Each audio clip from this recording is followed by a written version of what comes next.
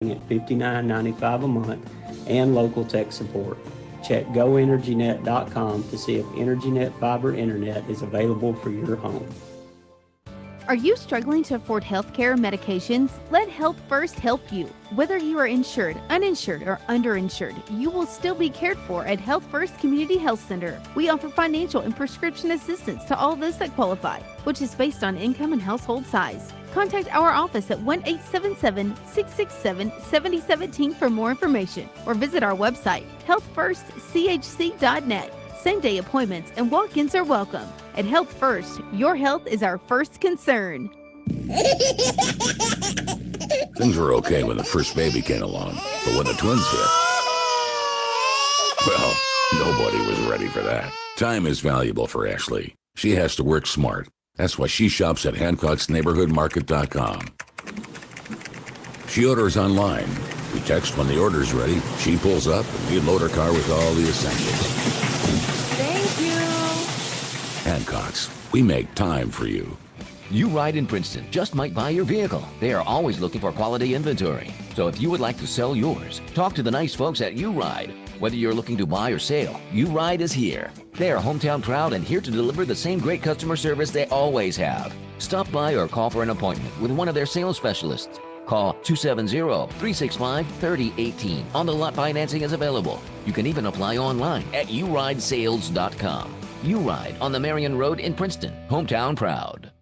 Katie's Trigg County Tourism welcomes you to the Country Ham Festival. Enjoy the carnival rides, great food and craft booths, and live music in the middle of downtown Katie's and in West Katie's Park. What's not to love about the Ham Festival? Live video coverage is proudly provided by Katie's Trigg County Tourism and GoKaties.com in conjunction with the official radio station of the Ham Festival, WKDZ 106.5. If you're not here, check out the Go Katie's webcam at WKDZradio.com to see what's happening at the Ham Festival. Kentucky expects to have Will Levis back on the sidelines tomorrow night as Mississippi State comes to Lexington. Cats are on a 2-game losing streak. Hear all the action with Tom Leach beginning Saturday afternoon at 4:30 with kickoff at 6:30 on your home of the Cats, 106.5 at WUKDZ. Elsewhere, Western is at Middle Tennessee. Murray State visits Austin Peay in Clarksville. Austin Peay is currently ranked number 24 in the FCS, or Football Championship Subdivision. Vanderbilt is at Georgia. Tennessee welcomes number 1 Alabama. Louisville has the weekend off, as does the Tennessee Titans. In the Major League Baseball playoffs, Houston beat Seattle 4-2 on Thursday. Astros lead the series 2-0. Cleveland and the Yankees were postponed due to weather. They'll play today. Also today, the National League Series continues. Atlanta faces Philadelphia, and the Dodgers and San Diego go at it. Both NL series are tied at 1 game apiece. Nashville Predators opened their home series Thursday night. They lost to Dallas 4-1. Preds are 2-1 on the season, and these two teams play again tomorrow. Nashville SC is at the LA Galaxy Saturday afternoon. It's Game 1 in the Audi MLS Cup playoffs. NASCAR features the South Point 400 at Las Vegas Sunday afternoon. Finally, it appears that Kentucky and Indiana are looking to rekindle their basketball series. Negotiations are underway for a home-and-home series that could start sometime in the near future. Details coming soon. Or maybe not. And Kentucky football superstar Lynn Bowden celebrates a birthday today. He turns 25. That's your Friday Sports Edge. Have a great weekend. I'm Eddie Owen. Caldwell Medical Center wants everyone to have access to a happier, healthier life. That's why we're here for you 24/7 when it matters the most. Visit our website, caldwellmedical.com. Learn more about our services or follow us on Facebook. Hey everyone, this is Jeff McDaniels with Farmers Bank, your home for the Tiger debit card. Our team wants to wish both the Lady Tigers and Tigers good luck this sports season. So help us support Caldwell's future athletes by getting your Tiger card today. Only at Farmers Bank and Trust Company, member FDIC. Fortner Gas Company has been serving the propane needs of Western Kentucky for 70 years. You'll find offices in Princeton and Cadiz. They're your local and family-owned propane supplier. Browse their website to discover the many services and products available. You can shop in person or online, and they can answer any and all questions in person or on the phone. If they're already your propane supplier, they say thank you. If they're not, they would love to be. Fortner Gas Company, a family tradition of service since 1951. Are you struggling to afford healthcare medications? Let Health First help you. Whether you are insured, uninsured, or underinsured, you will still be cared for at Health First Community Health Center. We offer financial and prescription assistance to all those that qualify, which is based on income and household size. Contact our office at 1-877-667-7017 for more information, or visit our website, healthfirstchc.net. Same-day appointments and walk-ins are welcome. At Health First, your health is our first concern. You've been listening to your WPKY News Edge. Find news 24 hours a day at WPKYonline.com.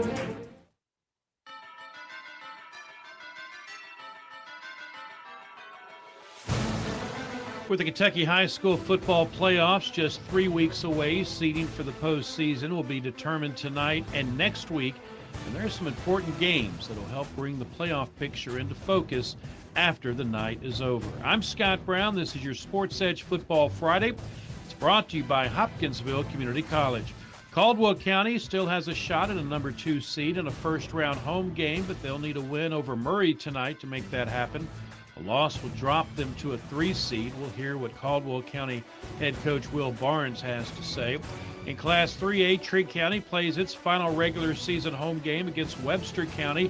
A win by the Wildcats sets them up for a big showdown at Union County next week. The Braves have their hands full tonight with Paducah-Tillman.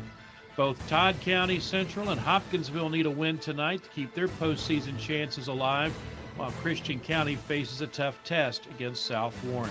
We'll preview these games and more when your Sports Edge Football Friday begins next. Friday night football is here, and we start our coverage leading up to kickoff as Hopkinsville Community College brings you your Sports Edge Football Friday.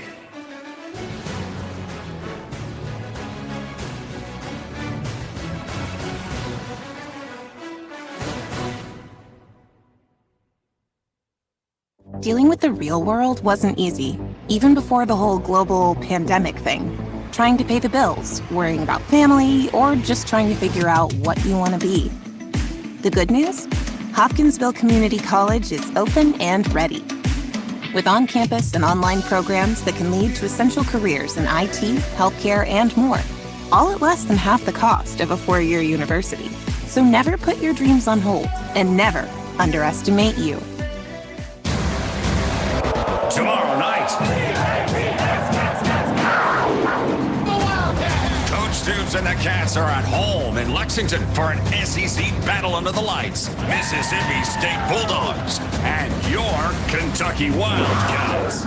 UK hits the gridiron to take on Mississippi State tomorrow. All the coverage begins at 4:30 on WKDZRadio.com and on 106.5 WKDZ. Community Medical Clinic is excited to cheer on the Tigers all season long. Go Tigers from Community Medical Clinic. You're locked into your Sports Edge Football Friday, brought to you by Hopkinsville Community College. The Murray Tigers. The Caldwell County Tigers. The Tigers have only won twice in 8 games this year, but both of those came in district play. Last week, it was a 31-0 shutout of Fort Campbell. Jameis Carnahan ran for 165 yards and a touchdown as part of a 219-yard night on the ground for the Tigers. Caldwell head coach Will Barnes has been pleased with the way Carnahan's been running the football of late. He's playing on every snap defense, every snap offense. He's playing inside linebacker. He's playing running back. Just kind of that old school type player, that and that's kind of how he plays, hard nosed and does a really good job as a physical player. So had a great game, went on both sides of the ball, had 6 tackles, and, almost had an interception. And last week's game with Fort Campbell scoreless at halftime until Caldwell County scored the final 31 points. They held the Falcons to just 68 total yards, including 13 on the ground. Once the Tigers got going, Barnes was pleased with what he saw. I had a slow start, but really responded in the second half and pulled away. And, that's what we wanted to do, is go over there and get a win and take the next step and really controlled the game in the second half. And we ran the ball at will, and when you're able to do that, you can get a little bit of a play-action pass game going, and it makes it a lot easier throwing the football. So, didn't play great offensively in the first half. Played pretty good defense, and they didn't score. And but even though we weren't playing great offensively, we didn't turn the ball over.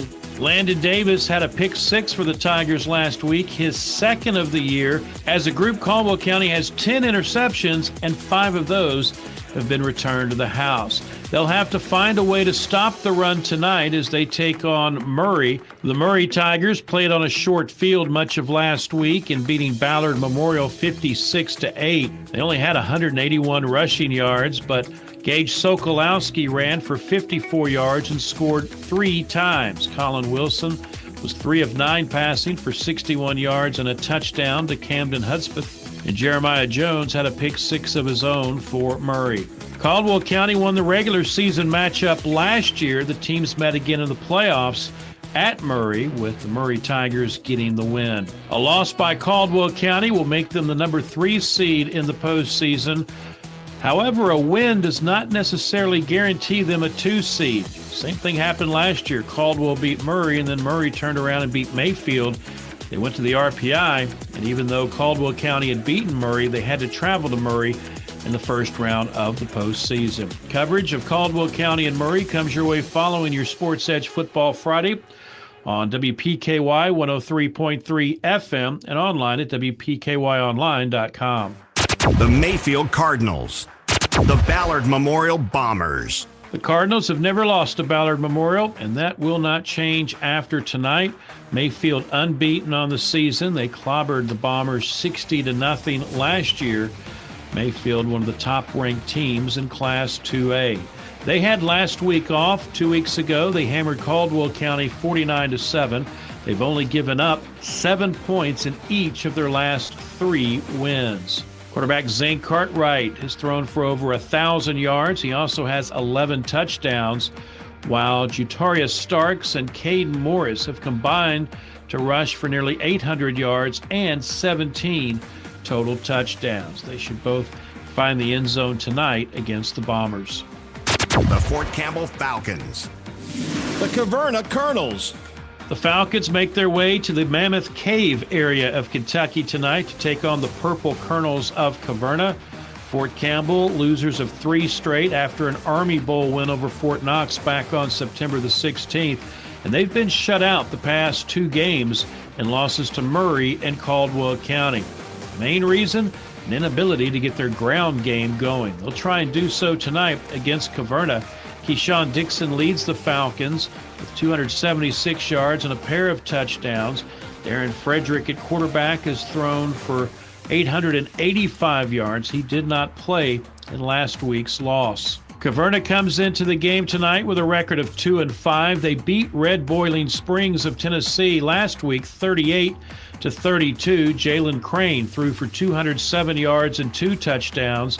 And the Colonels ran for 193 yards, led by Kenyon Martin, who had 105 yards and 2 touchdowns. Caverna's been bothered by injuries this year, and if that holds true tonight, the Falcons may find a way to run the football and come back to post with a win. The Todd Central Rebels, the Butler County Bears. In Class 2A District 2, Owensboro Catholic pretty much has the number 1 seed wrapped up. But after that, it's a grab bag. McLean County is 2-1. Hancock County and Butler County are both 1-2, and Todd County Central 0-2.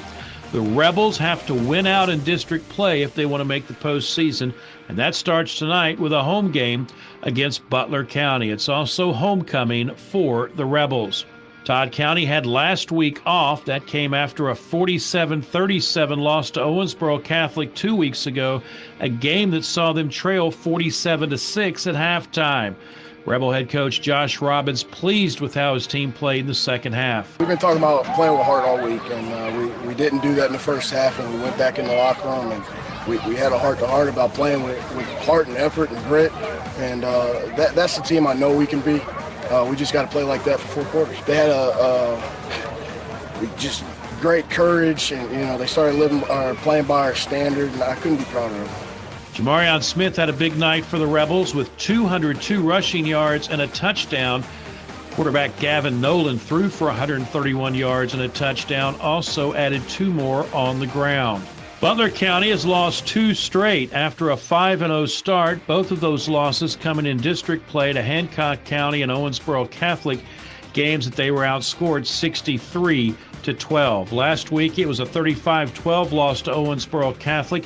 Garrett Phelps threw for 95 yards and a touchdown. Brody Hunt is the main offensive weapon for Butler County. He had 74 yards and a touchdown last week, and for the season, Hunt is closing in on 800 yards, averaging 100 yards a night, and has scored 7 touchdowns. The Rebels need this one tonight. Loss will pretty much eliminate them from the postseason. They have won 5 straight against Butler County, including last year's game, 18-12. The Owensboro Catholic Aces. The Aces are 5-3 overall, 3-0 in the district. They have tonight off. They've won 3 straight games, all in district play. They beat Hancock County 48-12, Todd County Central 47-37, and Butler County 35-12 last week. They've got a home game with McLean County next week, and they'll close out the regular season at home against Elizabethtown. The McLean County Cougars. The Cougars sit in second place in Class 3A District 2. They too have the night off. They're 7-1 overall, 2-1 in district play. McLean County's only loss was a surprising 27-12 setback to Butler County in district play.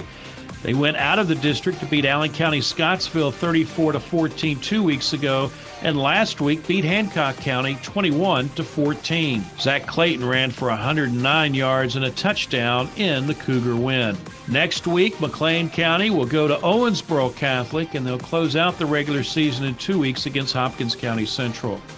The Hancock County Hornets.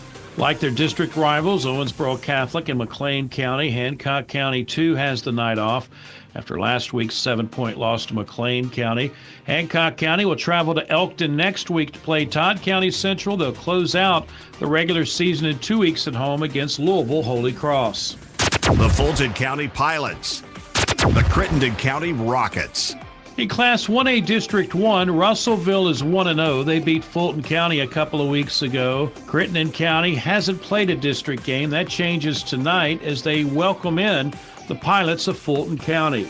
Crittenden County went to Liberty Creek, a new school in Gallatin, Tennessee last week, came away with a 28-14 win. Micah Newcomb threw for 97 yards and 2 touchdowns, ran for 81 yards and 2 more scores, as the Rockets improved their season record to 3-4.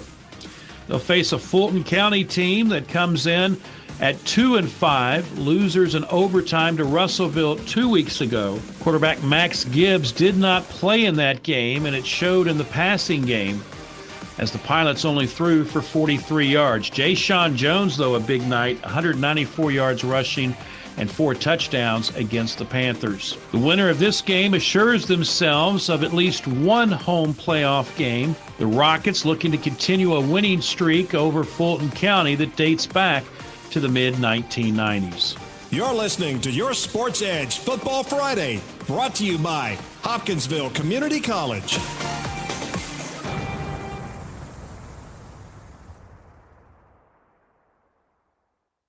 Dealing with the real world wasn't easy, even before the whole global pandemic thing. Trying to pay the bills, worrying about family, or just trying to figure out what you want to be.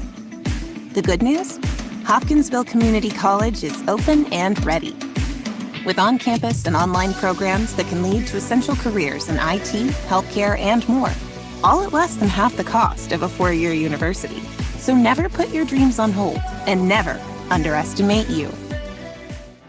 Chick-fil-A of Hopkinsville wants to salute the outstanding achievements of our area student athletes. Each week, a student athlete will be chosen based on academics, athletics, and achievements. Watch for the Chick-fil-A AAA Young Person of the Week at yoursportsedge.com. Academics, athletics, and achievements. The Chick-fil-A AAA Young Person of the Week at yoursportsedge.com. First Southern National Bank wishes the Tigers all the best of luck this year. We continue our look at tonight's high school football slate with your Sports Edge Football Friday, brought to you by Hopkinsville Community College. The Trigg County Wildcats. The Webster County Trojans. The Wildcats saw its 6-game winning streak come to an end in spectacular fashion. Paducah Tillman hammered the Wildcats 43-10 2 weeks ago in Paducah. The Wildcats were off last week. Head coach Chris Ezel says it came at a good time. I even talked to the guys about it. I was like, I think it was good that we had our bye week last week because there could have been a hangover effect from that one last week because we were geared up for it and we wanted to win the football game. We weren't just there to show up and, it's Trigg. Here we go. We got to go play Paducah. No, the guys wanted to win the football game, and we didn't. So they earned the right to be disappointed, and we all were. But at the same time, you get back to work because there's big games up above that we can also go and get. Tonight is senior night for the Wildcats. 18 seniors will be recognized before the game. And for Ezel, he says it's been a special class. You got some good kids in this group. Some ones that will go off to do great things in whatever it is they decide to do in life after high school. They're a pleasure to coach, and they provide great leadership for our football team. One of those seniors, quarterback Jacob Weiss, he's thrown for 1,645 yards, and either this week or next is expected to become the all-time passing leader in Trigg County history. Kelsey Parham is a senior with 1,128 rushing yards and 13 scores as well. Webster County is 3-4. Their only district game was a 48-16 loss to Union County 2 weeks ago. Jackson Edens ran for 85 yards for the Trojans as part of a 246-yard rushing effort. For the season, he leads the Trojans, averaging 126 yards on the ground, and he scored 5 touchdowns. Aiden Young from the quarterback spot has ran for 6 touchdowns. The Trojans do not have a passing touchdown this year. The Trojans were supposed to go north to Indiana and play Union Duggar last week, but that game was canceled and has been declared a forfeit win for the Trojans. Coverage of Trigg County and Webster County comes your way following your Sports Edge Football Friday on 106.5 FM WKDZ. You can also listen worldwide at WKDZradio.com. The Union County Braves. The Paducah Tillman Blue Tornado. The Class 3A District 1 title is likely on the line tonight in Morganfield, where unbeaten Union County hosts Paducah Tillman. The Braves are 7-0, 1-0 in the district. Paducah Tillman 3-4, 1-0 in the district. 2 weeks ago, the Tornado beat Trigg County 43-10 last week. It was a tough road loss at Henry County, Tennessee, 24-20. Jack James threw for 119 yards, and Jordan White, who has taken over the rushing game for the Blue Tornado, had his second straight 100-yard rushing performance, 111 yards, and 1 touchdown. Uncharacteristically, the Blue Tornado gave up 263 yards defensively, something they haven't done a lot of this year. And that'll be a key tonight against a Union County team that's averaging 274 yards on the ground tonight.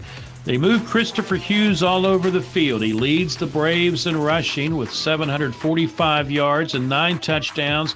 Also leads the team in receiving, 22 pass catches for 323 yards and 5 touchdowns. Last year, Union County beat Paducah Tillman in the regular season to get the number 1 seed in the district, but Paducah Tillman beat them in the postseason. Union County has won 3 of the last 4 matchups between the schools. Before that, Tillman had won 8 straight. The Marshall County Marshals. The Apollo Eagles. If the Marshals are to avoid yet another trip to Louisville in the first round of the Class 6A playoffs, They need to get a win tonight over Apollo. Marshall County 3-4, Apollo 1-6. Apollo's 0-2 in the district, Marshall County 0-3. Even though it's a 5-team district, the team that finishes in 5th place is shipped to Louisville as a 4 seed to take on the top seed in one of Kentucky's toughest districts. Marshall County had last week off. They were thumped 49-7 by Henderson County 2 weeks ago. They only had 19 rushing yards in the game, and they're going to have to do better than that against Apollo. Its defense gives up over 50 points a game and nearly 200 rushing yards a night. The Marshalls have 4 different running backs who average over 40 yards on the ground, while Connor Nix has thrown for 465 yards and 5 touchdowns. Turnovers will play a key part in this game tonight. Apollo scored 28 points last week against Henderson County, but they gave up 62 as the Colonels had 577 yards of offense, 300 on the ground, 277 through the air. Marshall County will need to try and find a way to stop Christian Combs, the Apollo quarterback, threw for 232 yards and 2 touchdowns against Henderson County last week. Apollo has won the last 5 matchups in this series, including last year's game 28-14. The Davis County Panthers. The Henderson County Colonels. These teams are playing for the number 1 seed in Class 6A District 1. Henderson County is 6-1 overall. Davis County is 5-2, and they're both 2-0 in district play. Henderson County has done it on the ground. They've only lost 1 game this year, that to Boyle County last month. A 62-28 win last week over Apollo. Over 300 rushing yards in the game, led by Jordan Wright. He had 139. Jaheim Williams had 101 yards, and both scored a touchdown. Quarterback Trajan Davis threw for 170 yards and 3 touchdowns, also ran for 3 touchdowns as well. Henderson's offense will be a tough task for a Davis County team that beat McCracken County 48-20 last week. Lake Wilson threw for 224 yards and 3 touchdowns, and Bryson Parham doing his normal 100-yard rushing night. He also had a touchdown. Winner of this game gets the number 1 seed and home field advantage in the first round of the playoffs. Davis County has won the last 2 meetings between the schools, including last year's 51-28 game in the first round of the Class 6A playoffs. The Graves County Eagles. The Owensboro Red Devils. These teams are at the top of the Class 5A District 1 heap. Owensboro's 5-2 overall, Graves County 4-3. They're both 3-1 in district play. Owensboro's coming off a bye week. 2 weeks ago, they throttled Muhlenberg County 71-0, rushing for 6 touchdowns. Red Devils are led by running back Kenyatta Carbon, who is averaging 119 rushing yards a game. He has scored 16 touchdowns in 7 games. Casey Boone, their quarterback, 122 passing yards a night. He's thrown for 9 touchdowns and been picked off 3 times. Graves County also off last week. They're coming off a 62-14 win over Ohio County 2 weeks ago. Caden Gregory threw for 154 yards and a touchdown. Cole Katzman ran for 137 yards, and he reached pay dirt 4 times. Owensboro's won the last 7 matchups between the schools. Graves County last beat the Red Devils 24-17 5 years ago. You're listening to Your Sports Edge Football Friday, brought to you by Hopkinsville Community College. Hey, fellas. Dealing with the real world wasn't easy, even before the whole global pandemic thing. Trying to pay the bills, worrying about family, or just trying to figure out what you want to be. The good news? Hopkinsville Community College is open and ready. With on-campus and online programs that can lead to essential careers in IT, healthcare, and more. All at less than half the cost of a 4-year university. Oh. So never put your dreams on hold, and never I can sure hear you now. underestimate you. Okay. All right. Hey, Bryce. Hey, Bryce. Join me weekday mornings from 6 to 9. Dennis, you We'll get you ready definitely to come start down. your day with sticky notes and Okay, local, mine's regional, coming and down. national John's news got it. updates at 6:30 and 7:30. Complete Weather Edge forecast, jumping the Hey, check 1 2, check 1 2. birthdays and anniversaries at 7:30. Catch up with Community Calendar and cover local issues, Bob Olsen events, should and come even down. share the love Check, with Coffee check, Talk at check 8 1 a.m. 2, check Everything 1 you 2, need to know Murray and a whole lot of fun. Start your day with us at 1580 103.3 All right, Bob, you sound good right now. Dennis, can you give me Hancock's another Neighborhood check? Market would like to wish the All right, Tigers Murray on the all field best right of now luck with this numbers year. that we can continue read. to We break hear down that they tonight's will high not school have football numbers we can read schedule. later on It's tonight, your so it'll be a little bit more of a Sports Edge challenge. Football Friday, brought Dennis, to you can by you just come down just a Hopkinsville little bit more? Community College. The Hopkinsville Tigers. How about now, Bryce? We Callaway have County Murray on the Lakers. field getting warmed up. You Tigers sound had great. last Has the week kickers off. out They've there. opened district County play with dressed in their losses to all Logan gold County and uniforms Madison. tonight. Sounds amazing, guys. They now have to beat All Callaway right. County Thank you, and brother. Hopkins Thank you. Central the next 2 weeks to at least get a number 3 seed in the postseason. The Tigers did not have a lot of luck running the football in a 21-14 loss to Madisonville 2 weeks ago. They should have a little better effort tonight against the winless Lakers. Devin Coleman leads the Tigers in rushing. Darius Green is right there with them. They've combined for 5 touchdowns this year. Deshaun Mercer continuing to do Deshaun Mercer things, 455 receiving yards and 5 touchdowns. But again, it comes back to the running game for Hopkinsville tonight. Callaway County 0-7 to begin its season. They've lost 10 straight dating back to last year. Last week, a 54-14 loss to Hopkins County Central. Wyatt Robbins did throw for 141 yards, but that was about it for the Lakers offensively. Hopkinsville has won 7 of the last 8 meetings between the schools. Mixed in there was a 2020 upset by Callaway County over Hoptown, 14-7. The Madisonville Maroons. The Hopkins Central Storm. Despite last week's loss to Logan County, Madisonville can solidify the number 2 seed in the district with a win tonight over cross-county rival Hopkins County Central. The Maroons lost to Logan 35-18. They gave up 213 rushing yards to the Cougars.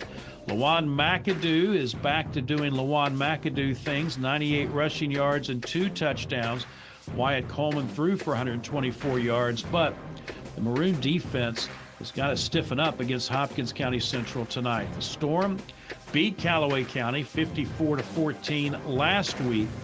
Jaden Brasher, a big night, 269 passing yards and 5 touchdowns, 3 of those to Logan Rogers. Khalil McNary, 141 rushing yards and 2 touchdowns. And for the year, McNary has topped 870 yards. He's also rushed for 13 touchdowns. Madisonville has won 17 of the last 18 meetings with Hopkins County Central. However, the Storm beat Madisonville 2 years ago, 40-35. The Logan County Cougars. The Cougars have the night off after last week's 35-18 win over Madisonville. Logan County sits atop Class 4A District 1, 7-1 overall, 3-0 in district play. It's been a fantastic season for their running back Ryan Reno. He's averaging 165 rushing yards a night, and he's scored 17 touchdowns. Quarterback Davin Yates averaging 156 passing yards. He's thrown 17 touchdowns and only been picked off 4 times. Up next for Logan County, they will travel to Callaway County next week, and they'll close out the regular season in 2 weeks at South Warren. The Christian County Colonels.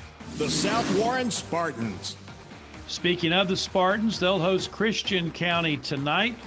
After a loss to Bowling Green 2 weeks ago, South Warren responded with a 27-13 win over McCracken County last week, holding the Mustangs to just 66 rushing yards. Bryce Button threw for 228 yards and a touchdown. The Spartans had 2 different running backs go over 100 yards rushing, Jace Cutrona and Button, the quarterback, topping triple digits. That's not good news for a Christian County team that comes in with a record of 2-5 and giving up 230 rushing yards a night. The Colonels were off last week. They lost to Greenwood 2 weeks ago, 42-0, a game that saw them rush for only 5 yards. Tonight is the 7th all-time meeting between South Warren and Christian County. The Colonels have never beaten the Spartans, lost to them twice last year, 51-20 in the regular season and 47-6 in the playoffs. The Bowling Green Purples. The Greenwood Gators. These teams sit atop Class 5A District 2. Bowling Green is 6-1, so is Greenwood, and they're both 1-0 in district play. The winner likely gets the number 1 seed in the postseason. Greenwood had last week off. They beat Christian County 42-0 2 weeks ago. Ryan Huff threw for 160 yards, and the Gators ran up 203 yards on the ground and got an outstanding defensive performance, holding Christian County to just 45 total yards.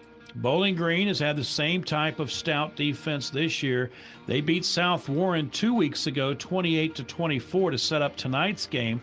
Deuce Bailey threw for 244 yards and 2 touchdowns, and Javen Huddleston ran for 145 yards and 2 touchdowns and caught 3 passes for 119 yards and a score as well. After tonight's game with Greenwood, Bowling Green will visit Christian County next week and close out the regular season with St. Xavier. Bowling Green looking to stay unbeaten all time against their cross-city rival. You're locked into your Sports Edge Football Friday, brought to you by Hopkinsville Community College.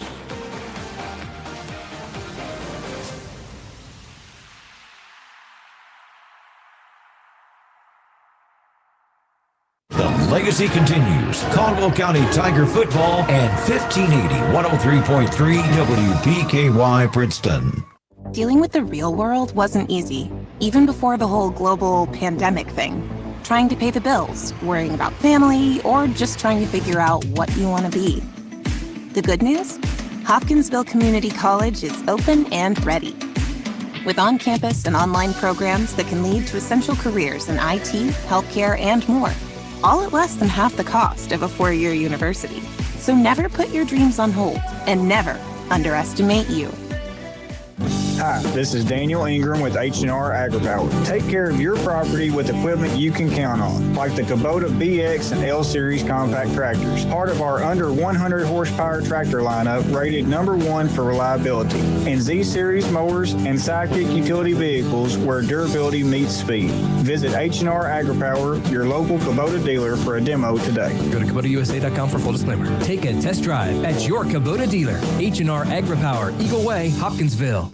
Enter to win a pair of Titans club level tickets and parking pass to one of the Titans home games this season. Go to WPKYonline.com to enter. Titans ticket giveaway is brought to you by Hancock's Neighborhood Market, ABC Finance, Jenny Stewart Health, The Mixer, The Bruce, and Rooms for Less. Give it your all this season, Tigers. Good luck from the Western Kentucky Regional Blood Center.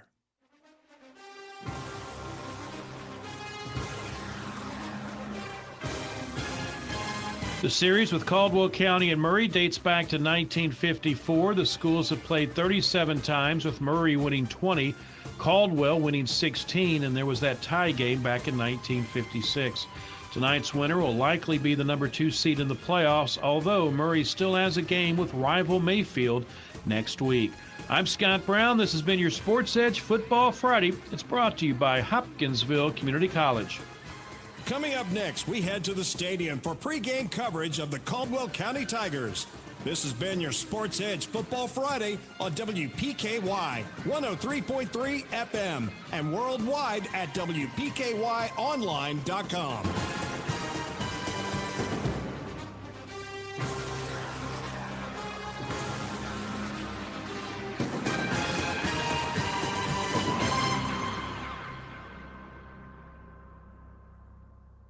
Dealing with the real world wasn't easy, even before the whole global pandemic thing. Trying to pay the bills, worrying about family, or just trying to figure out what you want to be. The good news? Hopkinsville Community College is open and ready. With on-campus and online programs that can lead to essential careers in IT, healthcare, and more. All at less than half the cost of a 4-year university. So never put your dreams on hold and never underestimate you. Let's talk sports every Saturday morning. Be part of the live Saturday morning quarterback at the Biscuit Barn and Ice Cream Eatery with host Todd Griffin and your Caldwell County Tiger football coaches. Listen live or come be a part of the conversation Saturday mornings at 9 on 1580 103.3 WPKY. Good luck to all Tiger athletes from Bella Marie Boutique. Go Tigers!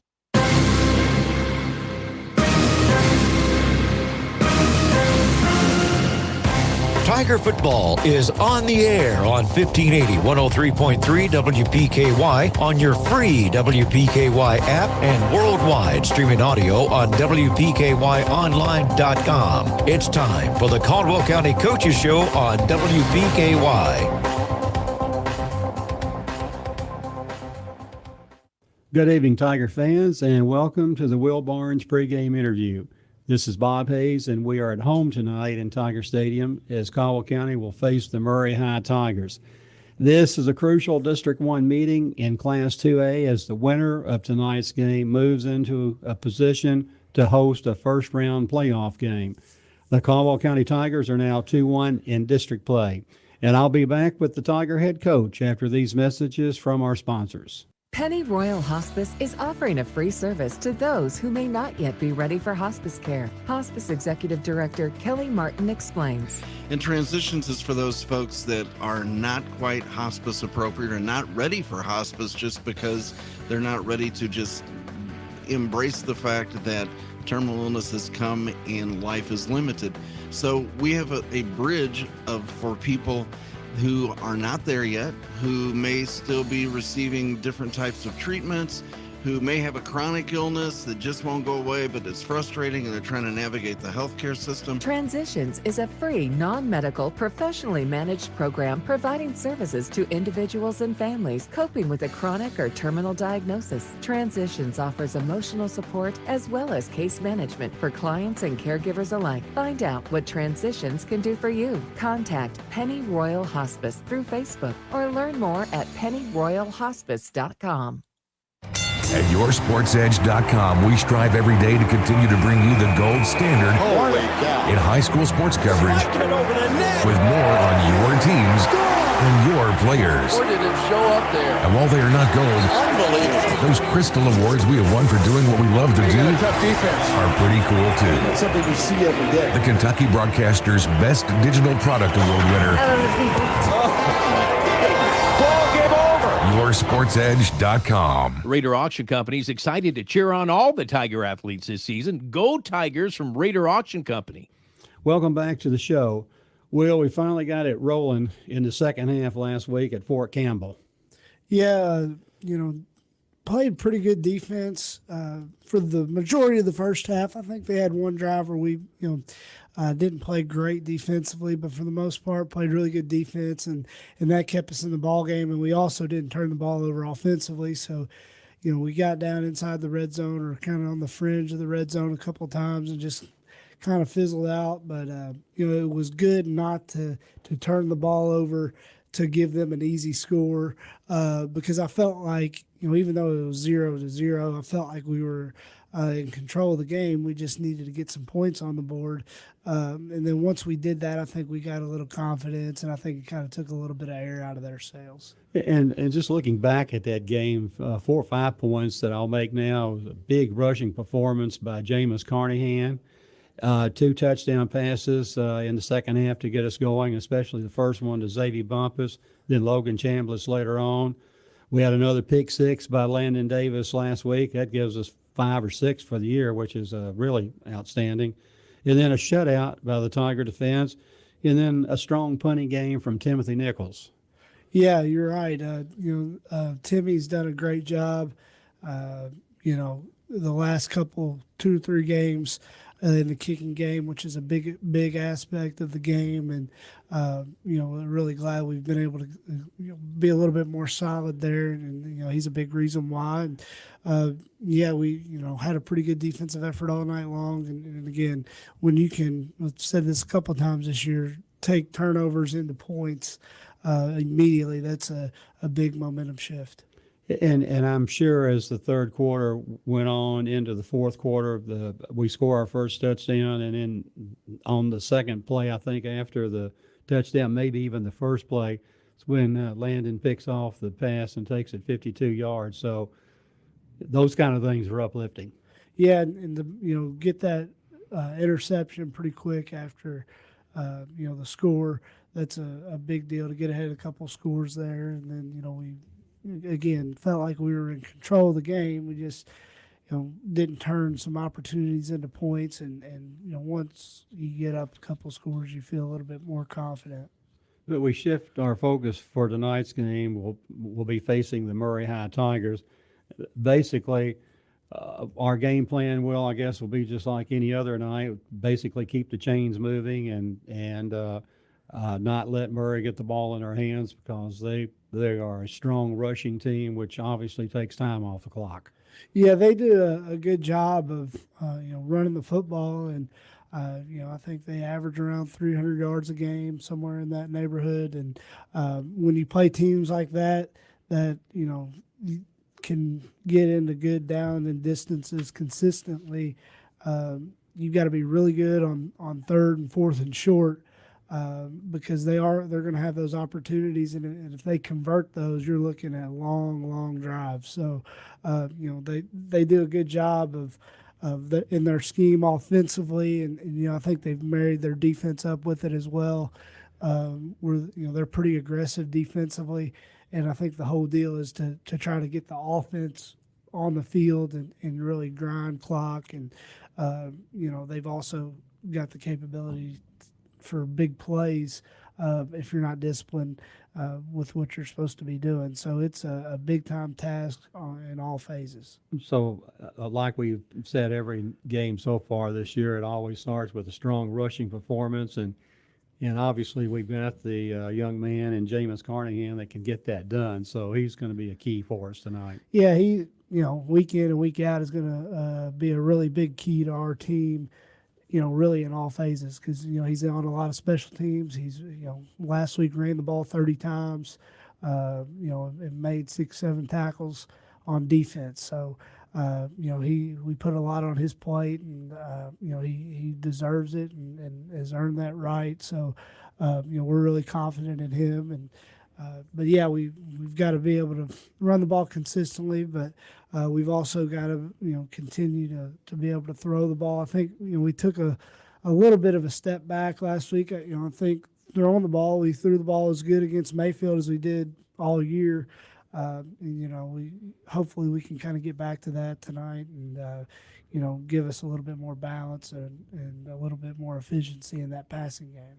In looking at the passing game for the Tigers, do we see any flaws in their secondary? I know the teams that have played them well and strong this year have both run the ball and been able to pass against them. So obviously we would like to do the same thing tonight. Well, if in a perfect world, you're able to establish the run, and then that opens up your playbook with everything else. But they're pretty aggressive in their defense, and so we've got to be prepared for that. When you're playing an aggressive style of defense, they can really cause some negative plays and really cause you problems if you're not ready for it and not kind of anticipating some things. So we've got to do a good job with some of the pressure that they can bring, and if we can handle that, the opposite side of an aggressive defense is if you're able to handle the pressure, then there's some chances for some big plays. But I think that's a chance that they're willing to take. That they're going to have more negative plays and you're going to have big plays, and they do a good job defensively. And just looking at Murray, like you say, they're always quite active on defense. What type of defense will we expect from them tonight? A 3-front, 4-front? They play a 4-front, and very similar to what we saw last year. Just maybe a little bit more pressure coming into the game this year. Watching them on film the last couple of weeks than we've seen from them. Going back to last year. That pressure coming from the edge primarily. Yeah, but they bring guys internally too. So. We've got to do a good job up front of communicating and having our eyes where we're supposed to have our eyes to pick up those things. And when we send our receivers out pretty well, if they're that active on defense, will they just have one-on-one coverage? Will our guys be covered? Yeah, a lot of it is being one-on-one, not necessarily a lot of press coverage, but some off coverage where you've got 5 or 6 yards between the receiver and the DB. So I think they try to bring some pressure and then keep everything in front and make tackles one-on-one. So they've got really good athletes on the back end, got some young kids that are back there, but also a couple of their better players are their corners. So a really good Murray team that's got really good athletes. Do they show any weakness when we, let's say, our running game is more effective inside tackle tonight or outside the end, or just depends on how we get the guys blocked? Yeah, people have had some success with a little of both, but really I just think it's being disciplined in your scheme and getting on guys and maintaining blocks. At the end of the day, that's what it comes down to, blocking and tackling. And whoever does a better job of that wins the game. And for sure, we just can't we just can't play behind the chains tonight. That's the key thing here. Yeah, that. It makes it really hard offensively, getting into 3rd and 10s and 15s and 20s. It's hard to play offense when you're in those types of situations. Well, that's going to conclude our look at Caldwell County. And when we come back from the commercial break, Coach Barnes and I will take a look at the Murray High Tigers. You Ride in Princeton just might buy your vehicle. They are always looking for quality inventory. So if you would like to sell yours, talk to the nice folks at You Ride. Whether you're looking to buy or sell, You Ride is here. They are hometown proud and here to deliver the same great customer service they always have. Stop by or call for an appointment with one of their sales specialists. Call 270-365-3018. On the lot financing is available. You can even apply online at yourideSales.com. You Ride on the Marion Road in Princeton, hometown proud. For 25 years, La Potosina Mexican Restaurant has been your choice for authentic Mexican food. They appreciate your business through the years. Open 7 days a week for lunch and dinner. Pair your favorite meals with your favorite margarita. Enjoy dining in or call in for carryouts. Call 270-365-3848 to place your order. La Potosina Mexican Restaurant with locations in Princeton and Marion. Be sure to follow them on Facebook. And thanks again for 25 great years.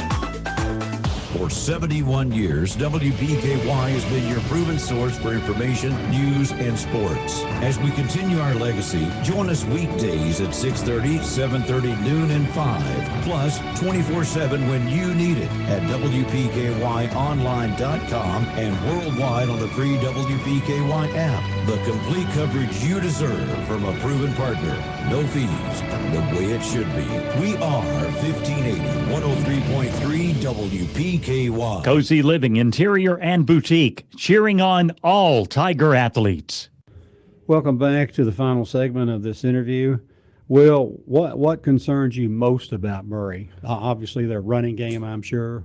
Yeah, and that's obviously something that you've got a game plan, you've got to have a plan for, because it's not just a typical running game. They run an option that you don't see. Really, they're the only team on our schedule that runs option, and it's kind of a throwback offense, that you just don't see anymore, and that makes it hard to prepare for. Coach Downs and I were kind of talking yesterday, and in 2006, nobody was doing what we were doing on offense. And so, we were kind of the team that was doing something that nobody was doing. And we were really hard to prepare for because of our screen game and stuff like that. And, now people have kind of caught on and everybody's doing what we were doing in 2006. So, our stuff isn't as good. When you run a unique scheme like they do, it makes it difficult. And but again, at the end of the day, it's about blocking and tackling, just like I said, and pursuing to the football. And at the end of the day, it's still football, and it's still it's the same things we emphasized day one. Defensively, you've got to run to the ball, get a lot of guys to the ball, and when you get there, you got to wrap up. And they do a good job. They don't have a huge playbook, but they've got enough where you've got to honor every single thing that they do, and extremely well coached. Coach Bowen has been there. This will be his second year, and if you don't know his story, really successful coach in Tennessee and won state championships in Union City. So it's they just don't have any average Joe coaching their team.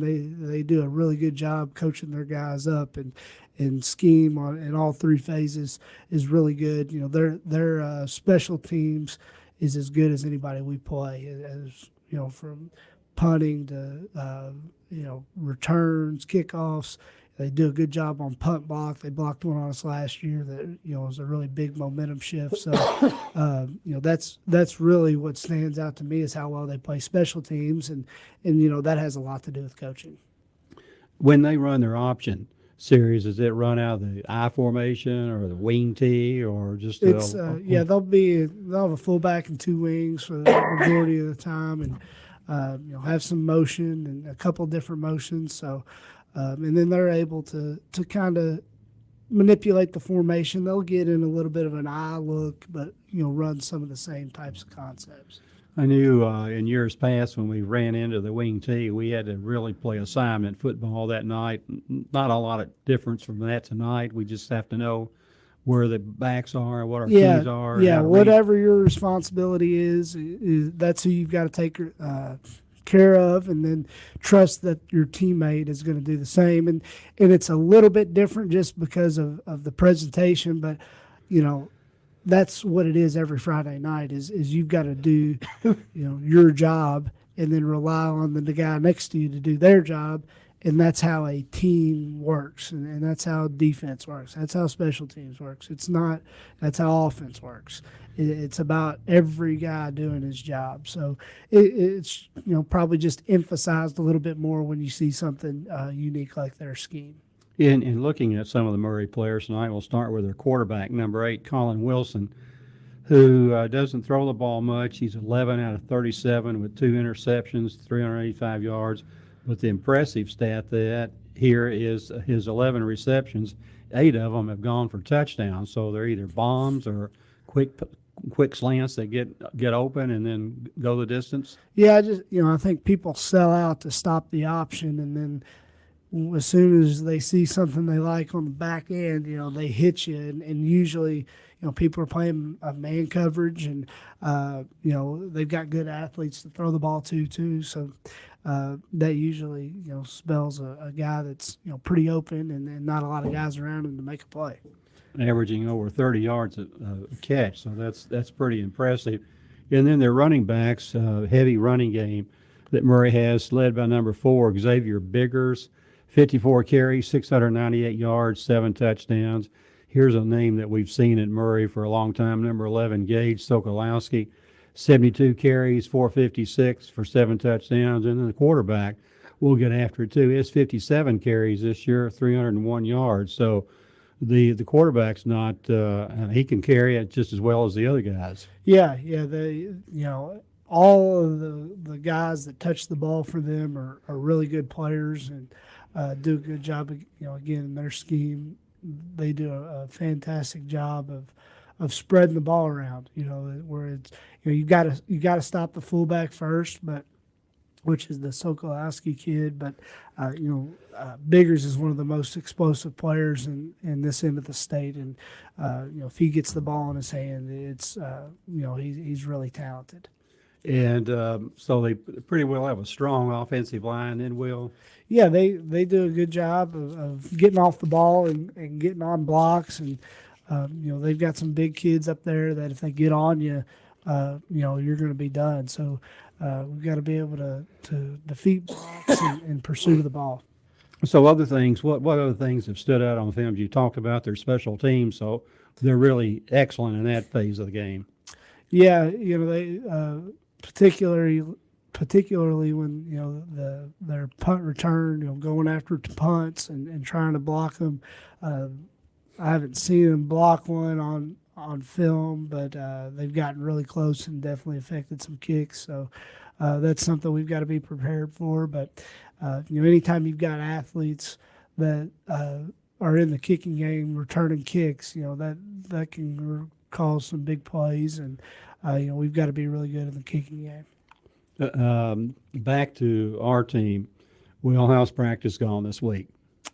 It's we've had a good week of practice, and it's especially early in the week when we're not really introducing it fresh, but we've done some option stuff back in the summer, and some of these kids played last year, so it's not something completely new. But when you're getting into a game plan and you're going against an offense like the option it's really hard to simulate with our scout team. Early in the week we just wanted to take it slow and kind of walk through things, and when you do that, it can kind of lead to guys maybe not being as focused. But I feel like we handled that pretty well this week, and then really Tuesday and Wednesday our scout guys did a really good job of simulating their offense as best as we can, and so we've had good practices, and the next step is it's got to show up on the field. And the health of our team tonight is good. Yeah, we're healthy, compared to last week. So, that's a good thing heading into this game. Finally, your thoughts going into tonight's game, Will? This is obviously year in and year out one of the biggest games on our schedule. Just for the what it means going down the line here, getting into the postseason. So, we've emphasized that to our kids, but at the end of the day, it is a football game, and we want to win, and but we don't want to make it larger than life. So, I just hope our kids come out and we play hard, which I think we will, and see what happens. I like where our team's headed. I think we've shown some progress, and still have room to improve. So those are all things that are encouraging, and just looking forward to the game. And that will conclude my interview with Tiger head coach Will Barnes. My thanks to Coach Barnes for making this interview possible. I invite you to listen on WPKY FM 103.3 and the live stream at WPKYonline.com. Join Dennis Stevens, Todd Griffin, Gary Goodacre, John Miller, Bryce Thompson, and me, Bob Hayes, for the broadcast that follows this interview as the Tigers play for an all-important home first-round playoff game as they go for win number 3 on the season. Join us next for the broadcast. Are you struggling to afford health care or medications? Let Health First help you. Whether you are insured, uninsured, or underinsured, you will still be cared for at Health First Community Health Center. We offer financial and prescription assistance to all those that qualify, which is based on income and household size. Contact our office at 1-877-667-7017 for more information, or visit our website, healthfirstchc.net. Same-day appointments and walk-ins are welcome. At Health First, your health is our first concern. You guys ready?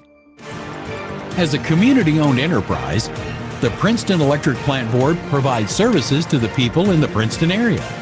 One of the services they provide is to make sure the lights are on over our fields and courts for our Caldwell County Tigers. From everyone at the Princeton Electric Plant Board, good luck to all the Caldwell County Tigers and hopes for a safe season. And a big electric roar to their Tigers, Preston Burrell and Lily Hoare. Hey, it's Megan with Brantley Furniture, and we have the furniture. The trucks continue to roll in with new merchandise just about every day. The showrooms are full with more in the warehouse and more on the way. Stop in and see our great selection of sofas, sectional, dining room, bedroom, and mattresses. It's always good to price check on major purchases. We think you'll like our prices and selection. Brantley Furniture in historic downtown Princeton. Come on down to Brantley Furniture with Mommy and Nene. Tomorrow night, Coach Stoops and the Cats are at home in Lexington for an SEC battle under the lights. Mississippi State Bulldogs and your Kentucky Wildcats. UK hits the gridiron to take on Mississippi State tomorrow. All the coverage begins at 4:30 on WKDZRadio.com and 106.5 WKDZ.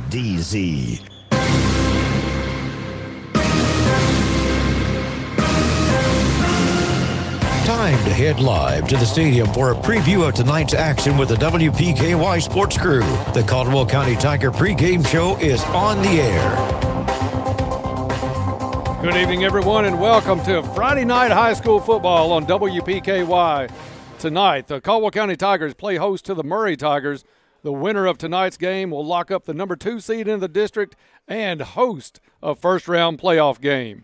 We'll take a quick break, and when we come back, Bob and I will start breaking this one down between Caldwell County and Murray High. That's next on the Farmers Bank pregame show on 1580, 103.3 WPKY, and online at WPKYonline.com. With Planters Bank, you're served up points with every swipe of your Planters check card with You Choose Rewards. You'll earn points on every credit transaction you make with your Planters Bank Visa check card. Visit PlantersBankOnline.com to learn more. You choose rewards on the Planters Visa check card. Reason number 15, that Planters is the bank where you can expect great things. Member FDIC.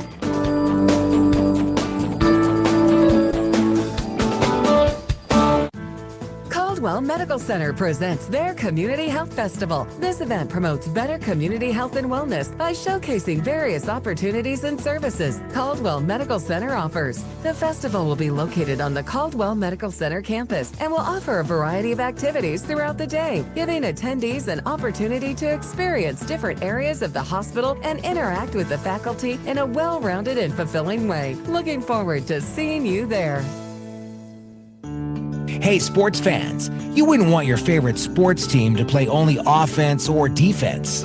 When it comes to insurance, why settle for someone that can handle only your auto policy? At Goodwin Insurance, they take care of all your insurance needs. You deserve someone that provides comprehensive coverage and is working alongside you in your community. Contact them today for a quote. Goodwin Insurance of Princeton, Cadiz, or Marion, or online at insurewithgoodwin.com. This is Alan Watts with Your Ag Edge, inviting you to join me Monday through Friday at 5:30 a.m. for the WPKY Morning Ag Report. We check in daily with Caldwell County Agriculture Extension Agent Shane Bogle. Get the latest from fellow farm broadcaster Max Armstrong. Take a look at the latest livestock market reports. Hear the latest edition of Traveling the Bluegrass, and check the opening grain market with Hopkins Elevator's Ben Westerfield. That's the Morning Ag Report from Your Ag Edge Network on 103.3 FM and 1580 AM WPKY.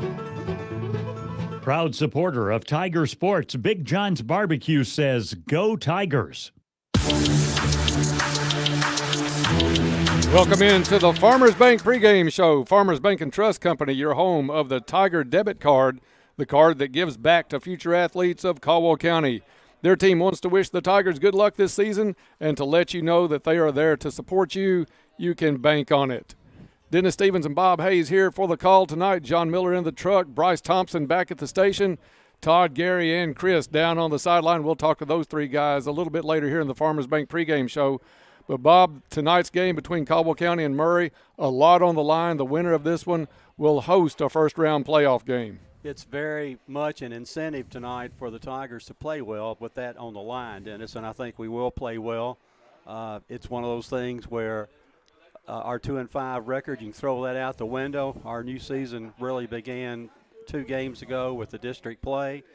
We're 1-1. We're 2-1 in the district right now, and hope to go 3-1 tonight after our game with Murray. So it's all out here on the field for us. All we got to do is go get it. Caldwell County and Murray have a long history together. Murray has the advantage right now overall, 20-16-1 over Caldwell County. Murray has won the last 5 playoff games against Caldwell County, but this year it's different. You're going to play District 2 in 2A in the playoffs, so that's out the window. Last season, Caldwell County won 20-14 in the regular season, lost in the playoffs 27-13 to Murray. Murray is not going to surprise anybody. They're going to run the football. They average almost 300 yards a game, 298 to be exact. So Caldwell County has to stop the run tonight and can't let Murray get on those 7, 8, 9-minute drives of first down, keep moving the chains and work it down and field and score. Oh, it's imperative that we keep the runners in front of us tonight with the ball in their hands, that we don't get tricked and faked too many times out of our position, because it's a game. If they start their rushing attack, they can consume 5, 6, 7 minutes on a drive, and when you eat up the clock, there's less clock for you to be able to respond with. Caldwell County playing much better football as of late. They've beaten Fort Campbell, also Ballard County. Mayfield, I don't think anybody in our area is going to touch Mayfield this year. They're that good again this season. But after an 0-5 start, Bob, for this team to have a chance at a home playoff game, I think says a lot about, one, the kids, two, the coaching staff, and everybody staying together and working through the problems and issues and getting to a point where this game really means a lot more than it looked like it would, say, a month ago. Halfway into the season when it was 0-4 and our next opponent was Mayfield, which went to an 0-5 record, you knew that the second season was upon us. Could we rise to the occasion? And we beat Ballard, we beat Fort Campbell, and now we have a chance to really control our own destiny, if you will, Dennis. The line is going to play a big part in this tonight. We talk a lot about Luke Parker and Jameis Carnahan. Those guys are going to have to do their job as well, but there's going to be a lot on the line tonight offensively and defensively for the Caldwell County Tigers. We're going to have to really block well offensively, get our plays down, try to get some points on the board, and then try to tackle as best we can a couple of pretty powerful runners in Xavier Biggers and Gage Sokolowski. We've got to control Biggers, who's on the outside, very quick. We also got to control Sokolowski, who is the fullback in that option play. And the quarterback, if you leave him alone, he not only can hurt you running, but he can hurt you passing. At the real odd statistics, he's completed 11 passes this year. 8 of them have been for touchdowns. So you can't ignore his ability to throw the ball to a wide receiver. Yeah, if you put 8 in the box, you better be ready to cover pretty well on those receivers. We talked about that line a little bit, and we do have a power line player of the game every week. That's announced on Todd's Saturday morning quarterback show every Saturday morning. The C3 Electric Power Line Play of the Week is brought to you by C3 Electric. They sell and service Generac generators, new construction, remodels, and more. With over 25 years of experience, you can trust C3 Electric for quality service and installation. A beautiful night here at the stadium. We know there are some issues with fire in a couple of fields around the city at this very moment. So I think around the Bell Street, the Rose Avenue areas, down street, really having a lot of issues with fire right now, Bob. So we want everybody to stay out of those areas best they can. And for updates, go to WPKYonline.com and your news edge, and they will give you any updates that we have at this point. But a dangerous situation going on the other side of Princeton tonight as we get set for this football game. Hopefully these fires can be contained, because once it gets dark, it becomes really troublesome to try to contain them. So let's keep our fingers crossed that everything is going to work out, and those houses that maybe were close to the fire hopefully did not get caught on fire. Just about 23 minutes before we kick this one off between Murray and Caldwell County. We'll take a break. When we come back, we'll talk more about a couple of Caldwell County players after this on the Farmers Bank pregame show on WPKY. At Trice Hughes, they're ordering it your way. How would you like to have a vehicle built just for you? Little things are important, like rich colors, big screens and displays, almost like watching TV. Exteriors with beautiful style and powerful engines that respond to the lightest touch on the accelerator. It's time to get what you want. Order your new ride and feel the thrill when you drive off the lot. Trice Hughes in Princeton is the one-stop shop for everything your vehicle needs. For more information, visit TriceHughes.com. That's TriceHughes.com. Do you want to get into the best shape of your life? Okay, let's be honest. You just want to get into some kind of shape? Then now's the time to get to Trilogy Performance Sports and take advantage of their $100 monthly family plan. This offer allows every member of the family living in the house to use the facilities at Trilogy as well as join the classes. What a deal! Don't wait. Get in shape. This offer is only for the month of September, so start exercising now and run to Trilogy Performance Sports to sign up. For more information, go to TrilogyPerformanceSports.com. Your local McDonald's wants you to know that they are ready to serve you for breakfast, lunch, and dinner. Dine-in or the drive-thru is always open, and they offer curbside pickup service. To avoid the wait in the drive-thru, you can download the McDonald's app and try curbside pickup. Stop in soon and enjoy breakfast, lunch, or dinner at your local McDonald's. Proud to be a part of this community. McDonald's of Princeton, proud supporters of the Caldwell County Tigers. Hi, this is Daniel Ingram with H&R AgriPower. Take care of your property with equipment you can count on, like the Kubota BX and L Series compact tractors, part of our under 100 horsepower tractor lineup rated #1 for reliability, and Z Series mowers and Sidekick utility vehicles where durability meets speed. Visit H&R AgriPower, your local Kubota dealer, for a demo today. Go to KubotaUSA.com for full disclaimer. Take a test drive at your Kubota dealer. H&R AgriPower, Eagle Way, Hopkinsville. Chick-fil-A of Hopkinsville wants to salute the outstanding achievements of our area student athletes. Each week, a student athlete will be chosen based on academics, athletics, and achievements. Watch for the Chick-fil-A AAA Young Person of the Week at yoursportsedge.com.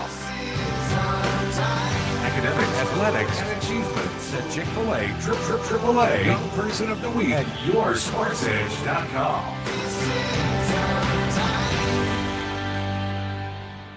Bradley Furniture wishes all the Tigers good luck this season.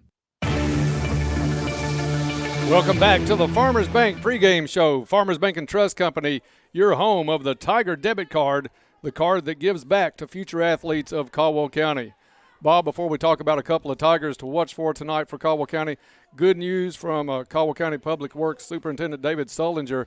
The fires over around the Maple Avenue area are out. Great work by all the guys that responded there this afternoon. A dangerous situation, under control now, as those fires are reported in control and out for the most part tonight. That's great news, wonderful news, and I just want to remind the people out here to be very, very careful. This drought's going to continue for maybe into Sunday, maybe a little chance of rain Sunday, so be very careful outside and certainly do not do anything outside even resembling starting a fire, because it can cause what we saw this afternoon, and it's not just happening here in Princeton. It's something that the red flag is out for all the whole state of Kentucky. So we're real happy to hear the news from Princeton.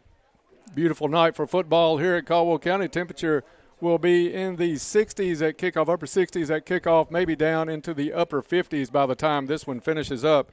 Bob, a couple of players to watch for Caldwell County offensively. Luke Parker is improving. We kind of start out with him every week, but another kid that had a phenomenal game last week against Fort Campbell was Jameis Carnahan.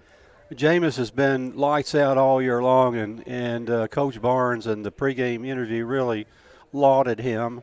30 carries last week, Dennis, and 6 or 7 tackles, and he plays hard on every snap, and he just really is a joy to watch, and he gets as much out of his ability as anybody could get out of their self.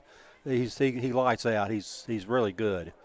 And Caldwell County is going to face a pretty good defensive line out of Murray tonight, so if we block well, give Luke Parker some time to throw the ball and the plays to develop, I look for some quick hits out on some of these receiver curls and receiver screens that could really produce 20, 30 yards or maybe even more tonight at times. I don't think we're a candidate for the long pass unless we maybe throw 1 or 2 post patterns in the game, but we've got to be able to connect on the short passes tonight.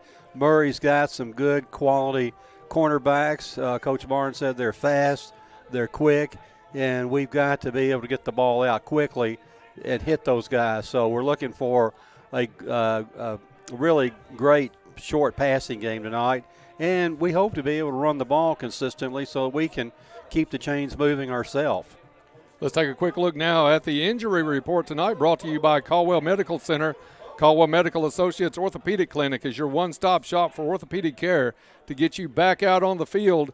Our skilled team of providers have the experience and knowledge to treat and diagnose a wide range of orthopedic services.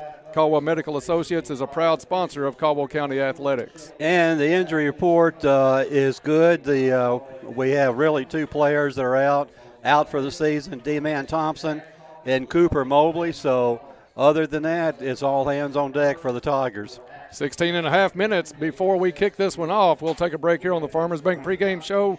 When we come back, our first visit down to the field with Todd and Gary. That's next on the Farmers Bank pregame show on WPKY. Life is filled with moments. Moments we share with those we love, worry about, and strive to protect the most. At Woodman Life, we provide life insurance and retirement products to help protect you and your family so that you can enjoy all the moments to come. This is Josh Ray, your local Woodman Life agent. Come see us at 1009 West Main Street or give us a call at 365-6111. Certain eligibility and age restrictions apply. Woodman of the World Life Insurance Society, Omaha, Nebraska. At First Southern National Bank, we believe in your future. We also know that you want to prepare now so your family is ready for opportunities when they arrive. We make it our priority to provide simple savings solutions to make that possible. Begin your savings journey now by opening an account online at fsmb.net. Member FDIC, Equal Housing Lender. For a delicious meal, try Kay's Kitchen in Princeton. They have great home cooking, just like Mom and Grandma used to do. Enjoy cook-to-order breakfast every day, all day. Daily lunch specials include favorites like open-faced roast beef, grilled chicken tenderloins, country fried steak, smoked pork chops, and catfish and shrimp on Fridays. All your favorite veggies, too. And don't forget Kay's homemade desserts. Open Monday through Thursday, 5 to 2, Friday, 5 a.m. to 8 p.m., and Saturday, 5:30 to 11. Kay's Kitchen, 501 North Jefferson Street, Princeton, 1 block from the courthouse. As a community-owned enterprise, the Princeton Electric Plant Board provides services to the people in the Princeton area. One of the services they provide is to make sure the lights are on over our fields and courts for our Caldwell County Tigers. From everyone at the Princeton Electric Plant Board, good luck to all the Caldwell County Tigers and hopes for a safe season. And a big electric roar to their Tigers, Preston Burrell and Lily Hoare. Saturday mornings at 9, we're talking sports at the Biscuit Barn and Ice Cream Eatery. Join Todd Griffin along with your Caldwell County football coaches for the live Saturday morning quarterback. Be part of the conversation in person or on 1580 103.3 WPKY. Herb Hayes Furniture and Mattress wishes all the Tiger athletes good luck this season. Go Tigers! Give it your all from Herb Hayes Furniture. Welcome back to the Farmers Bank and Trust pregame show. Farmers Bank and Trust Company, your home of the Tiger debit card. That's the card that gives back to future athletes of Caldwell County. Joined in the booth here by Chip Hutchison tonight. I don't know what we did to deserve the famous people walking up the steps tonight on this, but just made the night up here, didn't I it, think Bob? you heard there was free pizza up here or something like that. I'll take some of that. Yeah, we tried to get a pizza brought up by Chip, but you see how that worked. Bob, the coin toss tonight, Caldwell County won the coin toss. They have deferred to the second half, and I'll let you tell the folks about our fine coin toss sponsors. The coin toss brought to us by Farless Realty. Are you ready to sell your home? Call Farless Realty today and let a realtor sell it for you. Ready to buy a home? Don't waste precious time. Farless Realty can help, and interest rates are still reasonably low. They will work hard to find you a home that will fit you and your family and your budget. Contact Farless Realty at 270-365-5058 or stop by 323 South Jefferson Street in Princeton. Check out all their listings on Facebook and at farlessrealty.com. All right, thank you, Bob. 13 minutes before we kick this one off. Time now for our first Go Green field report of the night with Todd and Gary. And, Todd, your former boss sends his regards down to the field. Yeah, that's great. It's great that you guys could get his presence up there in the press box tonight. Hey, Dennis, you do know that we've got Paducah Tillman at Union County tonight, so we'll be watching that score. Absolutely. Close. That's our Titleist golf ball bet of the week on that one. Looking forward to that one. Gary's down here with me, and, Gary, we got Murray here tonight, and, man, it seems like as far back as we can remember, Caldwell and Murray have been playing with something on the line. Every year we circle this game because the implications are usually a home game in the playoffs and even regional championships back in the day when we were away from Mayfield. So we remember the Ted Civil catches. We remember the return trips where you have to play them twice a year. Last year we had to go there twice. Just every time Murray plays, if you don't get up for this game, I really don't know what you're going to get up for. It almost didn't seem fair last year having to go back to Murray after winning down there, but that's the way the playoffs are set up and the RPI is set up. So hopefully we don't run into that situation this year. Caldwell County and Murray tonight at Tiger Stadium, and before the game, we're going to get the national anthem by the Caldwell County Band of Pride.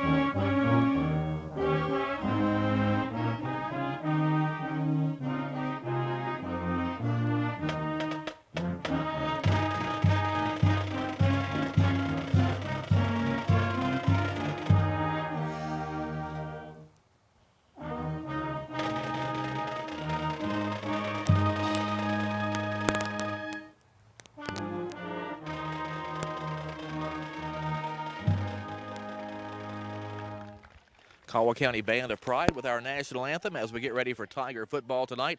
Tigers and Tigers here at Tiger Stadium, and we were talking about all the big games these two teams have played, and Gary, you'd like to think if the Caldwell County Tigers get the win tonight, we'll get a home game in the playoffs, but we'll take a big step in that direction. But as we saw last year, that's not necessarily guaranteed. No, last year we thought we'd wrapped up a home game, but the Murray Tigers upset Mayfield in the subsequent week, forcing a three-way tie, and we learned real quickly how mathematical formulas can end up ruining your home game chances. We were third in the RPI among the district teams tied, forced us to go back to Murray. This year we're not going to go to Murray in the playoffs for sure because of the inter-district play. So we're only going to see Murray potentially this time unless we make it to like the third round, which would be great. But still, you don't want to lose momentum. We had a good game last week, 31-0 shutout. We know what Murray's going to do. They've done it for years. I think we're going to do some more running this week than maybe we usually do. So I think we're going to have a very competitive game, and I think we're going to have fewer possessions, which means basically every time we have the ball, you feel like you got to at least make some positive yardage and flip the field. Well, and turnovers play such a big deal in a game like this. And if you look at the Tigers from Caldwell County stats on the year, Caldwell County has forced 17 turnovers and only turned the ball over 7 times themselves. So you look at the record and it's not great, but the Tigers have been taking care of the football. One thing that the Tigers do very well is they hold on to the football. Every week when I try to do the stats, it seems like the other team fumbles more than we do. We may not always get those fumbles, but ball security has been something the Tigers have done well from Caldwell, and they're going to need to tonight because the last thing you want to do is give Murray a short field because in a running-dominated offense, they only need a couple of first downs to get in scoring position. When a team like Murray is in the negative territory, meaning they have 80, 90 yards to go, they've got to string together multiple first downs, and one holding penalty, one chop block, one cut, puts them behind the sticks. It's hard for them to get first downs when you're at 3rd and 10 plus. Well, and the best defense Murray High School might have is the offense, which just puts together those long drives. And, you know, typically they'll put together 16, 17, 18 play drives, and you look up and 8 minutes have gone off the clock. Another thing you have to be concerned about is that Caldwell plays more players 2 ways than we usually do. In the past, we had more defensive specialists, 9, even 10 that were defense only. That's not the case this year. So you're going to have our better athletes on the field for multiple plays. Now, it's a little cooler tonight. This is the kind of weather you can maybe do that. But Murray doesn't just hit you, they psychologically suck the wind out of you when you have these 3rd and 2s and 3rd and 3. When Murray's doing what they want to do, they get about 3 yards of play, they get you in 3rd downs, but then when they convert, you just exhale because you got to go at least 4 more plays. Murray likes to beat you up, not just physically, but mentally. Yeah, Murray is so dedicated to running the football. We've talked about it some before that even on 3rd and 17, you're probably going to see Murray run the football. Well, they've only completed 11 passes this year, 8 for touchdowns, so they're going to pick their spots. So what the secondary has to realize is they're being set up. They just are, and that's mental toughness because play after play, if you're the safety or you're one of the cornerbacks, you just do your job. The receiver runs and you go back to the huddle. Receiver runs back to the huddle, but they're watching. Somebody at Murray is looking at tendencies of the secondary and waiting to see now's the time to strike. It might even be on a 2nd and 3 play, so it's going to take some discipline in our 3rd level to keep them from making one of those touchdowns occur against us. Yeah, and keep an eye on the guys up front tonight. Dennis and Bob, I think this game's going to come down to how the lines play on both sides. I think if Caldwell County can stalemate Murray up front, Caldwell County has a chance to pull off the upset tonight. All right, guys, thank you for that report down on the field. And as Todd said, Bob, a lot of good area games around, including Paducah, Tillman, and Union County tonight. That is a game that's going to go a long way in deciding that district. Also on tap tonight, Hopkinsville is at Callaway County. You've got Fulton County at Crittenden County, Marshall County at Apollo, Mayfield at Ballard. You expect that one to be over fairly early. Davis County at Henderson. An interesting game, Hopkins Central at Madisonville North, and Christian County at South Warren, Graves County at Owensboro as well. And a couple more games we had here, if I can get this paper up.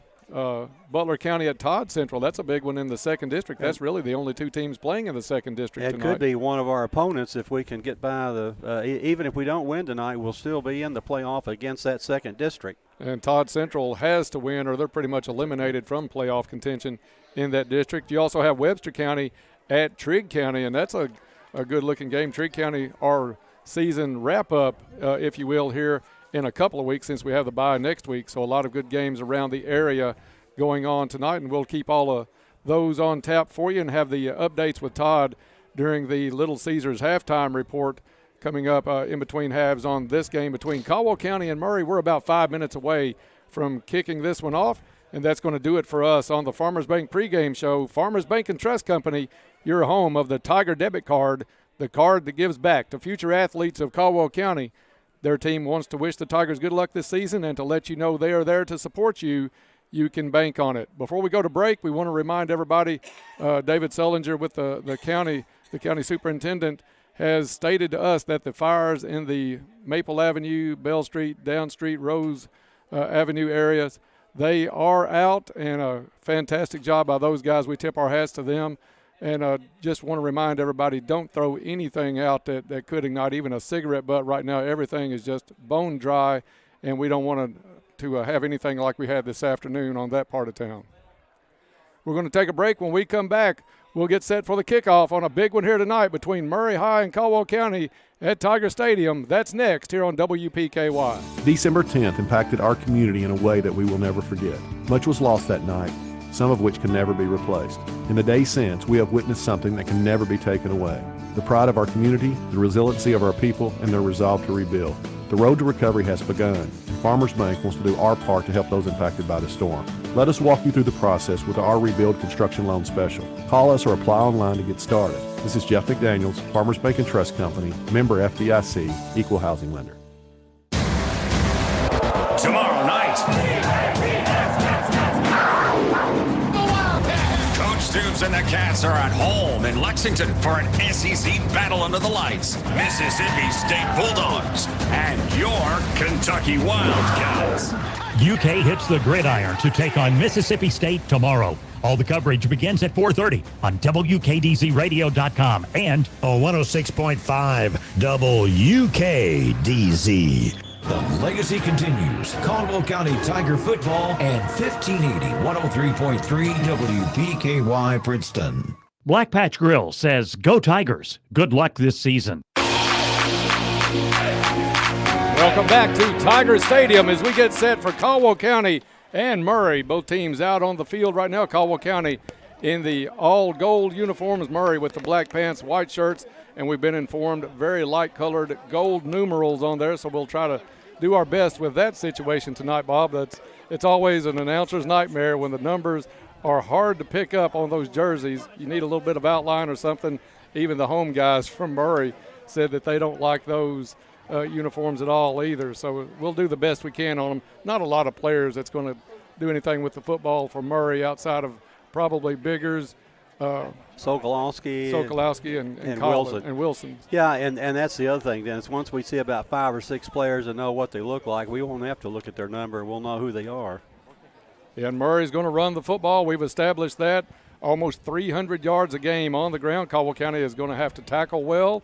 They're going to have to block well and keep Murray in our out of 3rd and 1, 3rd and 2 situations. Make Murray face some 3rd and longs and take your chances there because Murray only throws about 5 times a game. So it's one of those situations where we know what they're going to do. We just got to stop them. A home field playoff game is on the line tonight between the two Tiger teams here, and it's going to be a good one. Crowd starting to file in. It was a little bit light early, Bob, but they're starting to come in on Caldwell County side. Pretty good crowd also across on Murray. Temperature about 62 degrees at kickoff. We'll be down in the 50s by the time this one's over. Kickoff tonight is brought to you by Purcell Tire. Let's kick off the season with a vehicle checkup with Purcell Tire. Keep your vehicle running great so you'll never be late for school, work, or the ball game. That's with Purcell Tire of Princeton. Time now for tonight's prayer before the game. Holy God, thank you for another Friday night. We ask that you protect each student that steps on the field, and we also ask that you bless the efforts of each student in ways they never thought possible. And further, Lord, we ask you to give comfort to those people that were affected by the recent hurricane in Florida and up the East Coast. Comfort to those people in eastern Kentucky who suffered recent flood damage. Those people in the western Kentucky area that were victims of the tornado last December. We ask you to give courage and sportsmanship to the players, patience and understanding to coaches, wisdom and knowledge to the game officials, and lastly, peace to us all. We ask these things in your precious name. Amen. Caldwell County and Murray kickoff is next. It's a Friday tradition. The smell of popcorn is in the air. The WPKY sports crew is ready. Get on your feet, Tiger fans. It's kickoff time. Caldwell County Tiger football is on the air. Don't miss a moment of tonight's action. Listen live on the free WPKY app, worldwide at WPKYonline.com, and on the air at 1580 103.3 WPKY. We are at Tiger Stadium. Nichols approaches for the kick, and we are underway from Tiger Stadium. Line drive kick's going to find its way into the end zone, and a touchback for Caldwell County. And, Bob, a big game here tonight. We're set for it. Looking forward to this one. And just a lot on the line tonight. We can't underemphasize how much this one means to both squads, how much it means to play at home in the first round of the playoffs. And while we got a couple seconds, Dennis, this first quarter is going to be brought to us by Cozy Living Interiors and Boutique. It's been under the ownership and management of Pam and Hab Haverlock for the past 3 years. Beautiful furniture, holding, bedding accessories, and gifts. Check in and see what they've got. Cozy Living, everything a home should be. And for the call here in the game, my friend Dennis Stevens. Thank you, Bob. It's Colin Wilson at quarterback for Murray, and the guys on the other end of the booth were right, Bob. Those numbers extremely hard to pick up. You've got Xavier Biggers and Gage Sokolowski in the backfield. It'll be a handoff on first down up the middle. Pretty good gain on first down. Caldwell County trying to gain tackle, but the gain is out near the 30-yard line. That was Gage Sokolowski on the carry. And it was enough, looks like, for a first down, 10 yards on the gain. And, Bob, that was just a lot of power running by Sokolowski to not go down. He had a couple of Tigers hanging on, but it took about 4 altogether, led by number 15 for Caldwell County, Camden Wofford, in on the tackle. Looks almost like a wing T formation. They'll put some guys in motion. Biggers, I think, is with the handoff, and he's not going to pick up much. Landon Davis met him nose to nose. Oh, it's Sokolowski again, excuse me. But a great stop by Landon Davis on that one. No gain, 2nd and 10 for the Murray High Tigers. Just underway here at Tiger Stadium. Murray going right to left on your radio dial. And it is a wing T setup, Bob. They'll look like some I formations out of it. They'll run some different things out of it, but they're going to pack it in. But you give that defense, you get the defense sucked in real far, and they have thrown for 8 touchdowns this season. And I don't think we've got the play clock set up tonight, Dennis. So 7 officials on the field tonight for this game. And there's going to be a timeout on the field. Timeout, Murray. And we'll keep it right here and tell the folks about our fine timeout sponsors this season. We appreciate these guys all season long. They sponsor our timeouts, and they are Travis Construction and Concrete.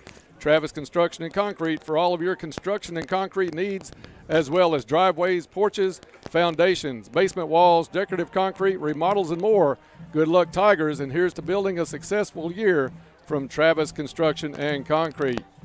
And I agree, Dennis. The Murray sports casters were right. I cannot determine any number on those jerseys. Almost impossible. We've got some binoculars down by public address announcer Frankie Brown. We'll depend on that quite a bit tonight. But whether it's Sokolowski, whether it's Biggers, or whether it's Wilson, Murray's going to run the football. That's right. We only have to know 3 names. And you can almost draw one of those out of a hat of who it will be. But Murray averaging almost 300 yards a game rushing this year. So it's something they're very good at. They'll run it out of that wing T setup to start. Players back out on the field after the timeout. 10:43 left in the first quarter, just underway. First drive of the night for Murray. Wilson with the handoff, trying to get around the end, and Murray's going to be thrown down for a loss. And that was Kanoa Olive on the carry for Murray. Olive tried to get to the edge, but Caldwell County had none of it.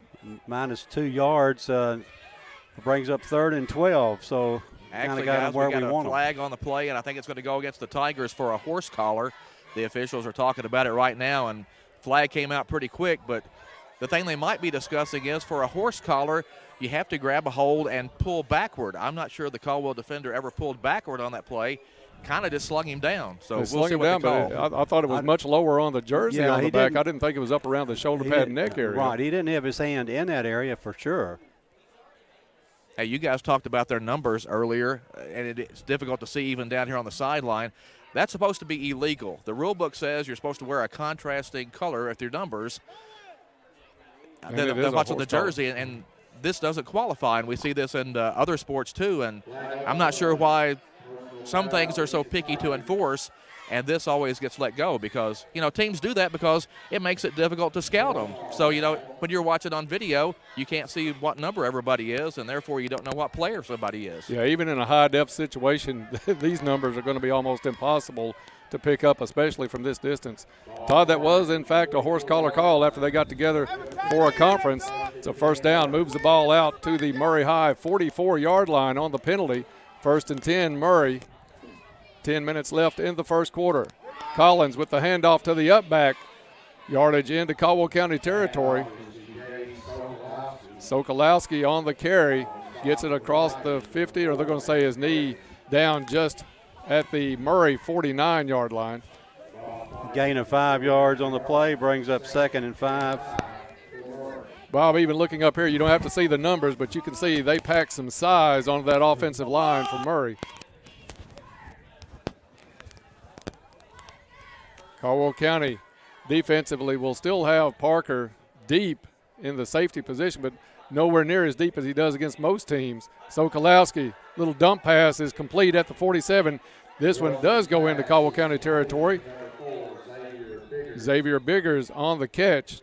It's going to be very close to a first down, Bob, as they get down to the Tiger 46-yard line, but another flag on the play.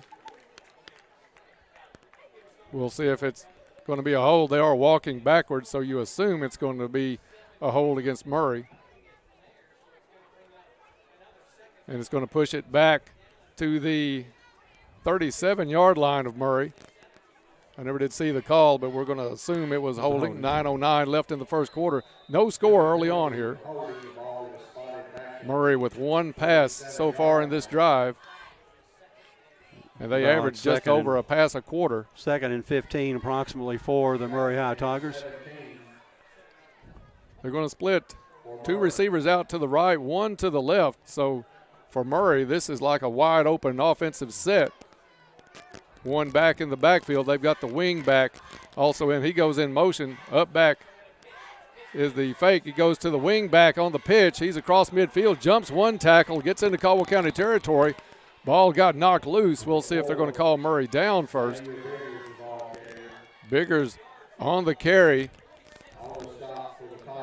And a good gain. Makes it back manageable for Murray as the ball spotted at the Caldwell County 48-yard line. 3rd and 3 coming up for the Murray Tigers. Caldwell County yet to have an offensive possession. Big play for Caldwell County, trying to get the stop here. Back to the conventional wing tee set. Man in motion from the right side. Straight up the middle, and this one's going to be close to a first down for Murray. Bob, it's just a handoff and seeing a pile move. A little bit short. And they are going to say it's a first down, just enough as the ball down to the 46-yard line. First down, Murray. Murray's had the ball from the opening kickoff. 7:46 left in the first quarter. 1st and 10, Murray Tigers.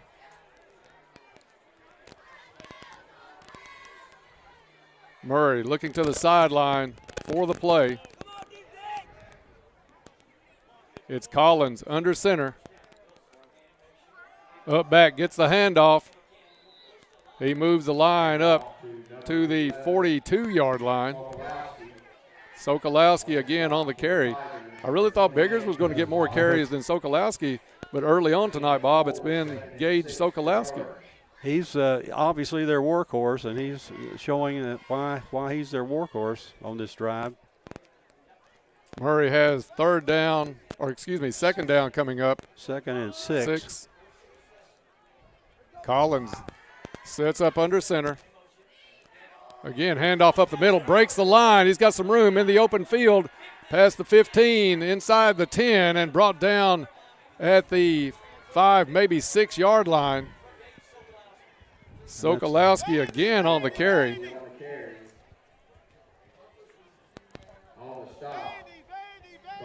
And it's Bumpus on the stop for Caldwell County. Sokolowski does have 72 attempts, rushing attempts this season. So he's averaging about 12 or 13 a game. He's had about 7 carries in this drive. First and goal from the 5-yard line for Murray. Collins looks to the sideline, see if they want to change the play. One receiver out each way.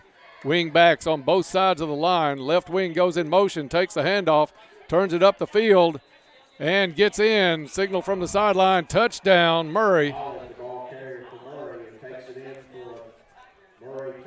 And it's Olive on the carry for Murray. So what was it, Bob? 1 pass and 80 yards. Yes, 1 pass and the rest runs. And a lot of time off the clock. 6:26 left in the first quarter. Murray on the board first, 6-0. They'll try the extra point attempt. Davis will try on the extra point. Good snap. Kick is up. Plenty of distance. And it is good. With 6:26 left in the first quarter, it's Murray 7, Caldwell County nothing. Back after this. You'll find over 30 years experience to work for you at U-Ride in Princeton. They are hometown proud and ready to serve your vehicle needs from start to finish, and they do it all safely. You'll find variety and quality vehicles along with on-the-lot financing. And of course, you can always apply online at uridesales.com. Stop by or call for an appointment today with one of their friendly sales staff at U-Ride on the Marion Road in Princeton. 270-365-3018. Hometown proud. Go Tigers! Chick-fil-A of Hopkinsville wants to salute the outstanding achievements of our area student athlete. Each week, a student athlete will be chosen based on academics, athletics, and achievements. Watch for the Chick-fil-A AAA Young Person of the Week at yoursportsedge.com. Academic, athletics, and achievements at Chick-fil-A AAA Young Person of the Week at yoursportsedge.com.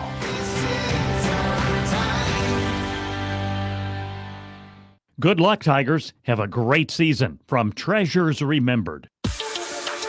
Welcome back to Tiger Stadium. Murray preparing to kick off to the Tigers. Murray taking the ball. 6 minutes and 26 seconds remaining in the first quarter. Ran off nearly 5.5 minutes on the clock. And for the call, my friend Dennis Stevens. Thank you, Bob. Caldwell County is going to get their first possession of the night, see if they can answer Murray. Nobody in the stands on either side. Really surprised what Murray did. They just took it, ran it down Caldwell County's throat, and put the score in. Kickoff down the middle, and it's going to go into the end zone for a touchback. Good job by Caldwell County's Logan Chambliss to dodge that ball instead of trying to field it on a low kick at the 6-yard line. So it's going to bounce in. Caldwell County will come out and take over 1st and 10 from their own 20-yard line. Luke Parker at quarterback for Caldwell County, improving numbers all season long, and the guy's he's making progress, Bob. He needs the time to throw the football. If you give him the time to throw and find that receiver, he's as accurate as anybody. If he gets the time tonight, he'll do some damage to Murray. Caldwell County is going to put one receiver spread out wide on each side, 2 backs in the backfield. Davis will go in motion out of it. Carnahan will get the handoff, bounces out of the middle, tries to go left, and picks up a couple of yards. Jameis Carnahan with nothing up the middle, but did find a way to get it out. Maybe picks up 1 out to the 21-yard line. 2nd down and 9 coming up for Caldwell County. Carnahan with a big game last week, Bob. I don't know the exact yardage total, but a great game by Jameis last week. Somewhere in the 150, 160 range, Dennis. Caldwell County looks to the sideline for the play. They're going to set up with a trip formation on the right side. Looks like Bumpus, the lone receiver, on the left. Carnahan will be in the backfield with Parker. Parker set to take the snap, takes it. Quick hit over to Carnahan. Carnahan has some blockers out in front at the 20. Tripped up at the 23-yard line trying to get to the edge. Good tackle by Murray. Trips up Carnahan. Flag on the play, and it looks like a hold being called against Caldwell County. 5:24 left in the first quarter. Let's take it down for a Go Green Field report with Todd Griffin. Well, guys, every time you play Murray, it seems like the officiating kind of comes into it a little bit because the way Murray wants to try to block some things, there's always some gray areas there that, both sides want. And that time the Tigers get a holding call that the Caldwell County Tiger sideline didn't really like. So a lot of times it just comes down to, what the guys with the stripes want to call and how the game's going to be played. And Murray does accept the penalty. So Caldwell County is going to have 2nd down and long coming up. They've got to get all the way out to the 30 for a first down. Ball's going to be spotted, it looks like, at the 9-yard line. 2nd down and 21 coming up for the Tigers. 2 receivers each way for Caldwell County. Carnahan will go to the right shoulder of Parker. Parker takes a snap, drops back. Quick hit, Chambliss complete inside the 10, gets out across the 10, but brought down near the 13-yard line. Caldwell County trying the little quick hits, but having trouble getting open after the catch for very much at all early, Bob. 3rd down coming up now for Caldwell County as we go under 5 minutes to play in a very fast first quarter. 3rd and 16 for the Tigers, 4:56 remaining in the first quarter. I like the time that the offensive line is giving Parker to make these quick throws, but we've got to get these receivers blocked as well. Snap back. Parker rolls to his left. Out to Carnahan, complete at the 15. Carnahan out to about the 25-yard line. Still going to be short of a first down, and that'll bring out the punt unit as Nichols trots out onto the field.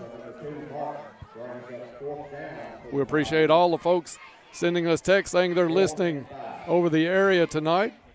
Always love to hear that. We'll have the replay of this game on YouTube after this one's over. John Miller with always a great job filming these games. So you want to watch the replay of this one, kind of like the old UK basketball games back in the day, Bob. You can see it after the news. That's what we'll have tonight as Caldwell County will be on YouTube a little bit later. Nichols, low snap, picks it up, gets it away. Nice punt.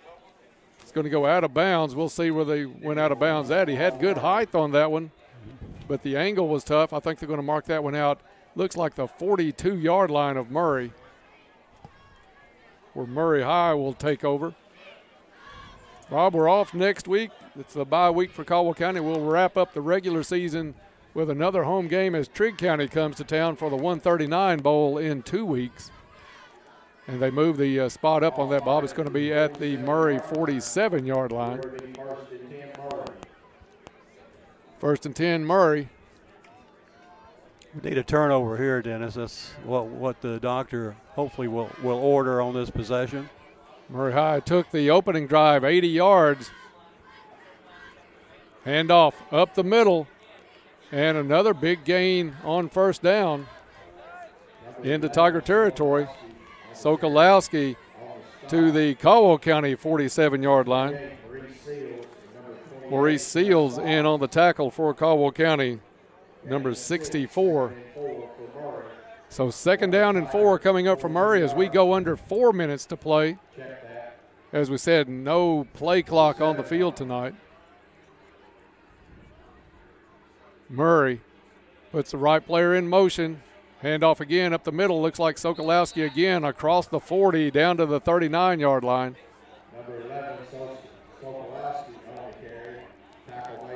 So Sokolowski, the workhorse early in this one. We'll have all the stats of the first half coming up on the Little Caesars halftime report as well with Todd and Gary on the field.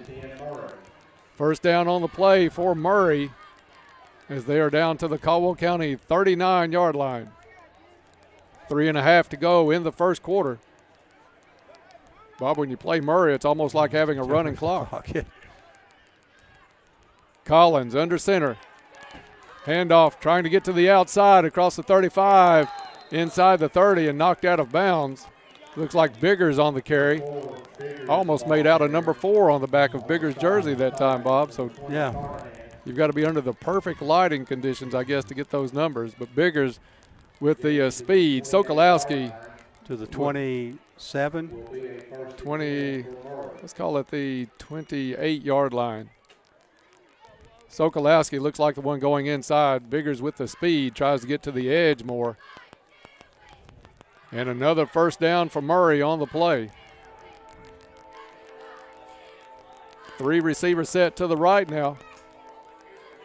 Handoff to the deep back, or fake handoff to the deep back. Fooled me on that one. Went for the pitch, but a flag on the play. There's an injured Tiger now getting up slowly. Injured Murray Tiger. Let's see what the white hat calls on this one. Guys, I think we had an inadvertent whistle on that play. The referee on our sideline saw the fullback go down and blew his whistle. The only problem with that is the fullback did not have the football. Well, I'm glad to know I wasn't the only one fooled on that one, Todd, because I thought they handed off too. And so a break for Caldwell County. The inadvertent whistle has the ball spotted back at the 28-yard line. I assume you replay the down on that play. Are they, or is it second down? It should be 1st and 10. Or they are leaving it first. This time a handoff does go up the middle. Pile shoved all the way down inside the 25-yard line. And Bob Murray, and Todd, you can chime in on this too from the field. Murray does lull you into that. You expect it after so many times up the middle, just start looking for that. Oh, yeah, that's their whole game plan. They're just going to suck you up, and then they'll get somebody on the edge, or they'll throw a little quick pass, and, then you're beat. Ball spotted on the 23-yard line for Murray. 2nd down and 4 coming up as the clock getting close to 2 minutes left in this quarter, and it's been mostly Murray in this one. Caldwell County with not much of a drive on their first possession. Sokolowski in the backfield. It's going to go instead outside to Olive. Caldwell County strings that one out well. Flag on the play on the tackle, but Caldwell County did a good job stringing that one out. Hold is going to be called against Murray. Tackle was made back at the 28-yard line, so let's see if they'll march that penalty off from the 28, Dennis. Good job by Caldwell County in pursuit to the far sideline. They had Olive dead to rights, nowhere for him to go. And the ball, have they even spotted the football? They are not. Now they're walking it back. So it was a hold at the very tail end of that play. It looks like they are marking it off to the 42 from the spot. We'll give it the 40. Let's call it the 43-yard line, Bob.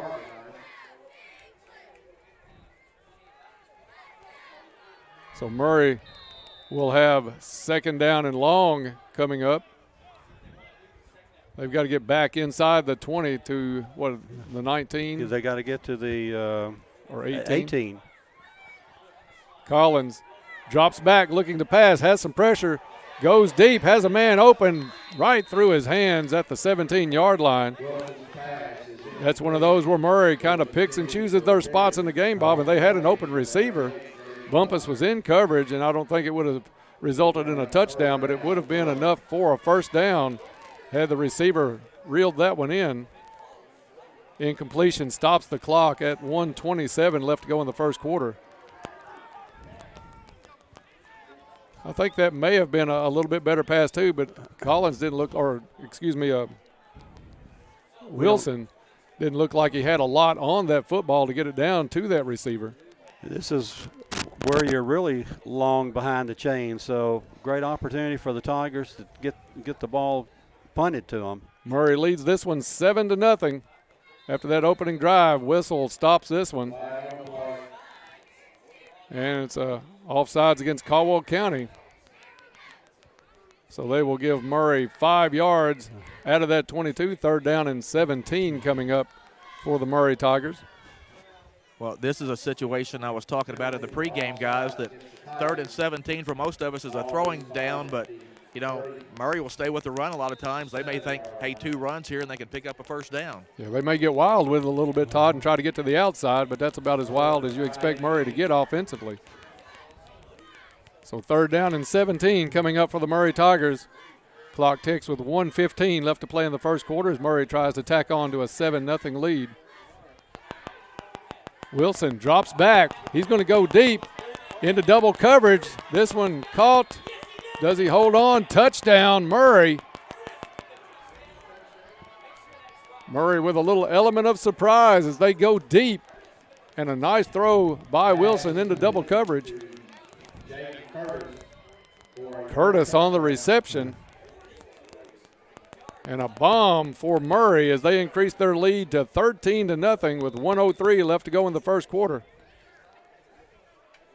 Davis will be out to try the extra point attempt. Davis, a junior kicker.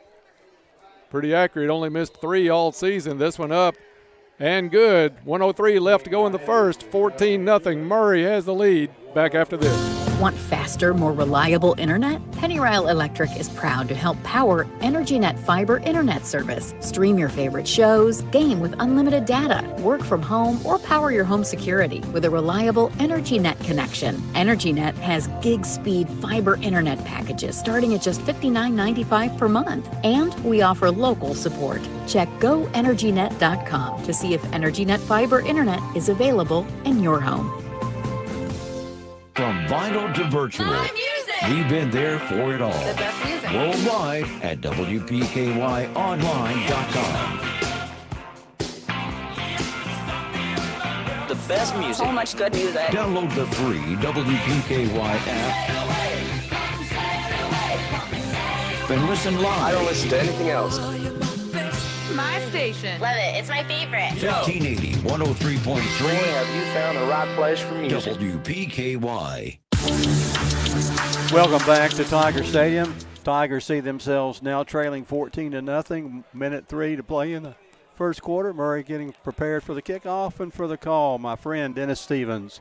Bob, we talked about Murray in the pregame having 8 touchdowns out of 11 completions and a couple of completions tonight, one of those being a long bomb for a touchdown. That was a nice pass, Dennis. He had pretty good coverage on him. That was a well-thrown ball and really a nice catch by Curtis from Murray. Yeah, Curtis maybe had a step into double coverage, but Wilson laid that ball on the money and made Caldwell County pay. Here comes the kickoff from Murray. This one will be fielded. It's Chambliss from the 10-yard line, takes it right to the middle of the field, gets through the line, grabbed from behind, and pulled down at the 30-yard line. Logan Chambliss with a good return for Caldwell County to give them decent field position to start their second possession of the night. He gets past that one tackle, Dennis. He's got another 15, 20, 25 yards maybe. Absolutely. Nice return by him, and Caldwell County will see if they can get the offense on track. Parker looks to the sideline. Not extremely deep in our territory, but it's obviously no place for a turnover. Expected more runs out of Caldwell County tonight. We'll see if Caldwell chooses to pick their spots with a long try down the field. One receiver each side for Caldwell County with the extra tight end in. It's Carnahan hitting the line and maybe picking up one. Goes off left tackle and is pulled down after a gain of 1 out to the 31. Second down and 9. Carnahan is one of those rare players, Bob, that doesn't seem like he gets tired during the course of a game. He may carry 25, 28, 30 times, but still looks pretty fresh in that fourth quarter. And if he broke that tackle, he had a lot of yards ahead of him. Parker with 2 receivers to his left, drops back. Little curl is complete at the 30, down the field for a first down and then some. And it's Parker to Bumpus on the play. And it is enough for a first down. That is a Lake Barkley CrossFit first down. You can never be too healthy, too strong, or in too good of health. Lake Barkley CrossFit has classes designed for anyone at any fitness level and always free to come and try. Lake Barkley CrossFit, where the athletes train. The Tigers' first down of the evening, and I think Xavier coming off a little bit injured. That was great blocking over there amongst the receivers and the end on that side of the field, Bob, because Bumpus made that catch and was able to turn it straight up the field, got good yardage after the catch. Nice throw by Luke that time, under some pressure, but Luke got it off. Nice catch, great blocking, and it results in a 16-yard pass completion. End of the ball game for Bumpus is going to be number 81, Luke Maddox. He's the far side receiver. Chambliss is on the near side. Man coverage on the two wideouts. Carnahan is in the backfield. Parker still looking to the side to make sure that Coach Barnes doesn't want to change the play. And the clock is going to. And they're going to let the first quarter clock tick away. After 1 quarter of play, it's Murray 14, Caldwell County nothing. Back after this. Hey, sports fans, you wouldn't want your favorite sports team to play only offense or defense. When it comes to insurance, why settle for someone that can handle only your auto policy? At Goodwin Insurance, they take care of all your insurance needs. You deserve someone that provides comprehensive coverage and is working alongside you in your community. Contact them today for a quote. Goodwin Insurance of Princeton, Cadiz, or Marion, or online at insurewithgoodwin.com. Hey, it's Jess. Join me weekday mornings from 6 to 9. We'll get you ready to start your day with sticky notes and local, regional, and national news updates at 6:30 and 7:30. Complete Weather Edge forecast, jump in the Wayback Machine, birthdays and anniversaries at 7:30. Catch up with Community Calendar and cover local issues, events, and even share the love with Coffee Talk at 8 a.m. Everything you need to know and a whole lot of fun. Start your day with us at 1580 103.3 WPKY. Welcome back to Tiger Stadium. Teams have reversed fields for the second quarter. Second quarter brought to us by Cozy Living Interiors and Boutique. We'll get into that a little bit later, but right now the call here in the second quarter, my friend Dennis Stevens. Thank you, Bob. Caldwell County 1st and 10 on their own 47-yard line. Two backs in the backfield, and it's Carnahan, the deep back, takes the handoff, and I don't think he got back to the line of scrimmage. I think it's they going to may be give close. I think they're going to give him the 47, Dennis. Well, a favorable spot for the Tigers, but not much there for Jameis Carnahan on that run. Second quarter underway. Murray leads this one 14-0. On the line tonight is a home playoff game. And, Bob, we can surely tell the listeners if anybody wants a home playoff game, it's the announced team. Absolutely. It's going to be Parker with Davis and Carnahan in the backfield. One wide receiver on each side. Little confusion, and Coach Barnes not happy with how the Tigers were setting up, and he has to call a timeout on the field. That is a Travis Construction and Concrete timeout. 11-11 to go in the first half. 14-0 Murray. Back in 30 seconds. Fortner Gas Company has been serving the propane needs of Western Kentucky for 70 years. You'll find offices in Princeton and Cadiz. They're your local and family-owned propane supplier. Browse their website to discover the many services and products available. You can shop in person or online, and they can answer any and all questions in person or on the phone. If they're already your propane supplier, they say thank you. If they're not, they would love to be. Fortner Gas Company, a family tradition of service since 1951.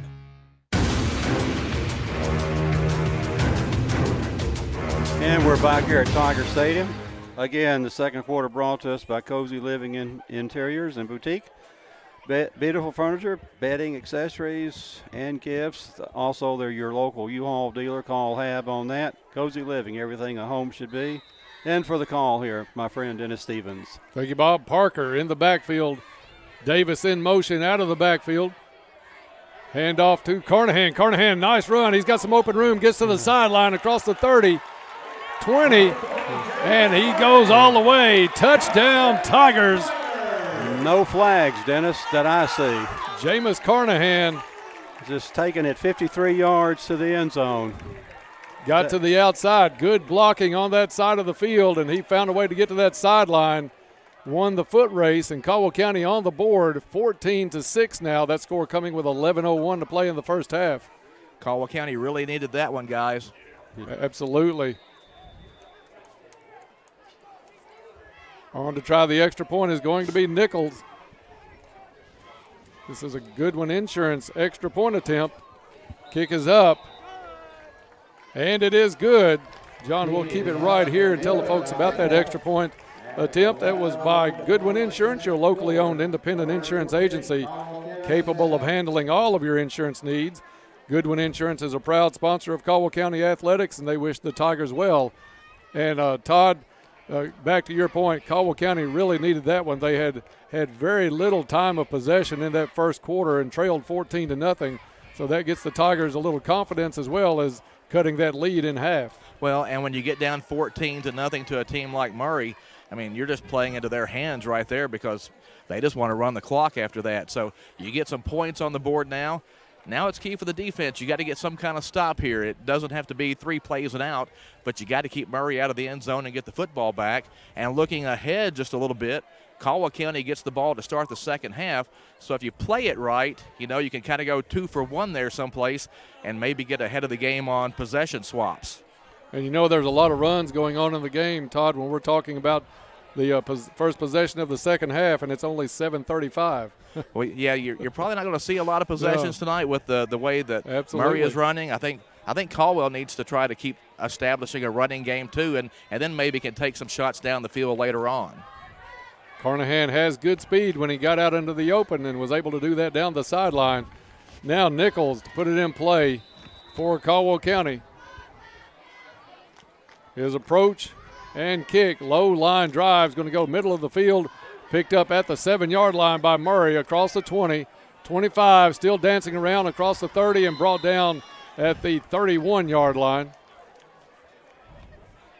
So the Tigers, Bob, as Todd said, will bring that defense out, and you want to follow that nice score by the offense up and stop Murray at some point, maybe with less than 5 minutes elapsing in this possession by Murray. Dennis, on that play, but right before the touchdown, there was a timeout because we couldn't get our act together, and Coach Barnes was really going tooth and nail with 3 or 4 of his players, and obviously they came out and ran a play and ran it to perfection, 53-yard touchdown run. Wilson, handoff up the middle. I thought I heard a whistle. I think it is going to be offsides on Caldwell County.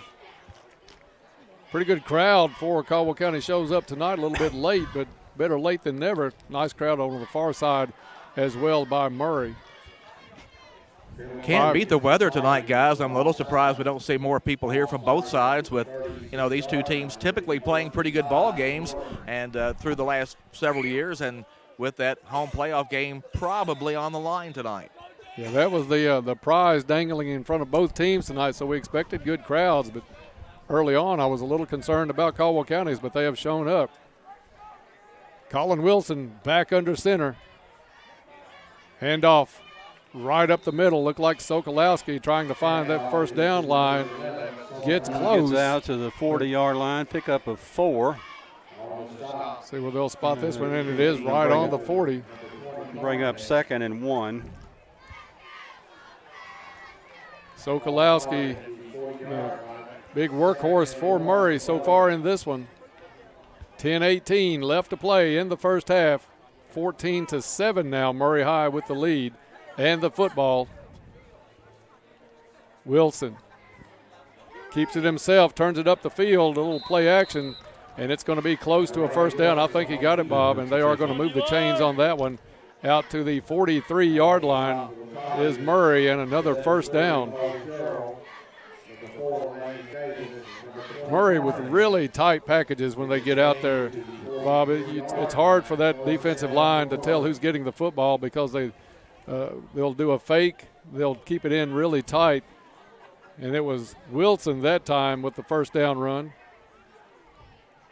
as we go under 10 minutes to play in the first half. We've only been gashed one time tonight out of their offense. That's a 36-yard carry in the first quarter.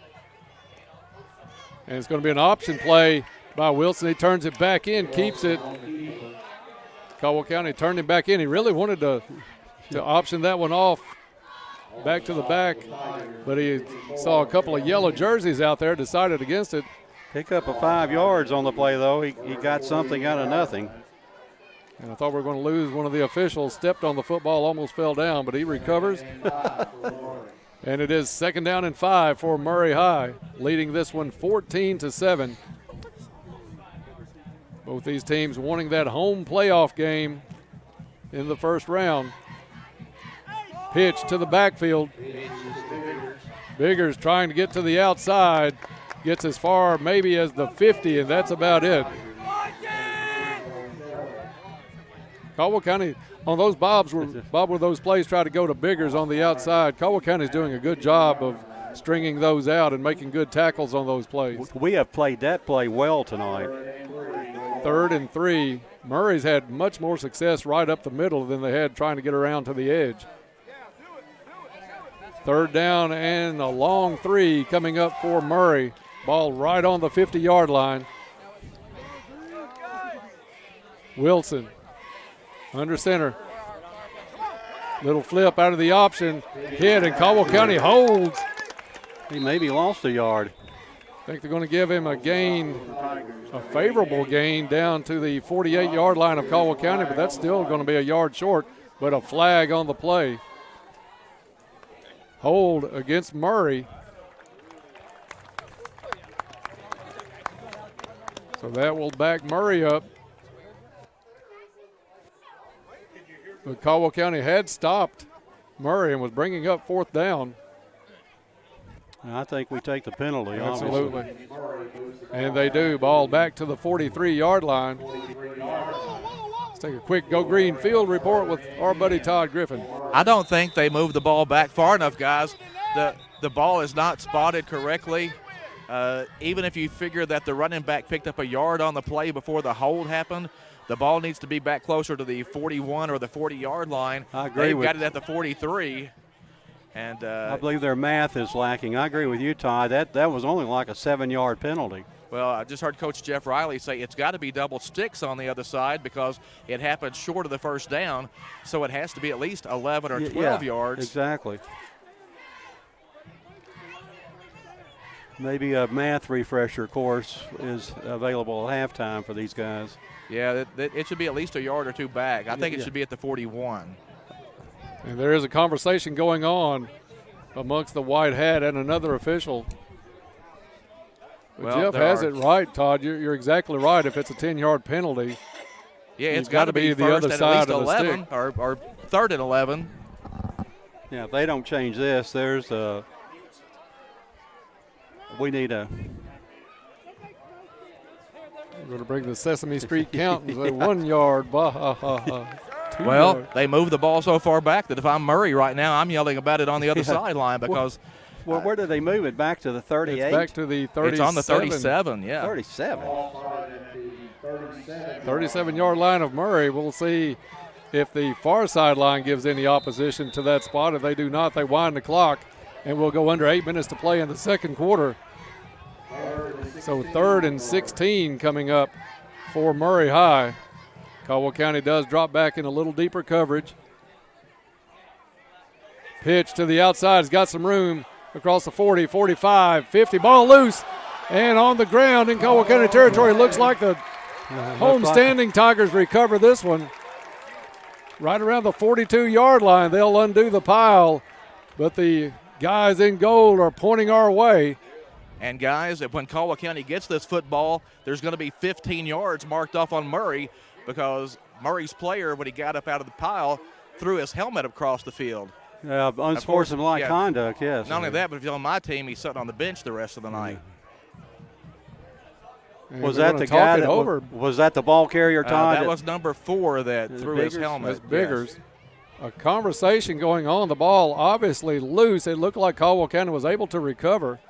I'm not sure which player it was for Caldwell County, but it looked like the Tigers got to the football first. I think Luke was in that pile-up somewhere. Caldwell County comes to the sideline. Right now, the defense still on the field. It's Caldwell ball. Caldwell County football, 1st and 10 on the turnover.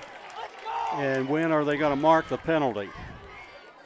Referee just gave the unsportsmanlike, so it'll be another 15 for Caldwell. And that's going to take it into Murray territory, or it should. I'm not sure what brought all of that about, but, you know, you can't take your football helmet off and sling it across the field. And this one will take it into Murray High territory. There's the stop we were talking about. Caldwell County with a little momentum as they try to tie this one up. 7:43 left in the first half. Tigers trail this one to Murray 14-7. With Caldwell County with the score and the stop on the turnover. Parker on the sideline. He's going to come in with the play. A lot of extra tight end sets for Caldwell County tonight. Just a single receiver on each side. Bumpus to the near sideline. Chambliss to the far sideline. He's going to move Carnahan to his left shoulder. Parker gets set for the snap. Looks over the defense. Parker with good time to throw. Comes to the near sideline. Incomplete, and a flag on the play as Bumpus was tripped about halfway down. Yeah, he was holding him all the way on the turn, guys. That's got to be pass interference. Flag on the sideline. Clock stops on the penalty with 7:38 to go in the first half. Caldwell County's offensive line did a good job of giving Luke Parker time to throw that football. Pass interference against Murray is the call. So Caldwell County with a good job offensively on that one and will pick up decent yardage on the penalty.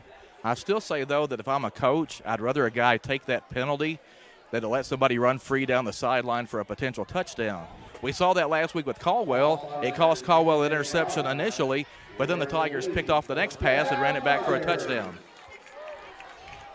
Caldwell County will take over 1st and 10 with the ball on the Murray 28-yard line. Parker in with the play. It's going to have Davis and Carnahan in the backfield. They've been putting Davis in motion out of this set a lot. Carnahan to the right shoulder, Davis to the left. Now it's Carnahan in motion. Handoff to Davis right up the middle. Davis bowls over a couple of tacklers inside the 25 down to the 23-yard line. Gain of 5 yards on the play. Nice run by Landon Davis. Powerful, strong run. Davis has got to be a load to tackle, Bob. If you give him a couple of steps to get going, he's a tough kid to bring down. And he doesn't go down willingly either. 2nd and 5 coming up for Caldwell. And it's going to be a timeout on the field by Murray. 7:11 left to go in the first half. 14-7 Murray, but Caldwell driving back after this. Learn about your heart health with a simple scan. The cardiology clinic at Caldwell Medical Center features a highly trained team of heart health specialists and years of experience in cardiac health and wellness. Our specialists provide a wide range of cardiac-specific services, offering coronary artery calcium testing, stress test, echocardiograms, sleep studies, and more, all right here close to home. To schedule an appointment, visit caldwellmedical.com. And welcome back to Tiger Stadium.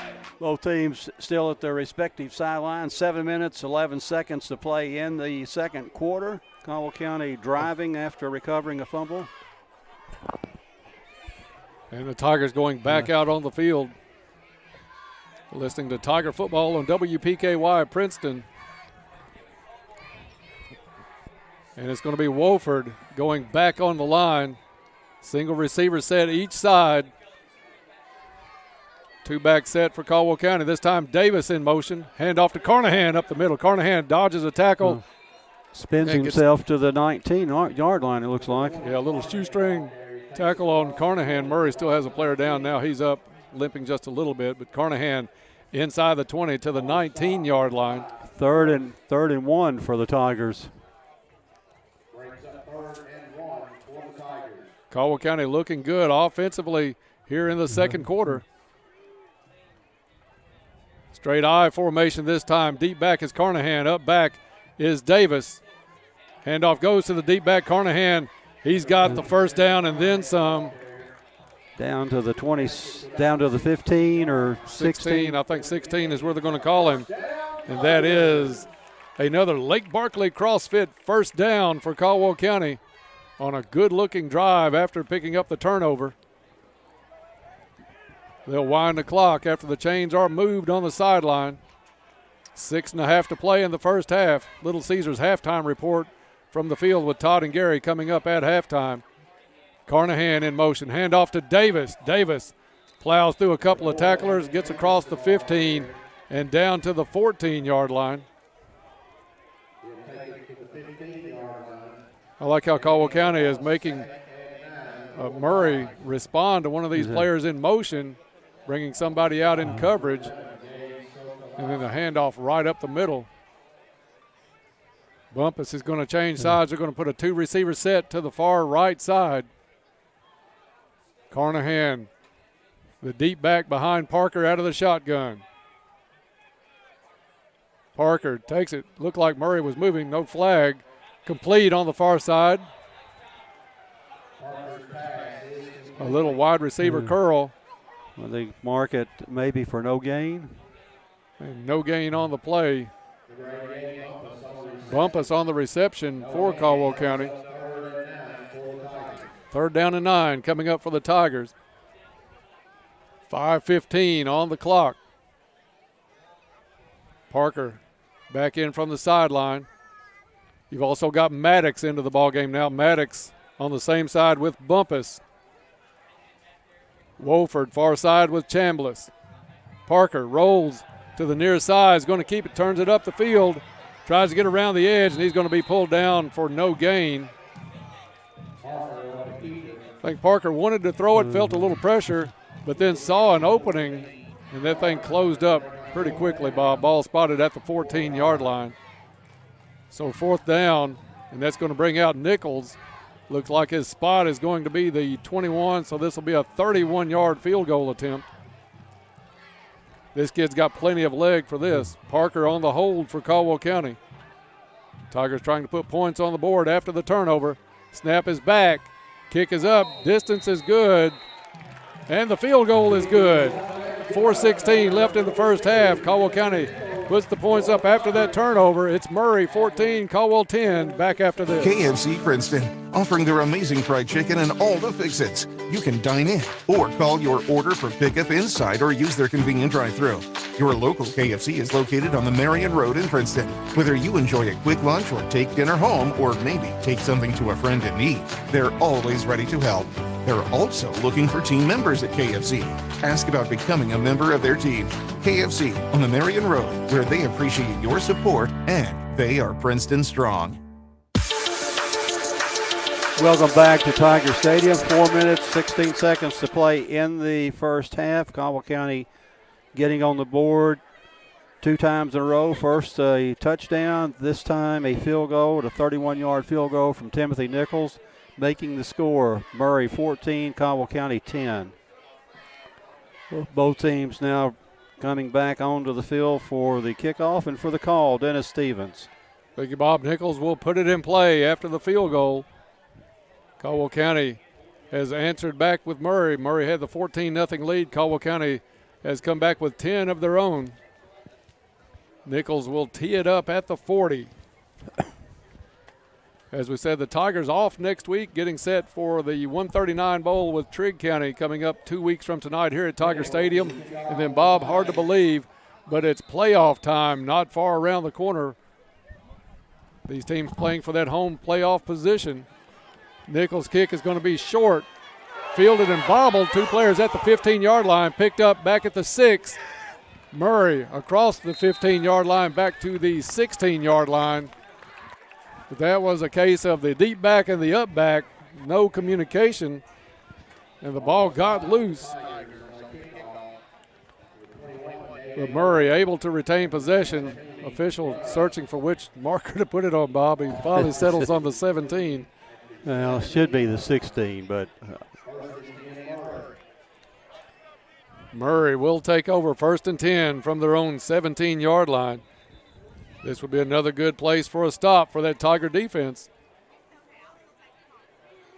It may take a while out of the old-fashioned wing tee look, Bob, for defenses. You don't see that much anymore, but Murray is known for it. I'm sure the Tigers have seen plenty of film this past week, but until you play it, it's something new for most of these players to face. And I think after that first drive or that first quarter, Caldwell County starting to get a little better handle. It's assignment football, and I think we're picking up our reads and keys and understanding that a lot better than we did on Murray's first 2 drives. 1st and 10. Wilson goes under center. And Whistle's going to blow this one dead. Offsides again against Caldwell County. I don't understand how. Are we lining up offside? Let's take it down for a Go Green Field report, see if Todd has any insight on these offside calls. Yeah, guys, I'm not sure what's happening on that. Somebody just has gotten a little bit too close to the line of scrimmage a few times tonight, but it's always the official on the far side that keeps making that call. And, of course, the Murray coaches are probably in his ear on that far side too. Oh, absolutely. I'm sure the officials always get a little cheering on from the sidelines on both sides. So 1st and 5 now for Murray as that penalty moves it out to the 22-yard line. Wilson with the wing backs. Left wing goes in motion. Handoff up the middle and brought down near the 28-yard line. Curtis is the ball carrier. I think that may be one of the first carries by that young man, Jaden Curtis, a senior running back and defensive back for Murray. Caldwell County is swapping out some personnel, and that was enough for a first down on the play for Murray. As we go under 4 minutes to play in this first half, Murray leads this one 14-10. Caldwell County scoring the last 10. Straight I formation, first time we've seen this out of Murray tonight. And it's going to be Wilson on the keeper. They'll run an option play out of that. Wilson kept it, gets out to the 32-yard line.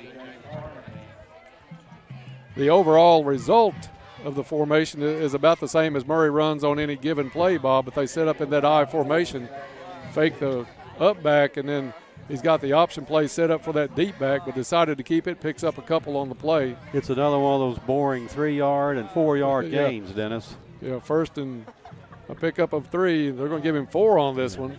2nd down and 6 coming up for the Murray Tigers. Murray with the handoff. Looked like the ball got loose again. There's a pile just shy of the 35. Looks like Murray got that one back, but I think that's a case of the quarterback and the running back both wanting that ball that time, and neither one wanted to let go, and the next thing you know, neither one of them has it. They're a little the 33. Ball is at the 33-yard line. 3rd and 5. Caldwell County's defense looking much better here, especially the second half of this second quarter. Murray not picking up those big chunks on first down as they did early in the game. And it's going to be, looks like Olive trying to get to the outside, turns it up across the 35 out to the 37-yard line. Did I see a flag come in? Caldwell County was asking for a hold on the play but did not get one. And now noses the football on the 38-yard line, so that is enough for a first down. You're listening to Tiger Football on WPKY Princeton. Good one here from Tiger Stadium with a lot on the line. Winner of this one is going to stay home at least for round 1 of the playoffs coming up in about 3 weeks.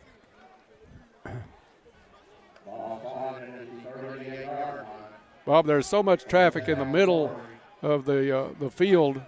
The way Murray runs this football, it's got to be hard to see a lot of these holds.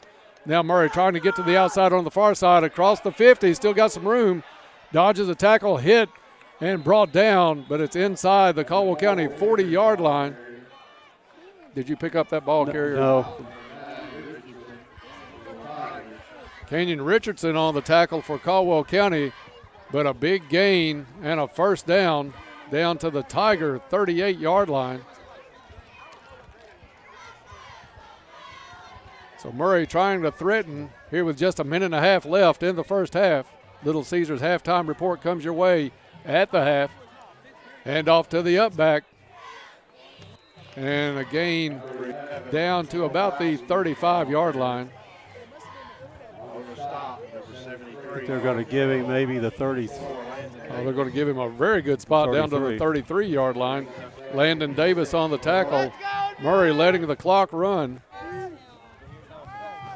They don't seem to be in any hurry. 33-yard line is the spot. Wilson under center. Fakes the pitch. Handoff to the deep back. Another first down to the Caldwell County 26-yard line. I think that was Olive on the carry for the Murray Tigers. Jameis Carnahan with the tackle. Quick snap by Murray. They go for the pass. It's complete to the far sideline.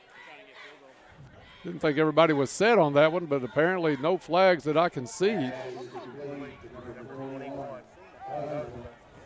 Number 21 on the catch, that is Camden Hudspeth, a little used receiver.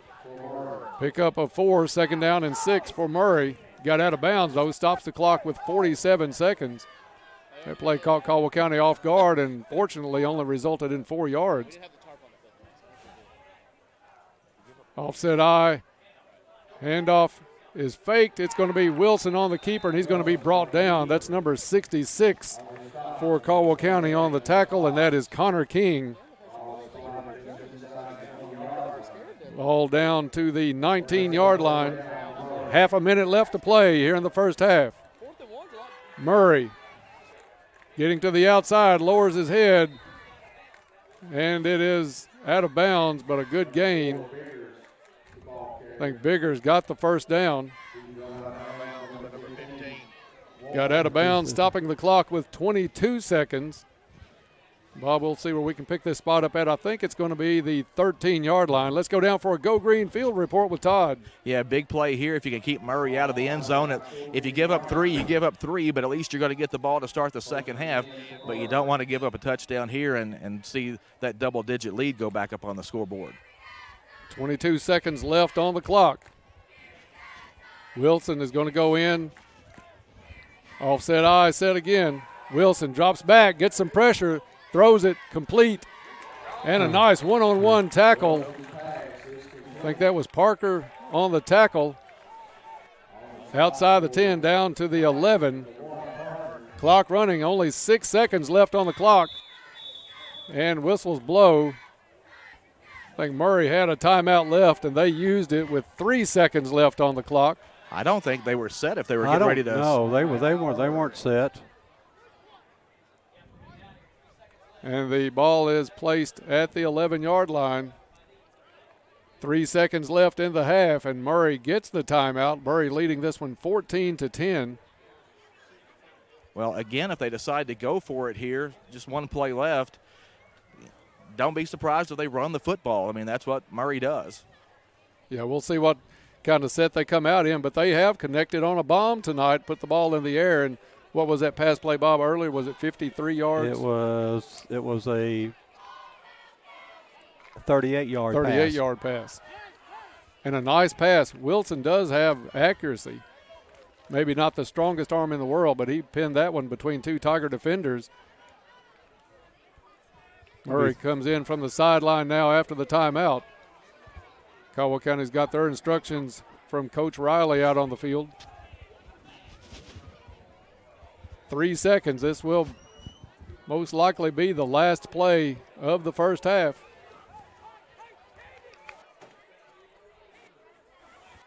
Murray's going to come out and look now to the sidelines again. Obviously disdaining the field goal.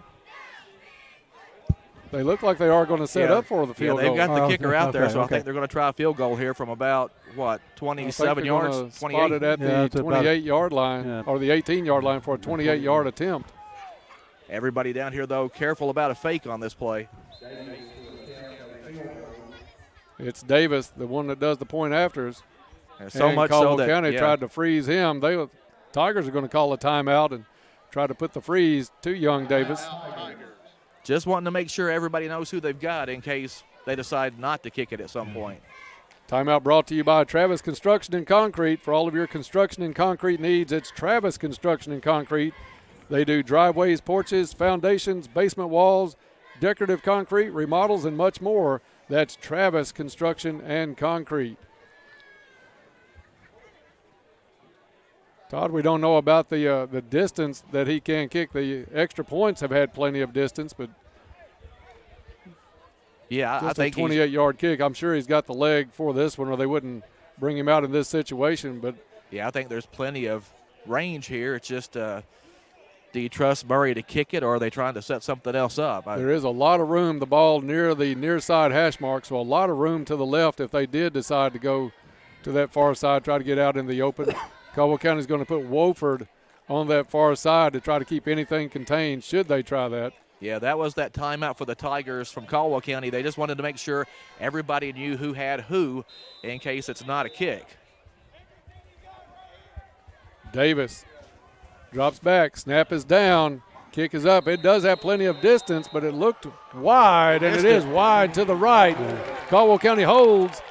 And we'll go into the half with the Tigers trailing Murray 14-10. We'll have an interview with Todd and Coach Barnes here before we take it to the Little Caesars halftime report. But a much better second quarter for Caldwell County as they bring this one back to just a 4-point game. Down to the field with Todd and Coach Barnes. All right, thanks, Dennis. Coach, you guys, strong second quarter there, got right back in this game. Yeah, did a good job, on both sides of the ball and in the kicking game. Big stop right here right before half. To make that, when you defer, you get that ball back in the second half, so that's a big deal. And, gave up a bad one there on third down. I think it was that long touchdown. That's just, we can't do that. But otherwise, done a good job so far. Run by Jameis kind of helped turn things too. That touchdown run got you some points on the board and got you some confidence. Yeah, we needed that. And, the first drive on offense, I didn't think we did terrible. We just, got a tough penalty there on second down, and that, again, it's hard to recover from those things. But we rebounded and, played some good football there in the second half. Now the challenge, they're going to make some adjustments, especially defensively. We've got to tweak a little thing or two and, come out and play good. This opening drive is really important. Yeah, we were talking about in this kind of game, there are not a whole lot of offensive possessions, so pretty big for you guys to get the fumble recovery on the turnover and then to keep them out of the end zone, and then you get a bonus when they miss the field goal. Yeah, you're right, and you know that coming into the game, they don't play a lot of high play game, so you've got to make your plays count on offense, and we've done that for the most part. I obviously like to get a touchdown there, but to get that field goal to cut into that lead and give us a little bit of confidence was really big, and good job by the field goal team. All right, thanks, Will. Good luck in the second half. Thanks, Todd. That's Tiger head coach Will Barnes. Tigers trailing Murray 14-10 at halftime, but guys, I think the momentum right now resides on the blue and gold sideline. I absolutely agree, Todd, especially after that missed field goal attempt by Murray as Caldwell County climbs back into this one. At the half, it's 14-10 Murray. We'll take a break. When we come back, it'll be down to the field with Todd and Gary and the Little Caesars halftime report next on WPKY. If you're involved in an auto accident, it's your choice where your vehicle is repaired. Some insurance companies refer you to pro shops because they give the insurance company discounts. But with those discounts, the insurance company has input on the parts used and might not always use what is best. At Trice Used Body Shop, they're not partnered with an insurance company, but they give the same lifetime limited warranty to the person who owns the vehicle at the time of repairs. Visit Trice Hughes in Princeton for your vehicle repairs. Let's talk sports every Saturday morning. Be part of the live Saturday morning quarterback at the Biscuit Barn and Ice Cream Eatery with host Todd Griffin and your Caldwell County Tiger football coaches. Listen live or come be a part of the conversation Saturday mornings at 9 on 1580, 103.3 WPKY. Penny Royal Hospice is offering a free service to those who may not yet be ready for hospice care. Hospice Executive Director Kelly Martin explains. And transitions is for those folks that are not quite hospice appropriate or not ready for hospice just because they're not ready to just embrace the fact that terminal illness has come and life is limited. So we have a bridge for people who are not there yet, who may still be receiving different types of treatments, who may have a chronic illness that just won't go away, but it's frustrating and they're trying to navigate the healthcare system. Transitions is a free, non-medical, professionally managed program providing services to individuals and families coping with a chronic or terminal diagnosis. Transitions offers emotional support as well as case management for clients and caregivers alike. Find out what Transitions can do for you. Contact Penny Royal Hospice through Facebook or learn more at pennyroyalhospice.com. The roof isn't just part of the house, it completes it. It makes you feel safe and secure, so it needs to be properly installed. The importance of having a high quality and well-maintained roof is what motivates Bluegrass Roofing to serve this area, using quality materials without excess cost. Bluegrass Roofing is a Master Elite GAF certified installer, fully licensed and insured. They thank you for voting them the best roofing company in Western Kentucky. For roofing and claim info, find them at bluegrassroofpros.com. I'm Joel Clark, a Select Quote agent, with a true story that could save you hundreds of dollars a year. A woman named Linda just called. Her husband, Ray, has a group life insurance policy, but is changing jobs and he can't take it with him. Well, I went to work and found Ray, who's 40 and takes medication to control his high blood pressure, a 10-year, $500,000 policy for only $19 a month. That's way more coverage for a lot less than what he was paying. If SelectQuote didn't shop for your life insurance, you're probably paying too much. For your free quote and to find out how much you can save, call 1-800-214-2626. That's 1-800-214-2626. 1-800-214-2626. Or go to SelectQuote.com. Since 1985, we shop, you save. Get full details on the example policies at SelectQuote.com/commercials. Your premium could vary depending on your health, issuing company, and other factors. Not available in all states. Your local McDonald's wants you to know that they are ready to serve you for breakfast, lunch, and dinner. Dine-in or the drive-thru is always open, and they offer curbside pickup service. To avoid the wait in the drive-thru, you can download the McDonald's app and try curbside pickup. Stop in soon and enjoy breakfast, lunch, or dinner at your local McDonald's. Proud to be a part of this community. McDonald's of Princeton, proud supporters of the Caldwell County Tigers. Hey, sports fans, you wouldn't want your favorite sports team to play only offense or defense. When it comes to insurance, why settle for someone that can handle only your auto policy?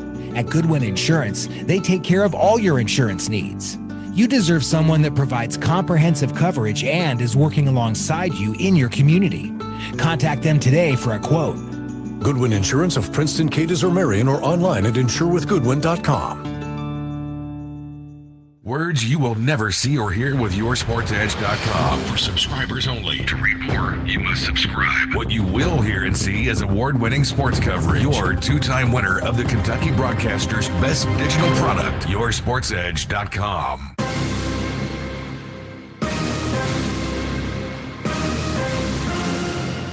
The teams are in the locker room, and it's time for the Tiger Halftime Report on WPKY. Murray High School with a 14-10 lead over Caldwell County at halftime at Tiger Stadium. The Caldwell County Band of Pride on the field performing for everyone here tonight at Tiger Stadium. Welcome into the Little Caesars halftime report here on WPKY. Little Caesars, home of the $5.99 hot and ready pizza. Get game day ready this season with the $10 Fanceroni Pepperoni Old World Style Pizza. Little Caesars in Princeton wishes best of luck this year, Tigers. Go get them. And it's time now for the halftime report brought to you by Little Caesars. And we'll start things off with the Madisonville Community College scoreboard. Paducah Tillman at Union County tonight in a key Class 3A First District matchup. That game is 0-0 in the second quarter. Crittenden County hosting Fulton County for homecoming tonight down in Marion. Crittenden County up big there, 35-0 in the second quarter. Hopkinsville at Callaway County tonight. Hoptown with a 7-6 lead after one quarter there. It's Henderson County up over Davis County 30-21. That game is in the second quarter. And over in the other district in Class 2A tonight, Butler County leads Todd County Central 21-7 there. No real surprise. I think Butler County favored in that game. Todd County Central needed a win tonight over Butler County and a win next week over Hancock County to try to get into the playoff picture over in the other district. Here at Caldwell County tonight, 14-10 Murray up on Caldwell County, but the blue and gold Tigers will get the ball to start the second half. Winner here likely gets the number 2 seed from the first district and will play at home in the first round of the playoffs, although Murray still has a key game at Mayfield coming up next week. And if you remember back to last season, Caldwell County won at Murray, but then Murray went down to Mayfield and picked up an upset win there. So that ended up seeing Murray get the number 2 seed and the home game in the playoffs. So it won't be finalized tonight, but you feel like the winner of this game probably is going to end up being the number 2 seed and will host either Butler County, Hancock County, or McLean County in the first round of the playoff. The loser tonight will be the number 3 seed and will probably go to one of those schools in the first round of the playoffs. District volleyball comes up Monday and Tuesday here at the Community Activities Building. The Caldwell County Lady Tigers will host the 7th District Tournament. They'll play Hopkins County Central Monday night at 6 o'clock. The winner of that game will turn around and play Tuesday at 6 o'clock against top-seeded Madisonville North Hopkins. The district champion and runner-up from the 7th District Volleyball Tournament will advance to the regional tournament, which will be played at Henderson County the following week. Tomorrow night, the Kentucky Wildcats at home at Kroger Field. They'll host Mississippi State at 6:30, and I'm not sure that Mississippi State isn't the best team Kentucky has faced so far this season. It's homecoming at Kentucky this weekend. And, of course, Mike Leach is coming in with the Mississippi State Bulldogs, so a homecoming for the former offensive coordinator at the University of Kentucky about 25 years ago. He's at Mississippi State, has his Bulldogs ranked and playing really well, so the Cats will have their hands full. 6:30 is game time, and, of course, you can hear that game on WKDZ 106.5 FM on Saturday night. In the morning, we'll be at the Biscuit Barn and Ice Cream Eatery with Caldwell County football head coach Will Barnes, a member of the Tiger coaching staff, for Saturday morning quarterback. Again, we've been doing that live each Saturday morning from the Biscuit Barn. 9 o'clock is start time for Saturday morning quarterback. Be sure and tune in. If you're a Caldwell County fan, you're hoping we've got a big win to talk about tomorrow over Murray and talk about that home playoff game. Right now, though, it's 14-10 Murray at halftime, but Caldwell County will get the football to start the second half. The scoreboard brought to you by Madisonville Community College. Madisonville Community College is much more than buildings and programs. It's a community where students find confidence, collaboration, compassion, and success. Let them help you build a better life. Madisonville Community College. Time now for the halftime moment in history, brought to you by West Kentucky Memorials, with locations in Princeton, Cadiz, and Hopkinsville. Proud supporter of Caldwell County football. Their son is a Caldwell County Tiger, senior Jameis Carnahan. West Kentucky Memorials offers quality, handcrafted granite memorials. The halftime moment in history, brought to you by West Kentucky Memorials. And, of course, we all remember the Tez Civils one-handed catch down here in the corner of the end zone by the scoreboard that helped Caldwell County beat Murray 10-7 in the 2012 playoffs. But this week's moment in history actually comes from a little bit farther back than that. We're going to take you back to 1936 this week. The Princeton Butler Tigers traveled to Murray on Friday the 13th of November, 1936. Rowdy Southard ran for a touchdown and also threw a 30-yard TD pass to Highland Yates as the Tigers went up 13-6 at halftime in that game. A conversion pass from Southard to Kip McConnell ended up providing the deciding point in that game.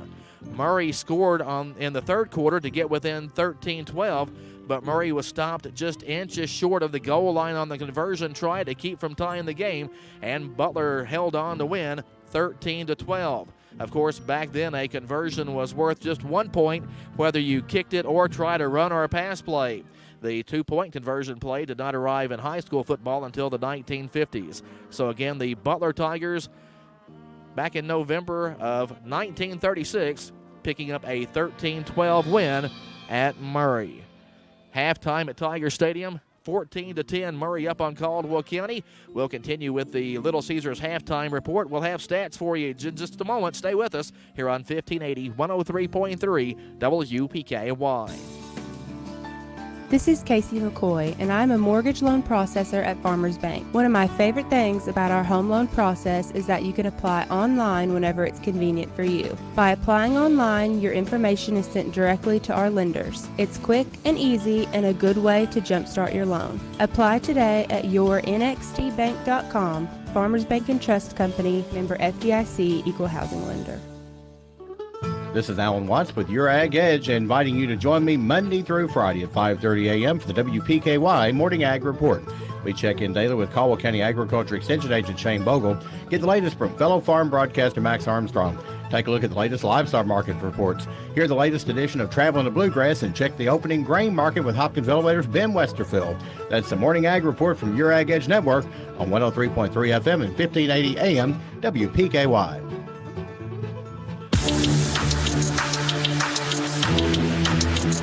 Halftime at Tiger Stadium.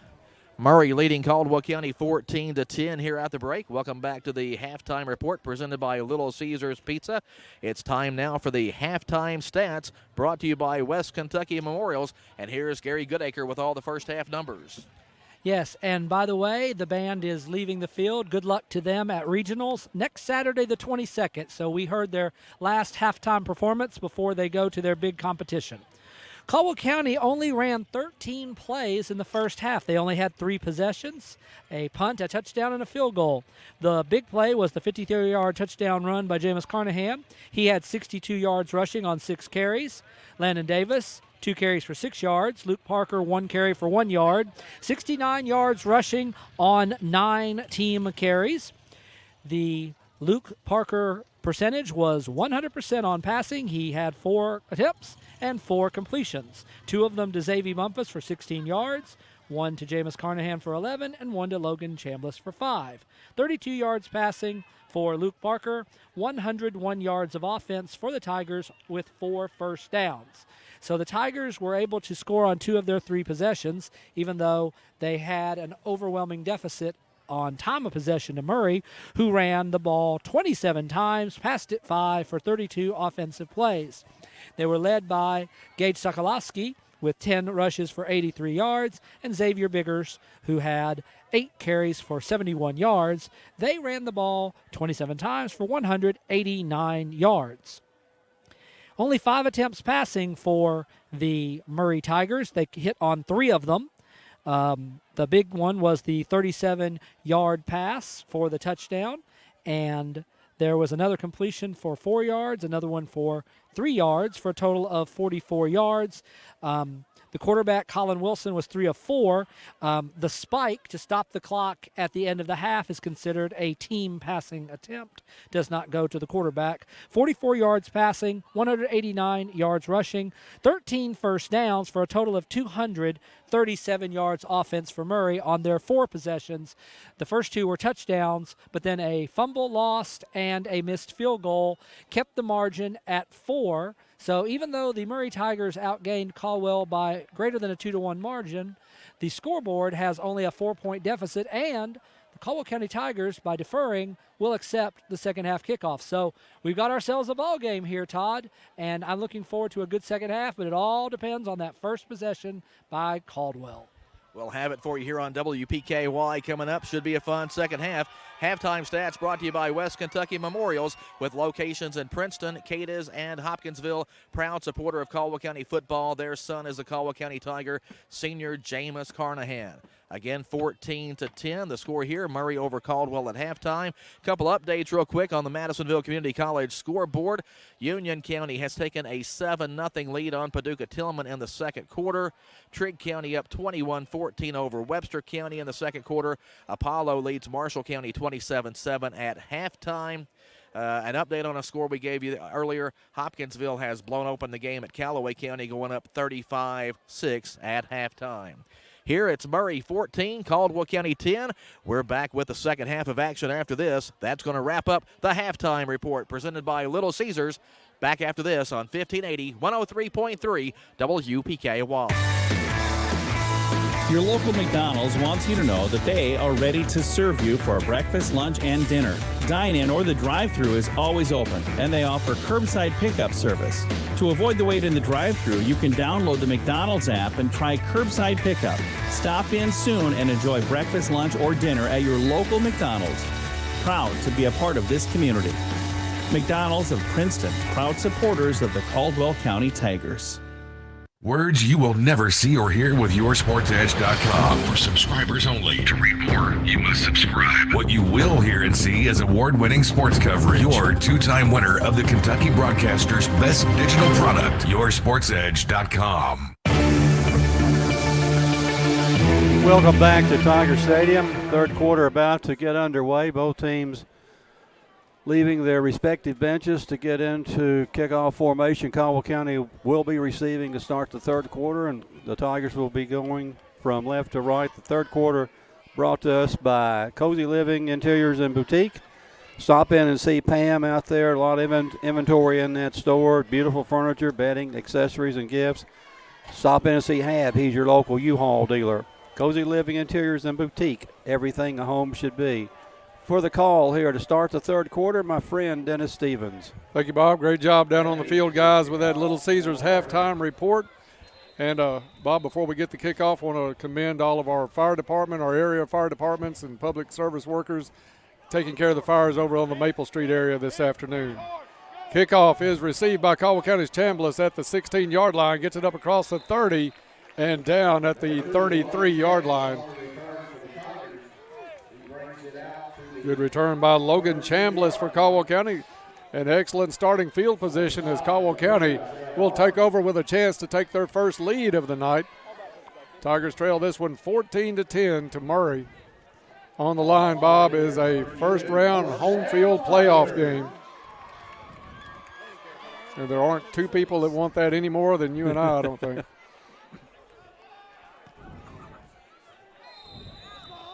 It's going to be Parker out of the shotgun with Carnahan behind him. Single receivers on each side. Wofford in motion. Takes his spot on the left side of the line. Hand off to Carnahan. Hits it left side. He's got some room across the 35-40 into the open field and pulled down in Murray territory. Great blocking on that side. Carnahan stopped around the 44-yard line of Murray.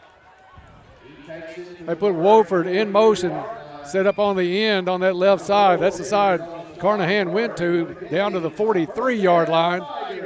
24-yard gain that time by Jameis Carnahan, approaching now 100 yards rushing for the game. Lake Barkley CrossFit, first down, Caldwell County.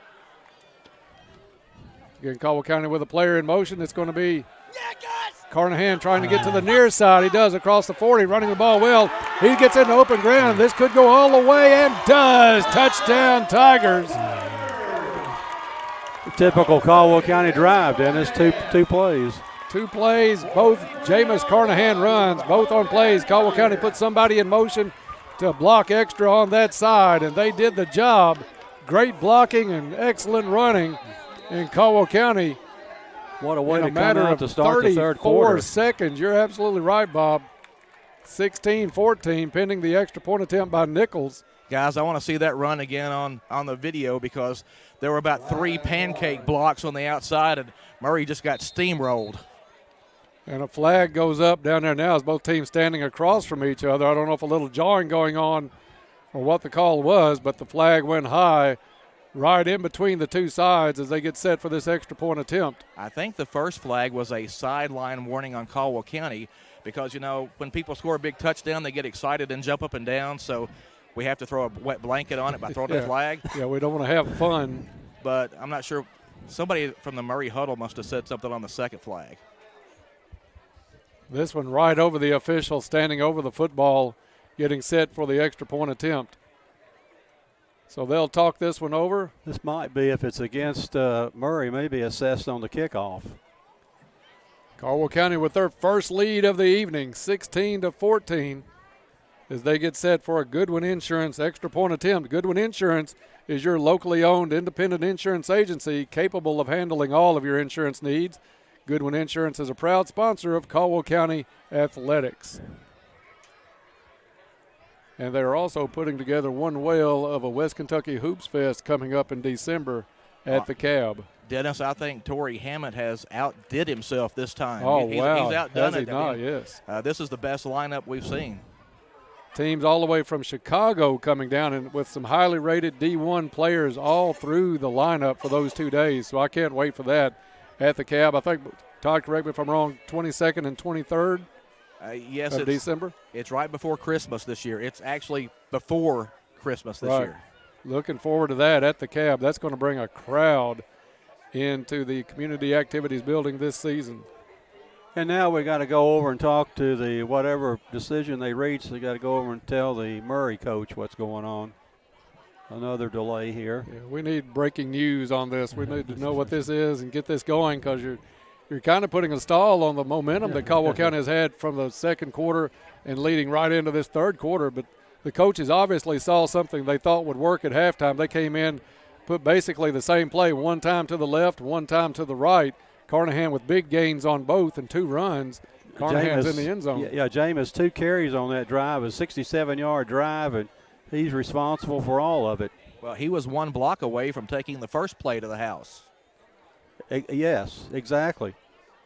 Officials still discussing the matter on the far sideline with the Murray coaches. You know, Coach Will Barnes talked before he went into the locker room at halftime about adjustments at halftime would be key. Caldwell County must have made some good ones offensively.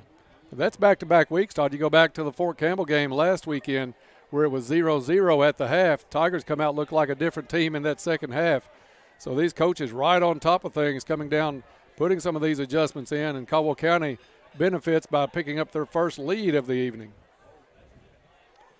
Yeah, this delay seems unnecessarily long. I'm not sure what could have happened that we can't, get the ball marked where it needs to be marked and get play underway.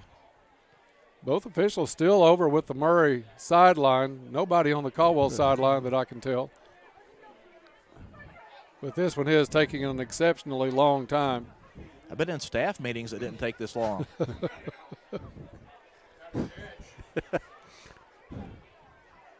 I mean, what could they possibly be talking about on the far sideline? I mean, is it a penalty or is it not a penalty? Yeah. Is the kid in the game or being kicked out of the game? Let's move with it. This is getting almost as long as the first quarter. I mean, we zoomed through that thing. Even though it was all Murray, they kept it on the ground. But yeah, you were right. I mean, Caldwell's got the momentum. Caldwell wants to play. We didn't need a 10-minute delay after a touchdown before we kicked the extra point. I don't know who the whitehead is. Do you know who he is, Todd? No, I'm not sure. It was a dead ball. I mean, it was while they were waiting to spot the football for the extra point attempt that all this started at least 10 minutes ago. I think somebody from Murray has been kicked out. I see somebody now leaving the game. Yeah, can you get that number? I believe it's Biggers. He was the one that was involved in the first controversy in the first half. It's his second unsportsmanlike conduct penalty. So exactly he is right. ejected from the game. He's not very happy. And his coach is not happy either. There are 2 unsportsmanlikes on Murray on the play, and they will both be enforced on the ensuing kickoff. It looks like an onside kick coming to me. That was my thought. Anytime you get 30 yards, might as well try your little pooch kick or onside kick or something. Absolutely. Because you're not going to lose many yards going your way and you're at home. Give it a shot. So Biggers is heading to the locker room on the far side. Standing outside the door of the field house. Nichols has stood out here for a long time, but I don't think you're going to bother that kid. He's played in some tough soccer games. He's played a good, pretty much most of a season on the football team this year with the being the primary kicker. Well, this kid is set to go. Getting set. Snap is back.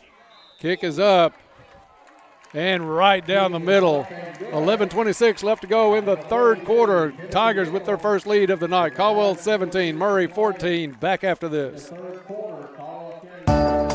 Depositing checks into your Planters Bank checking account just got even easier. In addition to stopping by any of our convenient locations, you can now deposit checks for free, even on the go. It's like having a Planters Bank teller wherever you are. With a simple snap from your smartphone's camera, your check deposit is in the bank. Planters Bank Deposit. Reason number 43 that Planters is the bank where you can expect great things. Member FDIC.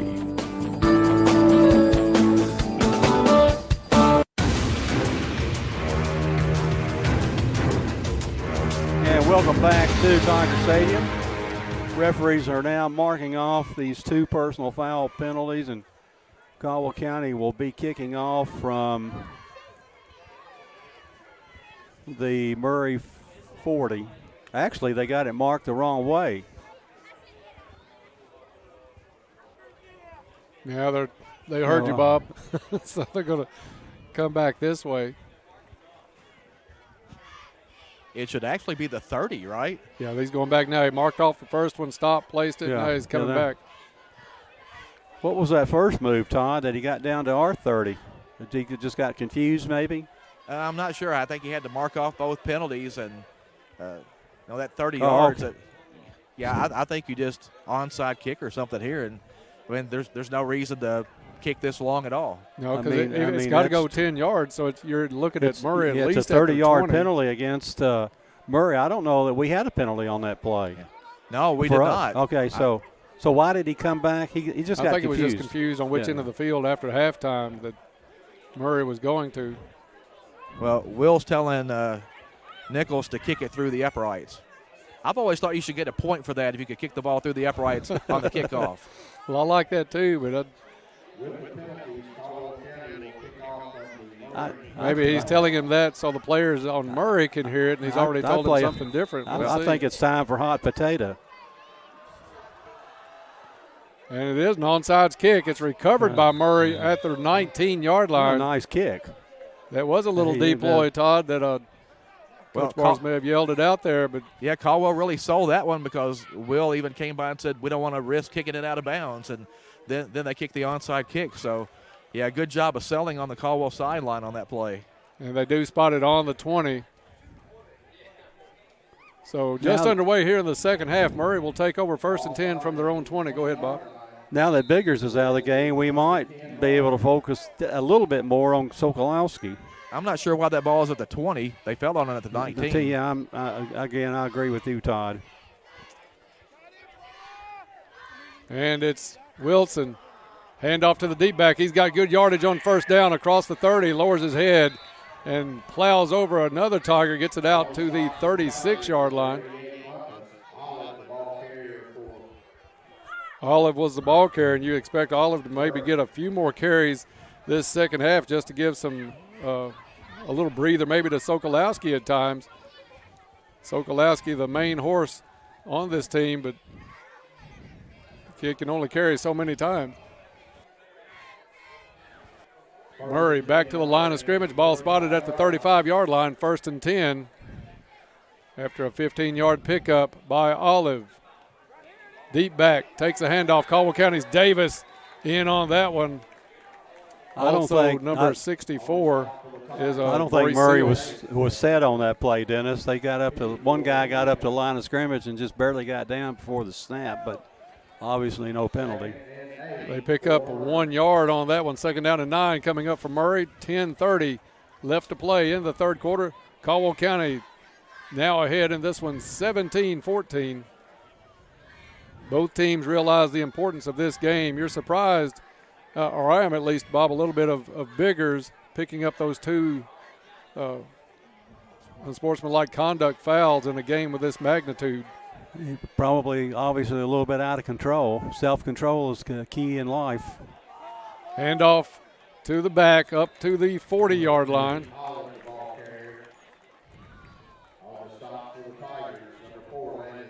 Landon Davis again on tackle. Davis is playing a good game on both sides of the football tonight, Bob. He's made some good runs, done some good blocking for Carnahan, and been in on several tackles from that linebacker spot. A key down here, 3rd and 5 for the Murray Tigers. Caldwell County stops them here. You almost feel like Murray will punt the ball. Yeah, momentum definitely with Caldwell County after almost a dominating first quarter by Murray as they came out, ran the ball at will, hit a pass or two, and then they have connected on a long pass tonight, almost 40 yards. So you can't rule that out. Handoff up the middle. He's short of the 1st down. Needed to get to the 45, and I think they're going to get to the 44. So if you're Murray, do you punt it away or do you give it a shot on your end of the field? 4th. I think they go for it. Yeah, just their MO in the past has always been, hey, we can pick up yardage on the ground when we want to. So I see Murray going for this, and I expect them to run it.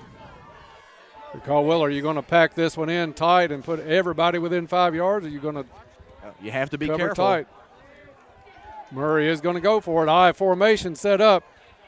Pitch to the deep back. He's going to get the 1st down and then some. Gets to the outside. Parker makes the hit, gets him out of bounds, but well into Caldwell County territory inside the 40. And a flag, was that a flag in late on that far side? I'm sure Murray was lobbying for the tackle being made out of bounds. Guys, we thought there might have been a flag on that play, but it was just somebody's shoe. Okay. Thought I saw something where the officials are gathered right now. There's 3 on the far sideline, and they are waving the flag off. He picked it up.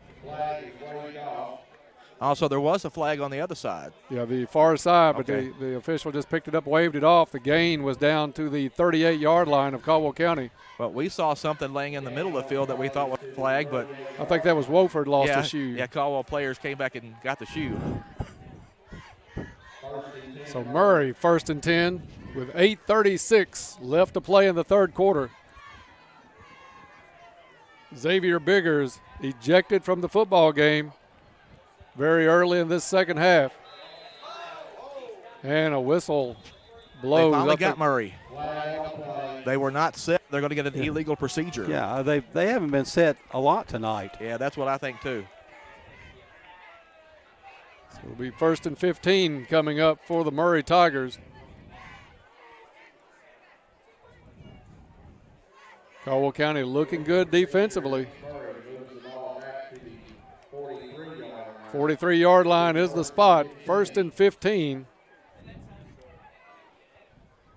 Murray does a lot of things old-fashioned, Bob. You don't see a lot of quarterbacks under center. You don't see a lot of old huddles. Murray does both as they come to the line out of the I formation this time. They give the handoff to the up back.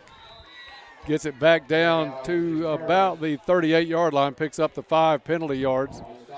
Yeah, you know, Murray is very good at what it does. I mean, they don't throw a lot of surprises at you, although the pass for the touchdown in the first half kind of caught us off guard a little bit. But Murray just really well coached. You know, you talk about snapping down right before the snap to get the play off.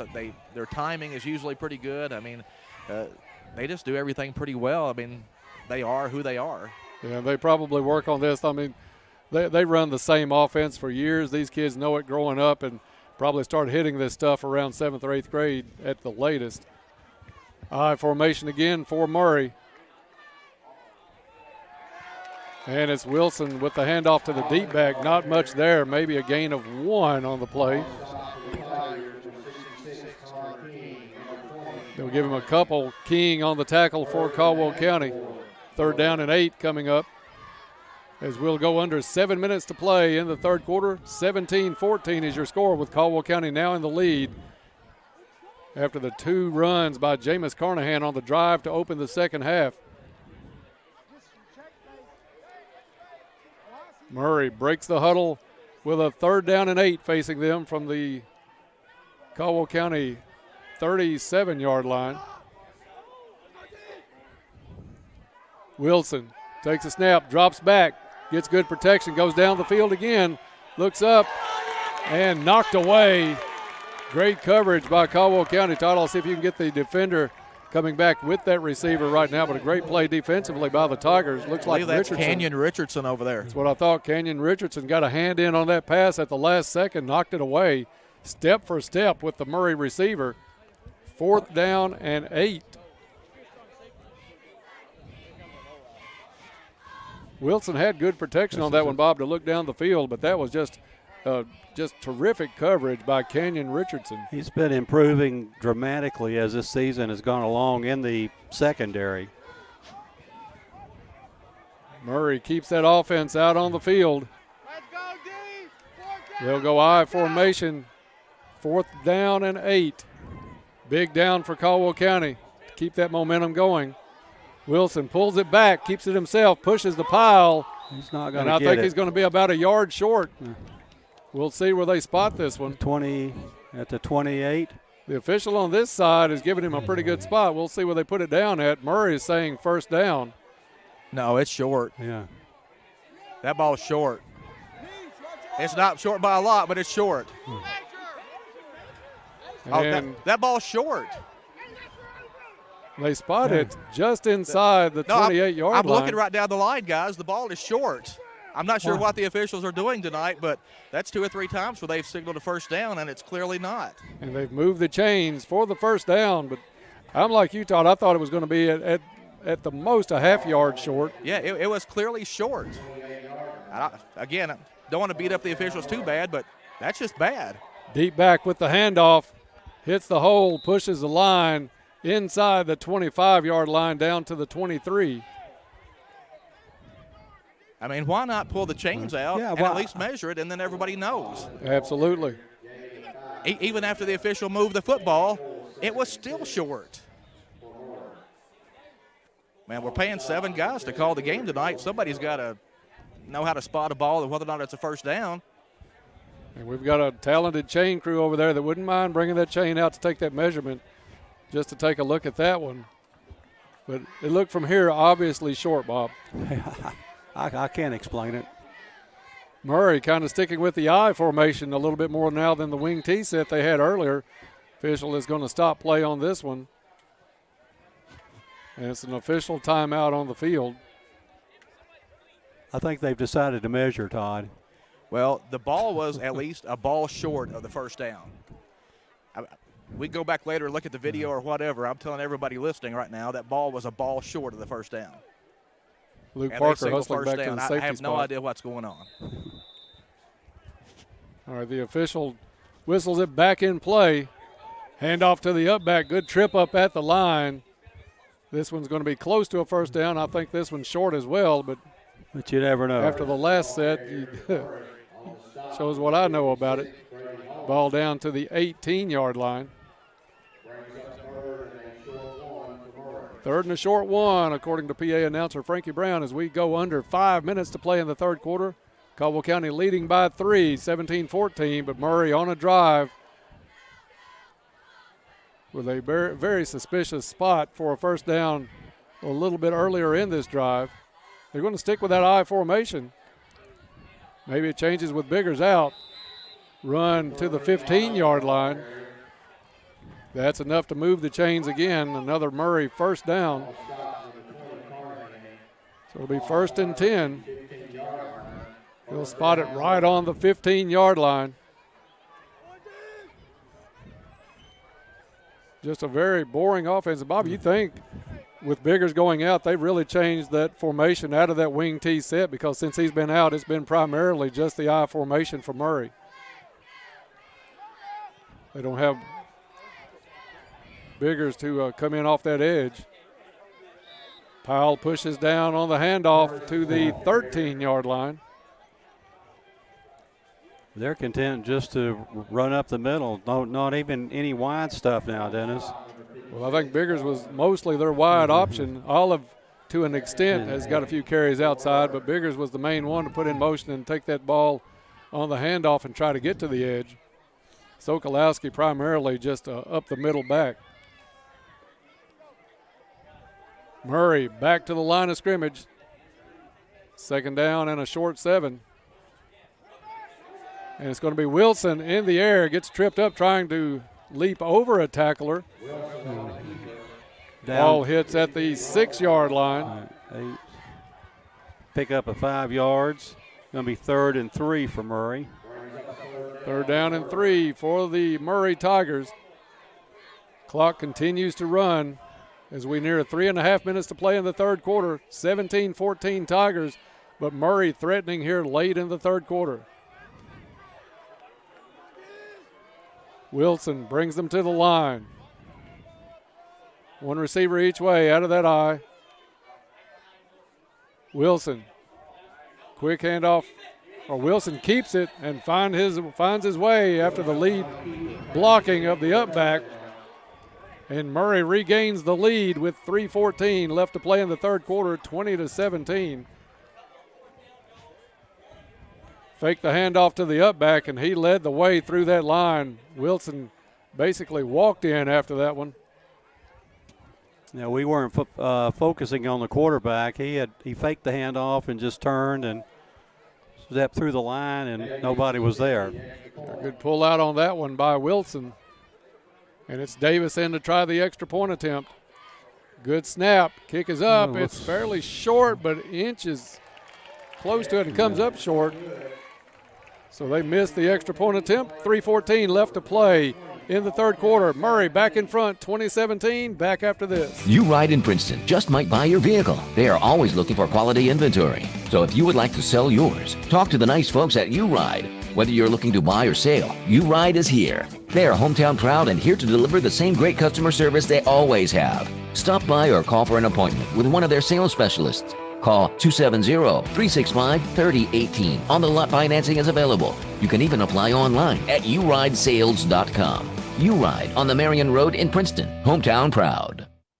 At YourSportsEdge.com, we strive every day to continue to bring you the gold standard in high school sports coverage with more on your teams and your players. Where did it show up there? And while they are not gold, Unbelievable. those Crystal Awards we have won for doing what we love to do are pretty cool too. That's something you see every day. The Kentucky Broadcasters' Best Digital Product Award winner, Ball game over. YourSportsEdge.com. Welcome back to Tiger Stadium. Teams are lined up for the kickoff. 3 minutes, 14 seconds to play in the third quarter. And for the call here, Dennis Stevens. Thank you, Bob. Caldwell County now playing from behind once again.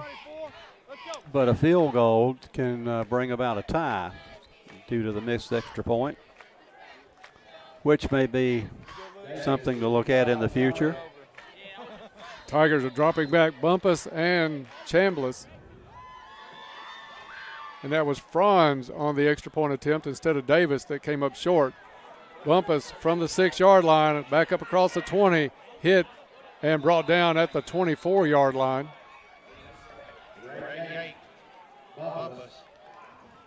Bumpus comes up limping a little bit. Looked like he was holding his right hamstring just a hair, and comes limping off the field. I don't know if he was hit or if he actually pulled something. Either way, Caldwell County will take over 1st and 10 from their own 24-yard line, looking to take the lead back. 3:08 left in the third quarter. Parker has Carnahan behind him. Carnahan had a monster night so far. 2 big carries to open this quarter. Had Caldwell County ahead for just a little while. Hand off to Carnahan. Carnahan gets to the outside across the 25, and a late tackle brings him down at the 27-yard line. Gus Fox did not appreciate the late hit towards Carnahan, and fortunately didn't get flagged for it right in front of the official, but I like how Fox taking up for his teammate on that one. Carnahan goes out of bounds, stopping the clock with 3 minutes to play in the third quarter. Murray can get a little chippy at times, Dennis. I like how Fox defended his guy in the gold. That's what you want to do in a battle like this with a lot on the line. 2nd and 7 for the Tigers. Extra tight end for Caldwell County. Carnahan directly behind Parker. Wofford is going to switch to the left side. Sets up in the slot to block. Carnahan tries to come right, and he's going to be pushed out of bounds. Maybe a loss on the play. Looked like he might get spotted near the 21-yard line. Or 26, the 26-yard line. Third down coming up for Caldwell County. Carnahan again going out of bounds, stopping the clock with 2:55 left to play in the third quarter. Bye week next week, then we wrap it up with Trigg County at home here at Tiger Stadium in 2 weeks in the 139 Bowl. After that, Bob, it's already playoff time. It feels like it was just August, and then you blink, and here we are in middle of October talking about playoff positions. Parker moves Carnahan out. He wants to go deep down the sideline looking for Chambliss. Chambliss dives, made a great effort, but just out of reach of his fingertips. Chambliss had decent coverage on it, but Parker put it out there where only Chambliss could get it. The incompletion will bring up 4th down, though, for the Tigers, 4th and 6. One thing this offensive line has done, Parker hasn't thrown a lot tonight. I think it was 4 for 4 in the first half, if I remember right. But he's had good protection on just about every throw. He's not had to scramble any that I can remember so far in this ball game. And we were only about a yard short of completing that pass. Caldwell County to punt. Nichols rolls, puts a good kick on this one. Hits at the 30, takes a Caldwell County bounce inside the 20, still rolling, and down to the 16-yard line. Timothy Nichols with a nice low kick, and you knew that thing was going to take a good forward roll. Murray, 1st and 10. They're going to spot it at the 17-yard line. So 1st and 10, Murray from their own 17.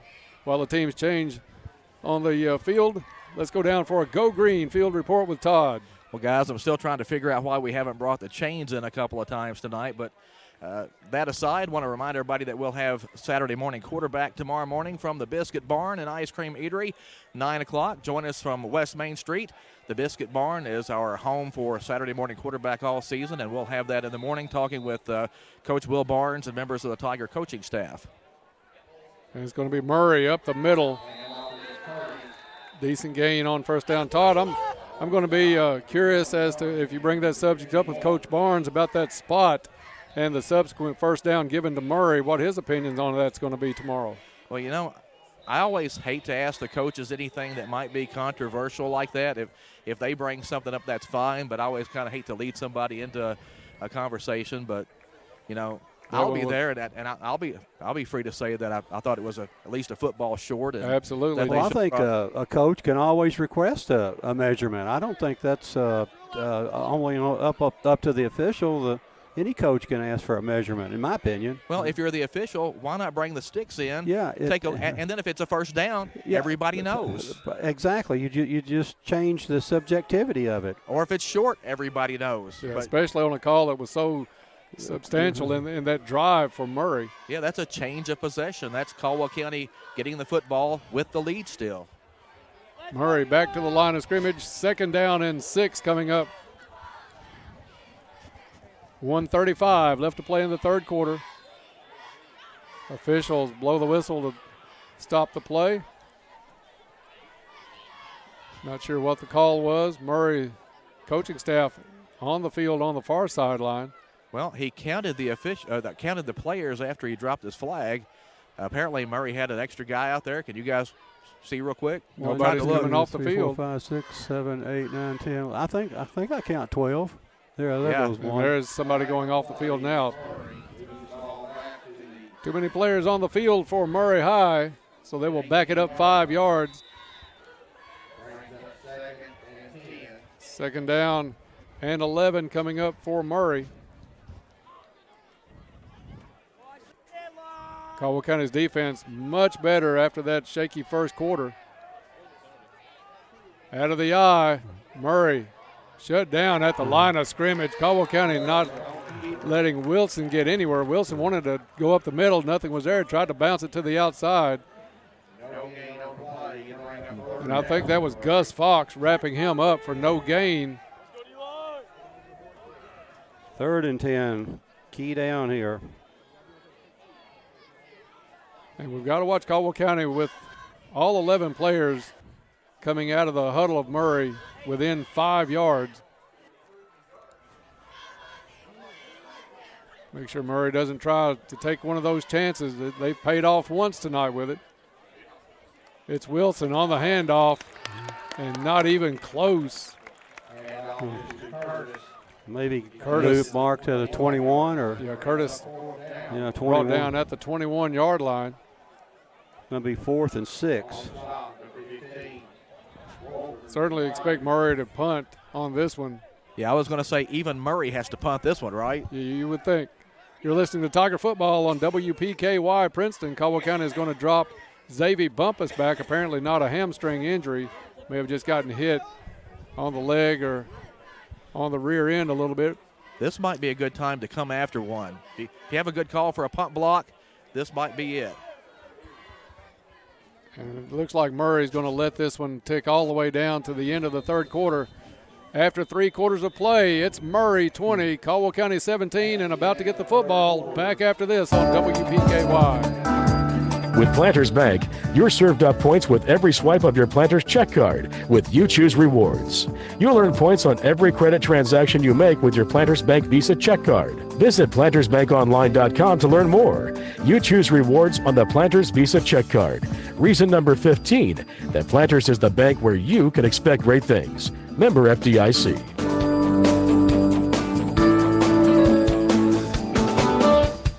For 71 years, WPKY has been your proven source for information, news, and sports. As we continue our legacy, join us weekdays at 6:30, 7:30, noon, and 5. Plus, 24/7 when you need it at WPKYonline.com and worldwide on the free WPKY app. The complete coverage you deserve from a proven partner. No fees. The way it should be. We are 1580 103.3 WPKY. And we're back to Tiger Stadium. The third quarter's not ended. I'll turn it over to Dennis. All right, and Caldwell County does block the punt. Picked up by Murray, though, at the 15, out across the 32, and pushed out of bounds at the 33-yard line. Once that ball crosses the line of scrimmage, the kicking team can't pick it up and go with it. Coach Barnes is having a cow on the sideline trying to make his way to an official on that one. And there's going to be a discussion. That ball is dead where the Murray player touched it.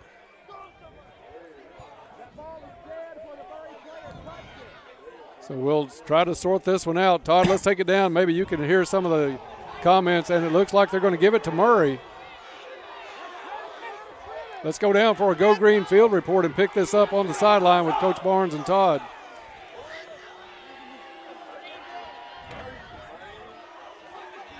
And I think we've lost Todd.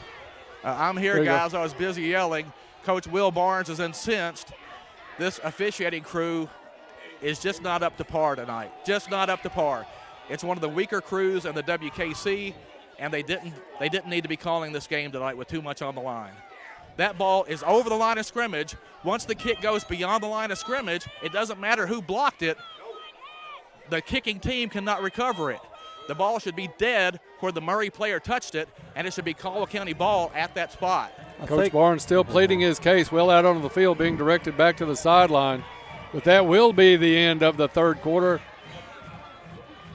After 3, it is Murray 20, Caldwell 17. I'll tell you what, John, if we're in good shape, let's just keep it here for right now to try to get this figured out. Because the rule was clear what it was. Todd has told it a couple of times here. Caldwell County, after the blocked punt, should have the football.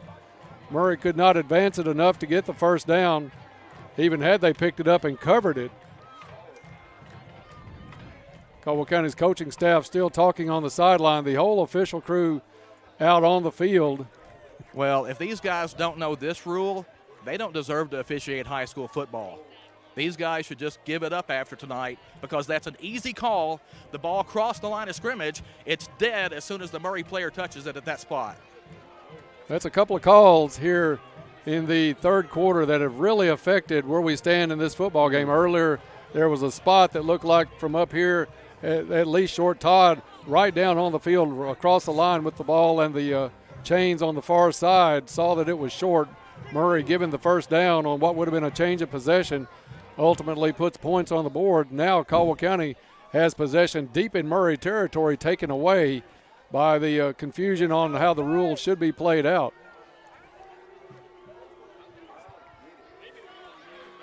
So Caldwell County comes out. Crowd starting to get into this one with a few boo birds coming out of the crowd, and rightly so on this one.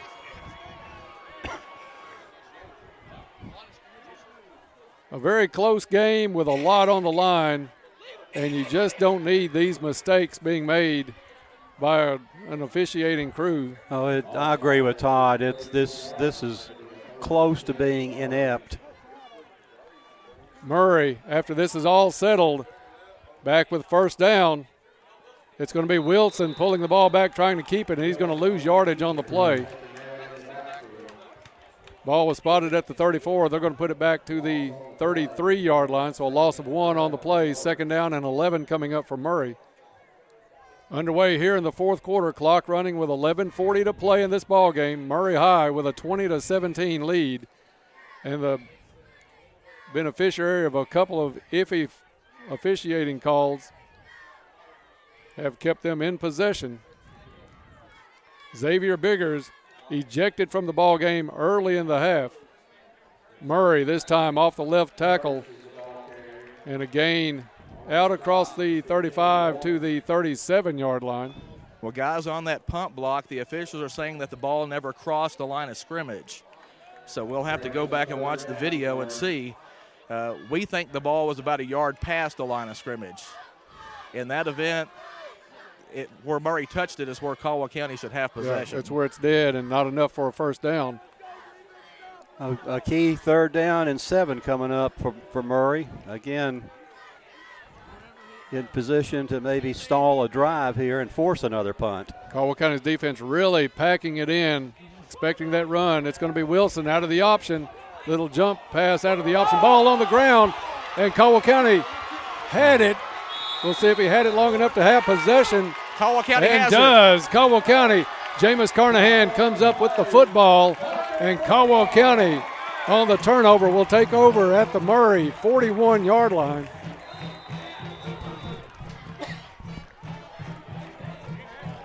Caldwell County fired up after that play. They pick up the football. It was Gus Fox who tried to pick up the loose ball and go with it. He couldn't quite get the handle on it. The ball was loose again. Carnahan able to jump on it, and Caldwell County with the football, which we feel like we should have had a couple of times already by now. Yeah, a little poetic justice, if you will, after that one, as Caldwell County will have the football not as deep, but still in good shape in Murray territory at the 41-yard line.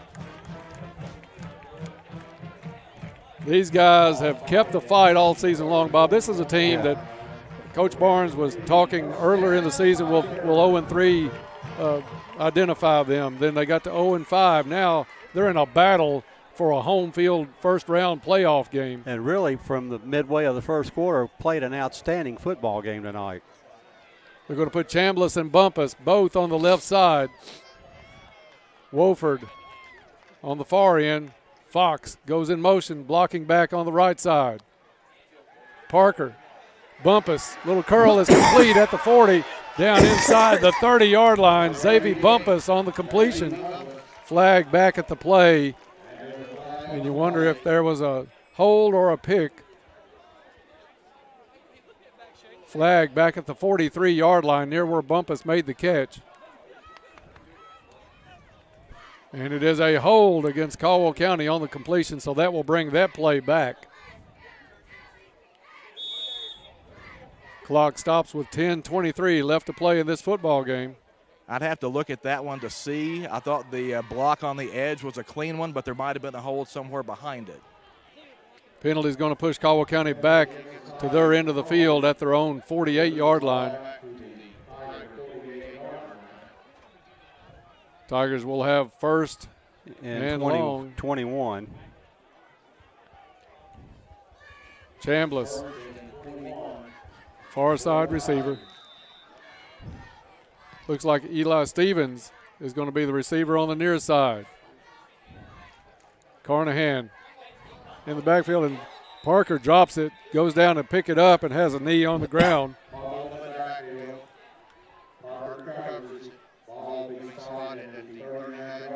Just a bad break for Caldwell County as the ball got loose from Parker. Had to fall on it, but when he did, went down to one knee to get it.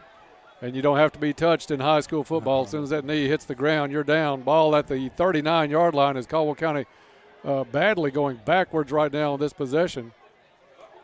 Murray comes off sides, though. Murray was bringing everybody but the coaching staff on that one, Bob.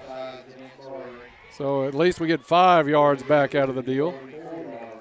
Ball spotted at the 44-yard line of Caldwell County. 2nd and 25 for the Tigers. I think that still qualifies as a country mile. Yes. Carnahan to the right shoulder of Parker. 2 receivers right, 1 to the left. Parker drops back, gets some pressure. Parker lets it go over the middle, wide open, complete, and gets away from a tackler. It's going to be touchdown Tigers. Is that Xavier? I think that's Carnahan. Is it? Or is that Fox?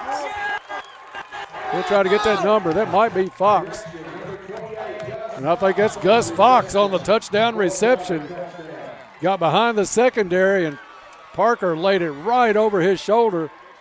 Fox was hit after he caught the football and looked like he could have been brought down, bounced off that tackle, went right to the corner of the end zone. Caldwell County, a quick strike.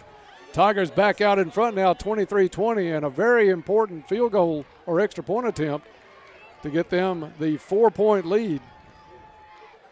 Snap is back. Kick is blocked. Murray really got across the line quick on that one. So both teams have missed an extra point attempt, and we stand at 23-20. Caldwell County with 9:18 left in the ball game. Back after this. You Ride in Princeton just might buy your vehicle. They are always looking for quality inventory. So if you would like to sell yours, talk to the nice folks at You Ride. Whether you're looking to buy or sell, You Ride is here. They are hometown proud and here to deliver the same great customer service they always have. Stop by or call for an appointment with one of their sales specialists. Call 270-365-3018. On the lot financing is available. You can even apply online at yourideSales.com. You Ride on the Marion Road in Princeton, hometown proud. This is Alan Watts with Your Ag Edge, inviting you to join me Monday through Friday at 5:30 a.m. for the WPKY Morning Ag Report. We check in daily with Caldwell County Agriculture Extension Agent Shane Bogle. Get the latest from fellow farm broadcaster Max Armstrong. Take a look at the latest livestock market reports. Hear the latest edition of Traveling to Bluegrass and check the opening grain market with Hopkins Elevator's Ben Westerfield. That's the Morning Ag Report from Your Ag Edge Network on 103.3 FM and 1580 AM WPKY. And we're back here at Tiger Stadium. Back and forth goes the action tonight. Caldwell County now up 23-20. In lining up for the kickoff and for the call here, Dennis Stevens. Thank you, Bob. This is one of those games we've been looking for all year, something with some excitement, and actually is going to not be played with a running clock. This one, a great one here at Tiger Stadium tonight. Both these teams want to play at home in that first round of the playoffs as we go cross-district this year. Nichols puts this one in play. Right down the middle, splits the two backs, but goes into the end zone, and it will be a touchback. Murray brings it out to the 20-yard line where they'll take over 1st and 10. Bob, talk a little bit about this team and the start of this season and how they are to right now, how much it took just out of the players and the coaching staff to keep everything together and keep churning to get to this point after 0-5. The thing that impresses me, Dennis, is the growth of the younger players that are in playing a key role. Luke Parker, Gus Fox, Jameis has played he's a senior, but all these kids have come a long way and grown up, so to speak, before our eyes. Murray, 1st and 10 from their own 20-yard line. Out of that eye with Biggers out of the ball game. Handoff to the up back. Sneaks out. I don't think they'll quite give him the 25-yard line, but pick up a 4 on 24. The play. Guys, we've talked all game about this being a contest where there's not a whole lot of possessions. Well, now with 9 minutes to go, Murray's probably thinking, hey, we've got this game right where we want it, a 9-minute drive and punch it in the end zone, and this thing is done. So if you're Caldwell County, defense still has to come up at some point and make a big play. Absolutely. That's the script that Murray would like to see. Caldwell County, though, with better momentum since that second quarter. The Tigers really playing well tonight on both sides of the football. Wilson with the handoff. And Murray out across the 25 to the 27-yard line.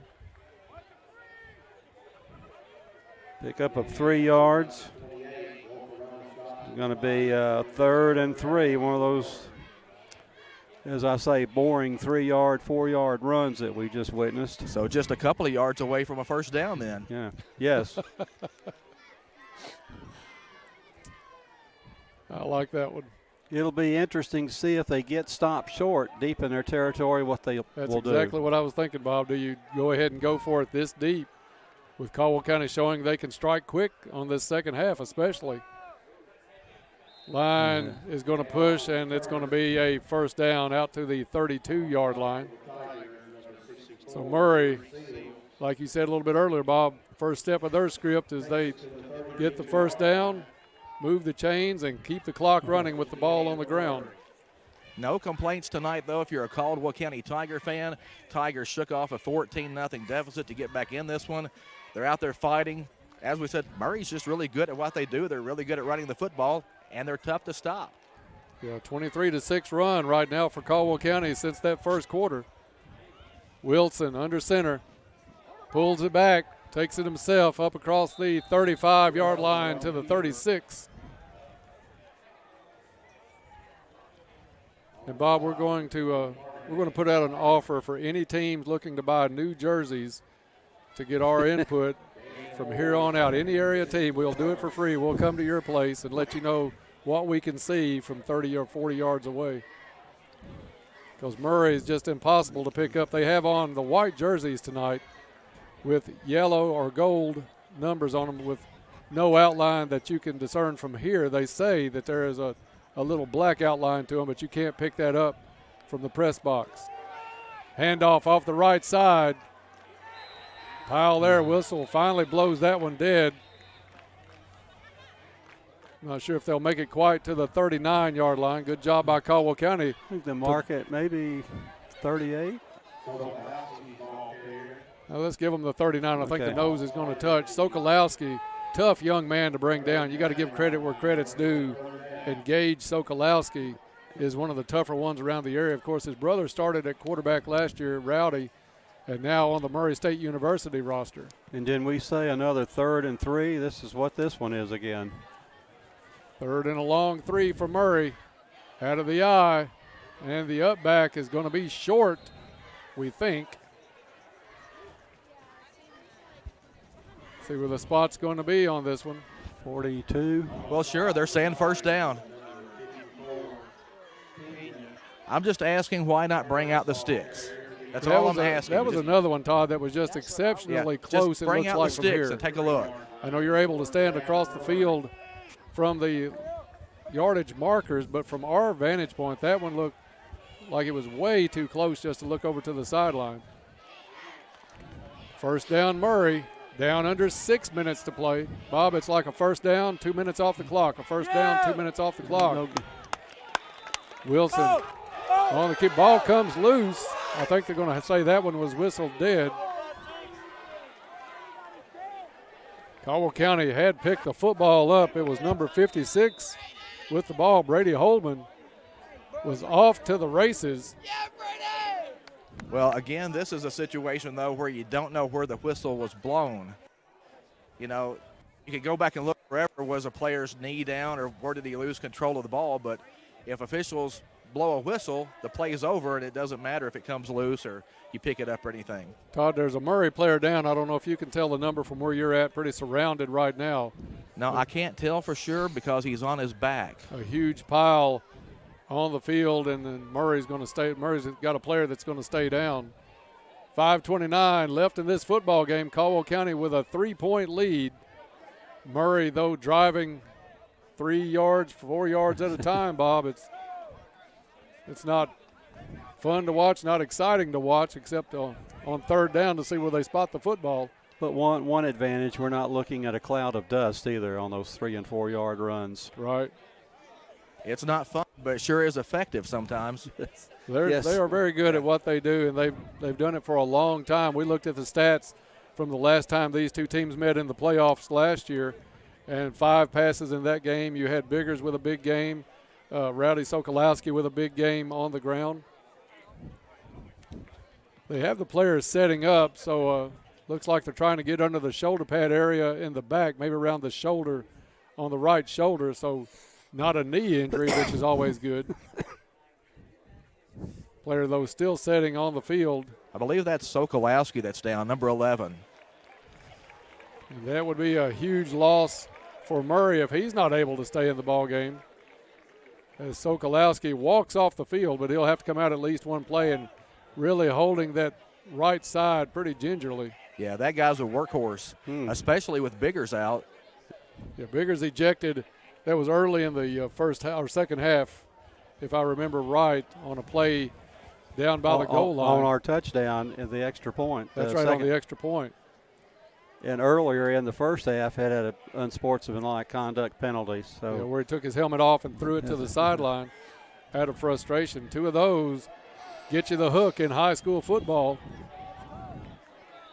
Murray back out on the field without Biggers, without Sokolowski on this play. Todd, if you see Sokolowski come back in, just give us a signal because these numbers are impossible to pick up from here. Murray facing a 2nd and 10 situation right now.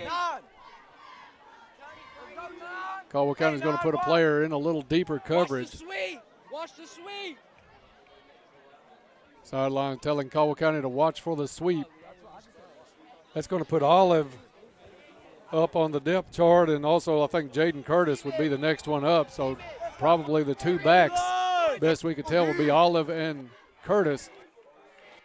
Murray keeps it on the ground and up the middle. Out to the 45. 45-yard line is the gain. And third down and long coming up now. Not the 3rd and 3 variety, but third down and long 7. 3rd and 7. Ball spotted with the nose right on the 45. Big down for Caldwell County, as we'll be under 5 minutes to play before they snap this one away. Looking for a playoff game in 3 weeks right here at Tiger Stadium. Caldwell County with a 3-point advantage at this point, but a long way to go. And I don't believe Sokolowski's come back into the game, Dennis, either. High formation. And it looks like a timeout being called by Murray. They may use that to get Sokolowski back into the ball game. 4:41 left in this one. 23-20 Tigers back after. Do you want to get into the best shape of your life? Okay, let's be honest. You just want to get into some kind of shape. Then now's the time to get to Trilogy Performance Sports and take advantage of their $100 monthly family plan. This offer allows every member of the family living in the house to use the facilities at Trilogy as well as join the classes. What a deal! Don't wait. Get in shape. This offer is only for the month of September. So start exercising now and run to Trilogy Performance Sports to sign up. For more information, go to trilogyperformancesports.com. Welcome back to Tiger Stadium. Teams are huddling at their respective sidelines. 4 minutes and 41 seconds to play in the game. Caldwell County up 23-20. Murray facing a 3rd and 7 situation that may be the key play here in the game. Yeah, a lot of riding on this down right here, Bob. Yes, exactly. And now both teams are out on the field. And for the call, my friend Dennis Stevens. Thank you, Bob. Caldwell County is going to put players a little deeper in coverage here on 3rd down and 7. Wilson under center. The pitch goes to the deep back, trying to get to the outside. Cut off after a gain of about 2. Carnahan on the stop for Caldwell County. And you suspect Murray's going to go ahead and go for it here on 4th down with only 4:24 and counting left in this football game. Going to be 4th and 4. Nice, great tackle that time by Jamison. They had the pitch to the short side of the field. I think it's going to be closer to about a 4th and 5, Bob. The way they spotted that one is just across the 47-yard line. It's a 47, yes. They've got to get to the Caldwell County 47. Almost the 47 of Caldwell County, just shy of it. Or tonight maybe in the neighborhood, but still a good long way to go on 4th down. Wilson trying to draw Caldwell County off at first. Now back under center. Wilson on the keeper, pushes the pile, should come up short. Official runs in from the far side. We got to measure this one. And I think we've got this one. We are directly across from the press box on this one, Bob, and there's no way he got to the 47 of Caldwell County. The official on the Caldwell sideline has the ball marked right at the Caldwell 48. I can't see the football at midfield. They say short. He's short. Tigers will get the ball on a turnover on downs. Murray with another player on the ground. We hope he is well, but we want to celebrate with the Caldwell County sideline as they get that stop on 4th down. Caldwell will take over the football at their own 48-yard line. Bob, I know Murray is good at what they do, but some of those yardages just seem a little too long to try to take a ball up the middle. Well, especially when they didn't have their 2 studs, Dennis, the Biggers and and now they bring out the sticks after they've moved the football. Hey, this officiating crew is something else. I hate to beat the guys up because I know they're short of officials, but this crew is just not very good. Oh, I mean, isn't that ridiculous? Yeah, they made the call and then measured. That's ridiculous. They marked it to 48. Well, now if you're Caldwell, you've got to get this last 3:38 off the clock. I know Murray has used one timeout, guys. Do you know if they have 2 left? I think one is all I can remember, Todd. As Caldwell County's Parker will come out with Carnahan behind him. Caldwell County has run this formation vast majority of the night. And it's Wolford and Fox both in motion. The officials on the sideline blow the whistle. Caldwell County saw a lot of confusion, and they are going to take a Travis Construction and Concrete timeout. 23-20, Caldwell with the lead, trying to put this one away. Back after this. As a community-owned enterprise, the Princeton Electric Plant Board provides services to the people in the Princeton area. One of the services they provide is to make sure the lights are on over our fields and courts for our Caldwell County Tigers. From everyone at the Princeton Electric Plant Board, good luck to all.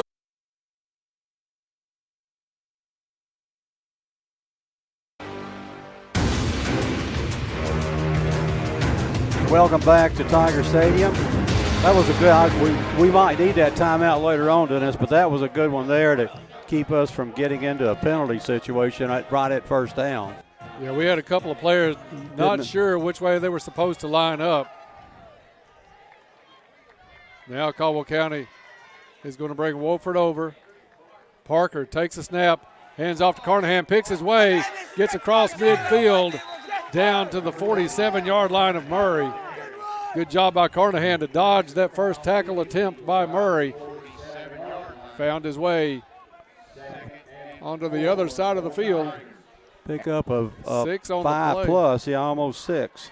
And you've got 40 seconds here, guys. Watch the back judge. I don't think Caldwell County will be snapping the ball before his arm goes up. Usually goes up, and you'll see a countdown at 5.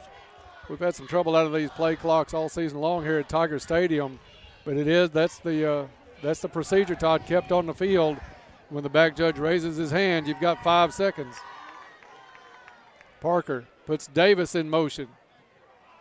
He'll hand off to Carnahan. Carnahan hits the line, maybe 1 on the play. But the clock's still running as we are at 2:40 left in this one. Caldwell County nursing a 3-point lead, 23-20. It's even got Coach Earl on edge a little bit up here in the box. Bob. Third and 4. Wanting Caldwell County to keep this lead and host that playoff game. Not only Coach Earl on edge, but Bob on edge as well. Gus Fox in, Landon Davis out as Parker brings the play in from the sideline. Tigers content to take all the time they can off the clock. Chambliss is going to regroup and come to the left side. 2 receivers, Bumpus and Chambliss. Chambliss, the inside receiver. Parker, hand off to Carnahan. Carnahan lowers his head, and he's going to be stopped shy of a first down. But he gets closer, though. Murray sees that clock ticking down, and the Murray Tigers take a timeout to try to save a little bit of clock. 23-20, Tigers with the lead, back in 30 seconds. Caldwell Medical Center presents their Community Health Festival. This event promotes better community health and wellness by showcasing various opportunities and services Caldwell Medical Center offers. The festival will be located on the Caldwell Medical Center campus and will offer a variety of activities throughout the day, giving attendees an opportunity to experience different areas of the hospital and interact with the faculty in a well-rounded and fulfilling way. Looking forward to seeing you there. Welcome back to Tiger Stadium. Caldwell County facing a 4th and 2. 1 minute, 52 seconds to play in the game. Caldwell County in Murray territory at the Murray 44-yard line, and it looks like we're going to punt the ball, Dennis. And they are bringing Nichols out on the field. Yeah, guys, I think you've got to punt this and try to pin Murray here. Yeah. You give them too good a field position. They've got a couple of key guys out on offense. Pin them deep and make them go the length of the field in under 2 minutes. And what we don't want is a block. That's absolutely essential. Well, we can just pick it up and run with it. Wherever it's at. Nichols with a good snap. He'll roll, put the ball in the air, hits at the 15-yard line, takes a good Caldwell bounce, and a great punt by Timothy Nichols is going to be down at the 6-yard line. And took a little time off the clock, down to 1:43 left to play in this football game. Bob, that last extra point attempt looms a little bit larger now. Yeah. Murray just has to get close enough for a field goal. 23-20. Yeah, that definitely makes it look like the right call when the guys go out and execute like that. Oh, a great punch. You couldn't ask for any more. Adam Nichols on that kick, nose of the football right on the 6-yard line. Well, and coverage down the field, the guys had people in place and just able to let that ball roll down to the 6-yard line and kill it. Obviously a great week of practice. Coach Barnes talked about that with you, Bob, in the coach's interview this week, how the kids have done a great job in practice this week, and it's paying off. Their execution tonight, by far the best all season. Absolutely. Timothy got off a 38-yard punt then. And it's going to be Wilson going to the air, looking back, incomplete, no flag on the play, and then a late flag comes in on Chambliss. I thought Chambliss had good coverage. I'm not sure, though, that he was able to look back at the football. Yeah, I think there was a little grab there. I was kind of anticipating the flag, so again, I'd much rather my defensive backs reach out and grab somebody than let somebody run free and get a big play. In high school, it's just a 15-yard penalty, so, line up and play again. And they don't put that time back on the clock either, so. Chambliss had decent coverage, but I'm like you said, Todd, he may have had some contact, and also I'm not sure that he saw the ball coming in and was kind of face guarding the receiver. At least it's not like pro ball where it's pass interference at the side of the interference. Yeah, it's going to be out to the 21-yard line instead of well past the 30, maybe closer to the 35. 1st and 10, Murray, 1:37 left in this one. Tigers trying to nurse that 3-point lead into a first-round home playoff game. Wilson keeps it himself, options, and he's got some room, gets down the sideline near midfield and out of bounds in Tiger territory. Olive was the ball carrier, Olive with a lot of speed. And the pitch picks up big yardage for Murray into Tiger territory at the 49-yard line of Caldwell County. I think Caldwell County bit on the fake, on the play action up the middle. And Wilson took it to the outside, a late pitch over to Olive, and Murray in business now in Caldwell County territory at the 49-yard line. Wilson. Again, the pitch to the outside, enough for a first down again. Caldwell County able to tackle him in bounds, though, so the clock will run. They'll reset the chains and wind the clock. 1:22 right now, but they will start that up. Ball at the 38-yard line. Caldwell County's got to watch these edges. Murray lines up with two receivers. Another, and a big hit. I think that was Davis coming in, wrapping that one up. Davis read that pitch all the way as Murray tried to go to the well once too often. And Landon Davis gets the hit for a 2-yard loss. And that's another play I want to see a video of. I don't think Murray's been set the last couple of plays. And the snap back to Wilson. Wants to go over the middle, throws. This one deflected and almost intercepted. Triple coverage is what Wilson threw into. And Caldwell County deflected it. I think that was Carnahan that got the deflection.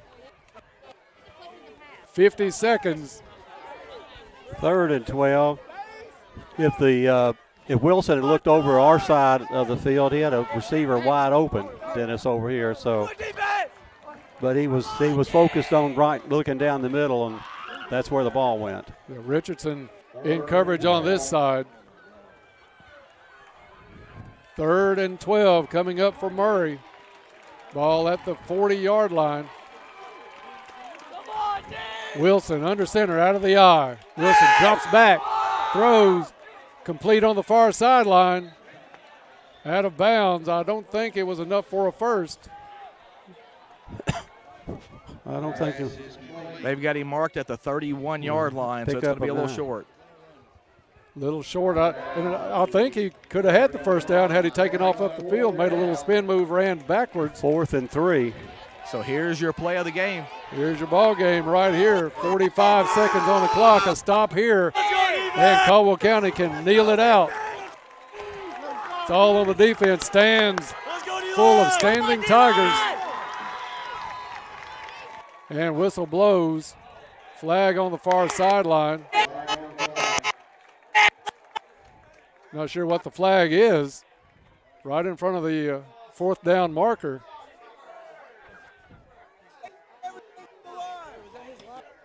Go Green Field report, Todd, if you can tell what the confusion is down on the far sideline. Well, there was a penalty on the play, but I'm not sure if maybe Murray called timeout beforehand. It's just going to depend on what they call on the other side. You know, John, I think we'll keep it right here and try to get to the bottom of this one. It's tough sometimes to tell when a coach on the sideline might call a timeout and when it's acknowledged by the official on that sideline. So generally, you get a break. If it's close, they'll pick up the flag and give you the timeout. Thank you, Todd. Ball at the 31-yard line. 33 seconds is all that's left in this one. I still don't think Murray is in field goal range at this point. But it's fourth down, so this play is kind of all or nothing for Murray at this point. Not sure if they have one timeout left. They've used two that we know of. So game basically on the line on this play, Bob, before we can do anything else. If it's a first down, they'll stop the clock to move the chains. If it's not a first down, then Caldwell County is going to come out in victory formation and salt this one away for the biggest win of the season. A little explanation going on with Coach Barnes here on the near sideline. It was a sideline warning on Murray, so they won't be marking anything off. They're trying to decide where the clock should be. I think they're going to put 41 seconds on the clock. So they're going to add 8 seconds. We'll have 41 seconds. But I think that's immaterial, at least for this play. Yeah. If the Tigers can make the stop, it's a win for Caldwell, so we'll see. Todd, in your background, I heard Coach Barnes ask how many timeouts they had left. He thought they were out of timeouts. I'm not sure what the official signaled, but it looked like he signaled they had one timeout left. Yeah, I'm not sure. There's officials talking with coaches on both sides of the field. Whoever gets out of here tonight with an L is going to be upset one way or another. There's been several calls that I don't know, that I didn't agree with, I guess. So whichever side wins is going to forget a lot of that, and whichever side loses, that's going to be a big story. Yeah, it's going to be a tough one to swallow for one of these two teams tonight to come out on the losing end of this one. But you do like the play of Caldwell County, especially after that first quarter, Bob. Early in that first quarter, it looked like it was going to be another one of those long nights for Caldwell County, and we were going to gas the van up and get on the road in 3 weeks. But the Tigers have responded tonight in a big way, and they hold a 3-point lead precariously right now, if you will, though, on fourth down and 3 coming up for Murray. Tiger fans need to get loud on this one here at Tiger Stadium, as Wilson will get set to go under center. 2 receivers to the right, 1 to the left. Caldwell County off the receivers by about 7 yards on each side. It's going to be up the middle, and looks like he got the first. Yeah, I think he's got the first down. Maybe down to the 27-yard line. They'll reset the sticks and start the clock. 37 seconds right now on the clock. And the ball spotted at the 27-yard line. 1st and 10 Murray. Wilson drops back, throws it incomplete through the hands of the receiver at the 23-yard line. 2nd and 10 coming up for Murray. Well, now those 8 seconds they added to the clock might make a difference. Seemed like a lot of time to add to that, didn't it? I wish we had the instant replay at times so we could check on that, but if we would have instant replayed everything tonight, we'd still be in the second quarter. But we may have been farther ahead. Yeah, that's true too. 2nd down and 10 coming up for Murray. Caldwell has 2 timeouts left. Murray has 1, according to the official on our sideline. Wilson goes under center. Only 1 back in the backfield. Two receivers set on each side the first time tonight. Wilson drops back, has time, throws. Caldwell County's Bumpus made a break for it, went for the ball. It's incomplete, but a nice play, almost timed out perfectly by Xavier Bumpus. Bob, he saw that one coming the whole way, tried to plant it and jump in for the interception. Instead, the deflection will leave it 3rd and 10, 27 seconds left. Great defensive play that time, and you almost know they're going to the air these next two times. Yeah, that was the first time we've seen Murray with just a single back set tonight, as they had two receivers on both sides. We'll see if they set up again in the same formation. Looks like they will go back to the straight I formation. Wilson under center. Pulls it back himself, keeps it down to the 25-yard line. Clock running, though. That was an odd play to use this much of the clock. And could they be setting up a field goal attempt to try to tie this game? Yeah, you'd almost see which hash mark their kicker wanted to kick from, and it is a timeout. Murray. It's 4th and 8. 16 seconds left. Little strategy by Murray. The ball spotted at the 25-yard line, so you take it back 7 yards to the 32, make it a 42-yard attempt. I don't know. Yeah, you 42. Think so? You think that's a I don't know that. feasible kick? I don't think he's judging from one of his missed extra points. If it's a different kicker, I don't know if Franz has it in him. Yeah, Franz didn't hardly get it to the goal post on the last extra point attempt. Yeah, I kind of agree but with Davis Bob. has a pretty good leg. You know, you look at a couple of their extra points tonight, and I'm not sure if they have a 42-yard field goal in them unless they have a different kicker that, with a little stronger leg that can come out there and maybe try that. But you got to admit that was an odd play call if you're not going for the extra point to run that ball up the middle with only one timeout left, exactly. knowing you're not going to stop the clock with where that ball was ran. We'll see what Murray lines up with as they face 4th down and 7. They are going for the field goal, it looks like. Yeah, and it is. They're going to spot this one. Like we said, it'll be at the 32, so a 42-yard attempt. Yeah, they put a tee down, so here we go. Big one coming up here. A lot of things can play in here. You've got to have a good snap. You've got to have an excellent contact to this kick. In Caldwell County, you don't need to jump. You don't need to make this any closer than what it is. And I think Caldwell County is going to take the timeout after they saw Murray come out and set up for the extra point or for the field goal attempt. We'll take a 30-second timeout and be back. Caldwell with a 3-point lead, looking to salt this one away. Hi, this is Daniel Ingram with H&R AgriPower. Take care of your property with equipment you can count on, like the Kubota BX and L Series compact tractors. Part of our under 100 horsepower tractor lineup, rated #1 for reliability. And Z Series mowers and Sidekick utility vehicles where durability meets speed. Visit H&R AgriPower, your local Kubota dealer, for a demo today. Go to KubotaUSA.com for full disclaimer. Take a test drive at your Kubota dealer. H&R AgriPower, Eagle Way, Hopkinsville. And welcome back to Tiger Stadium. Murray attempting to try to tie this thing up, looking at a potential field goal. We don't know what will happen when they break the huddle and come out. And, guys, the 25-yard line is the line of scrimmage on this play. So if the Tigers get a hand on this ball and it crosses the 25, Murray cannot pick it up and run 20 yards and have a first down, which we, saw earlier this night on a punt. So, little details like that we're taking notice of now more than you would in your average game. Yeah, I think everything's in play tonight. You better take care of everything. And they're not going for the field goal now. I think. Oh, they are. Yeah, yeah, he's going to place the tee down again. 42-yard. 42-yard attempt coming up here. This one to try to send it into overtime. It's Davis back in. It's not Franz. It's Davis that will take the kick for Murray High. 16 seconds on the clock. With this, a 42-yard field goal attempt. Are we going to ice him again? No, I don't think so. Good snap. Kick is in the air, and it looks short, and it is short. Caldwell County will take over. One knee, and this one is done, and Caldwell County will get the win tonight. Coach Earl's happy up here in the box along with us because that means a home field first round playoff game on a terrific comeback by Caldwell County. Down at one point in the first quarter, 14-0.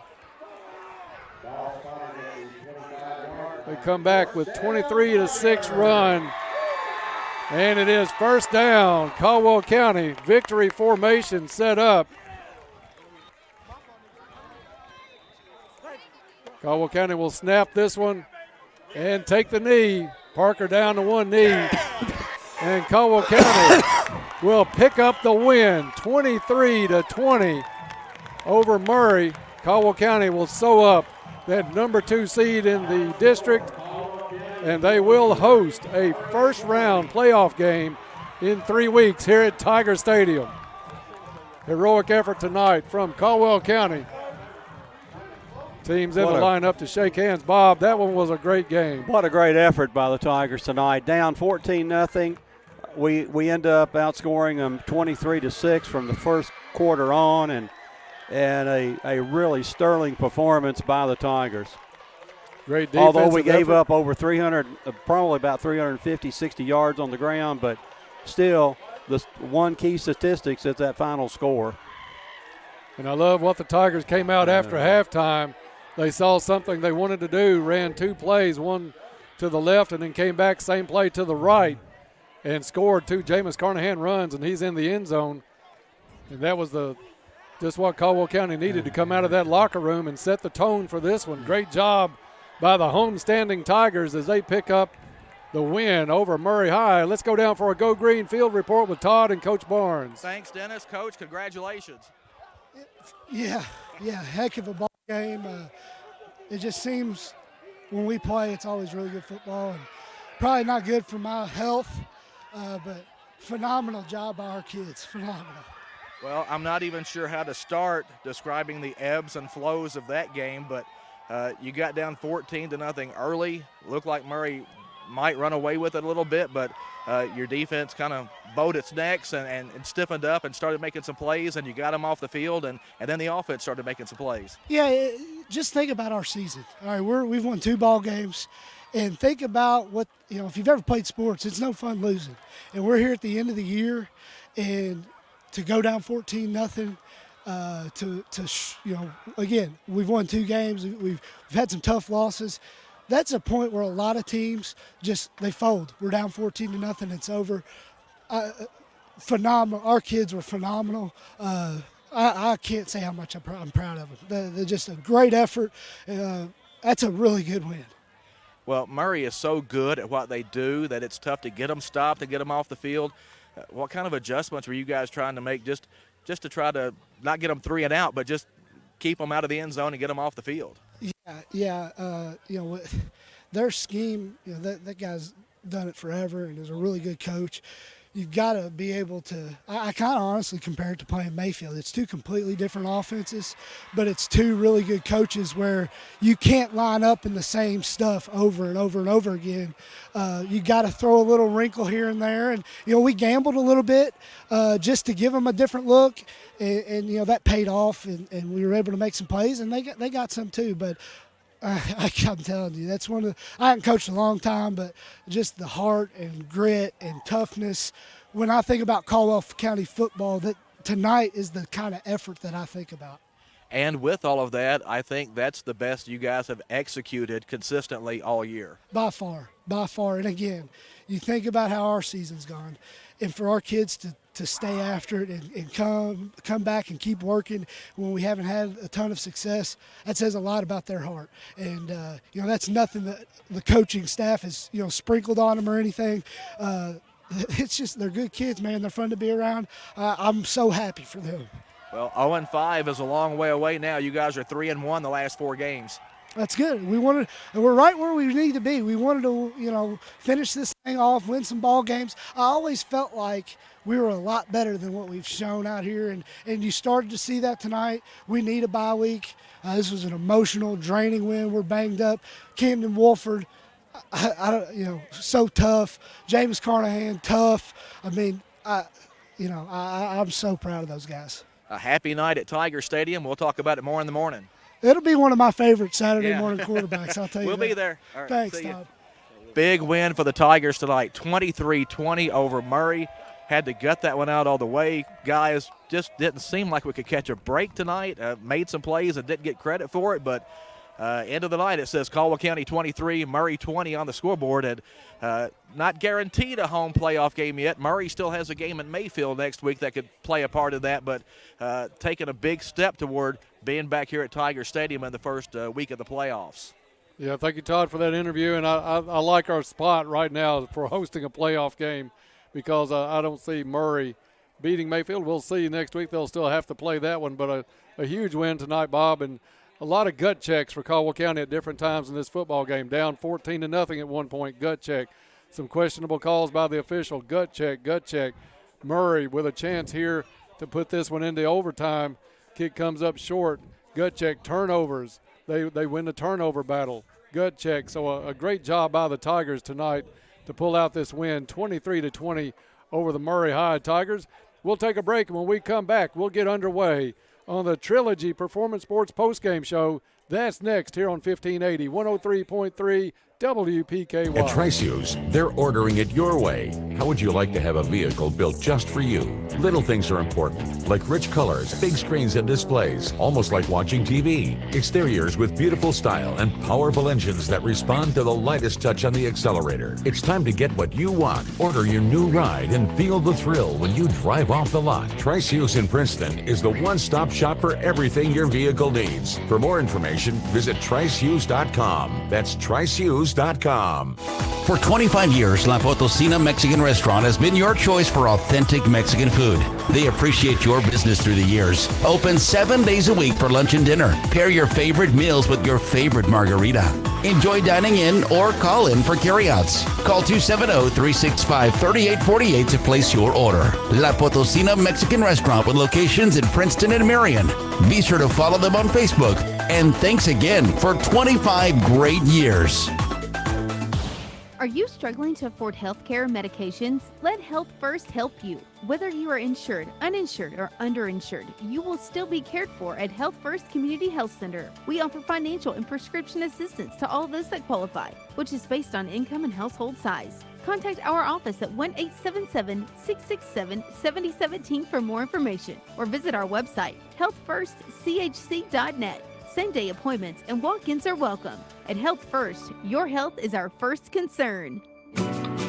Hey, it's Megan with Brantley Furniture, and we have the furniture. The trucks continue to roll in with new merchandise just about every day.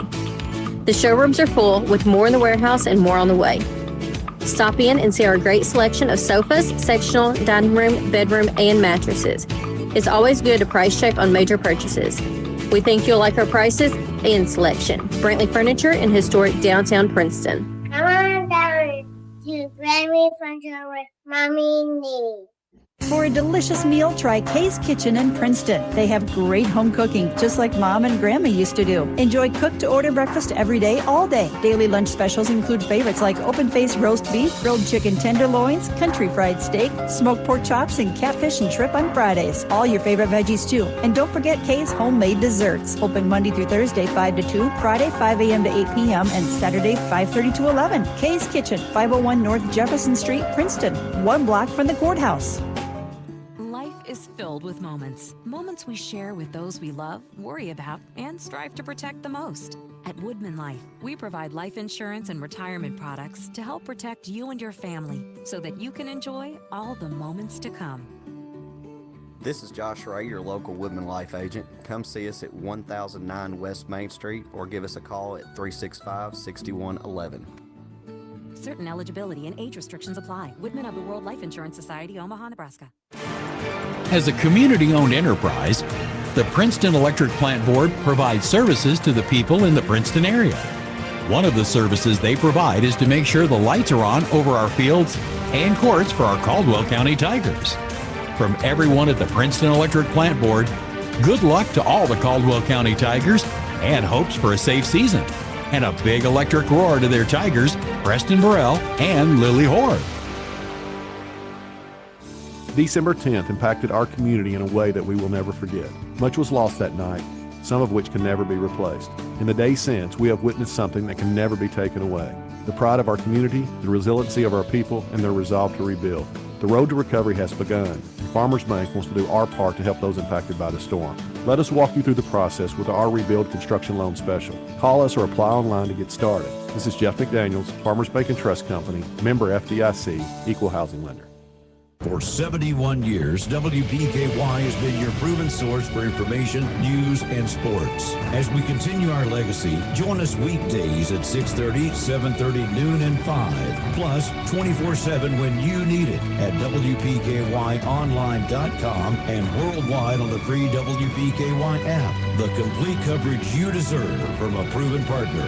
No fees. The way it should be.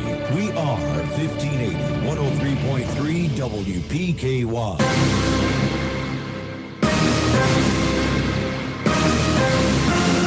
Time for a recap of tonight's action.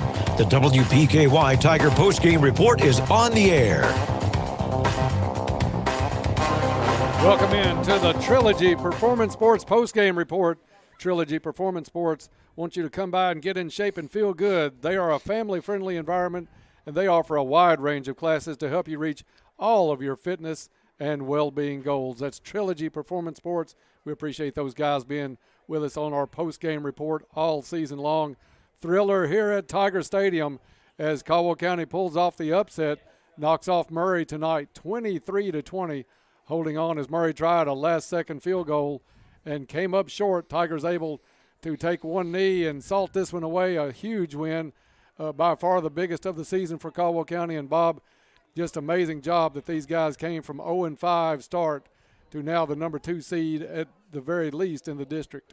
And becoming a pretty good football team in the progression of the season. And I really love what Coach Barnes said there. When you think about Caldwell County football, you think about the kind of effort that was put on the field tonight by our Tigers, and that's true. And that can only help these freshmen and sophomore-laden players out here get a hold of that and experience that. So, the future looks bright for sure now, and it looks even brighter for next year and the year after next. So, tremendous effort by the Tigers tonight. No mistakes, no turnovers. Great defensive effort. I'd love to see the tackles that Camden Wolford referred to by Coach Barnes, and also I know Jameis Carnahan was in a lot of tackles, and Connor King made 2 or 3 solos himself. Maurice Seals. So these kids are getting a lot of experience, and I always felt like these last 3 games were winnable, and we've gotten Fort Campbell in the win column. We've got now Murray in the win column. Now we got to look toward Trigg County in 2 weeks and try to get that one in the win column. And having an off week coming up here, I think, really benefits us. Oh, absolutely does. I think it's at a perfect time for Caldwell County. You know you're going to be banged up after this one a little bit because of all the physical play at the line of scrimmage tonight by Murray as they ran the football so much. But just a great job by the Tigers. You're listening to the Trilogy Performance Sports postgame report here on WPKY Princeton. Todd, you and Gary ready for the stats. You just let me know, and we'll send it down to you guys on the field. Okay, I think we're about ready to roll down here. Okay, I've got one score real quick, Dennis. In the fourth quarter, it's Union County 20, Paducah Tillman 16. So no final yet, so that game's still going. I'm trying to see if I can track down a final, but I haven't seen anything yet. There's a brand-new Titleist golf ball on the line in that one, and I'm not wanting to let that one go. Another score, Todd, in the 5th inning, my Dodgers are getting beaten 2-1 right now, so we hope that one turns around as well. I would give you the St. Louis Cardinals score, but I think they're done. All right, you guys take it down. Last Go Green field report of the night for our post-game report here on the Trilogy Post-Game Report with Todd and Gary. All right, thanks, guys. It's time for the game statistics brought to you by West Kentucky Memorials with locations in Princeton, Cadiz, and Hopkinsville. Proud supporter of Caldwell County football. Their son is a Caldwell County Tiger, senior Jameis Carnahan. West Kentucky Memorials offers quality handcrafted at granite memorials. The game stats brought to you by West Kentucky Memorials. And, Gary, I'm just going to guess that Jameis Carnahan's probably in the stats someplace.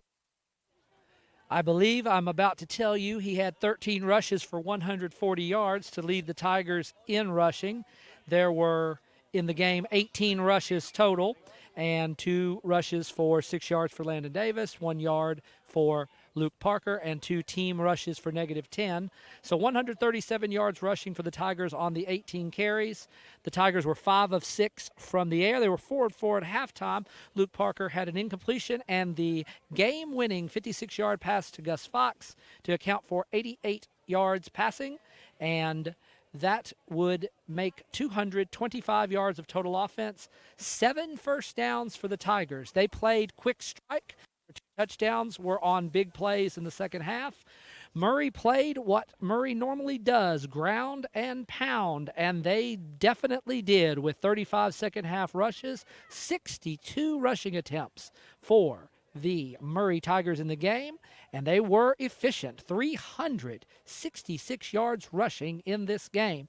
And the big loss of Xavier Biggins cannot be understated in this game. Xavier finished with 71 rushing yards as he had at halftime. Sokolovsky had 5 carries in the second half, bringing him to 15 for 96 yards.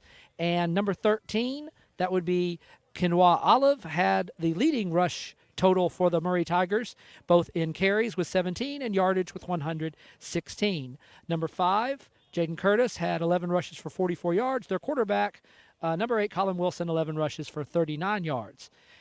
Murray was not as efficient in the air. They had to go to the air more in the second half, and they were 1 of 5 in the second half, so they were 4 of 10 for the game, 53 yards, only completing 1 9-yard pass to number 21, Camden Hudspeth, in the second half. He was their leading receiver with receptions, too. Their leading receiver in yards was Xavier Biggins, who had the 37-yard touchdown in the first half.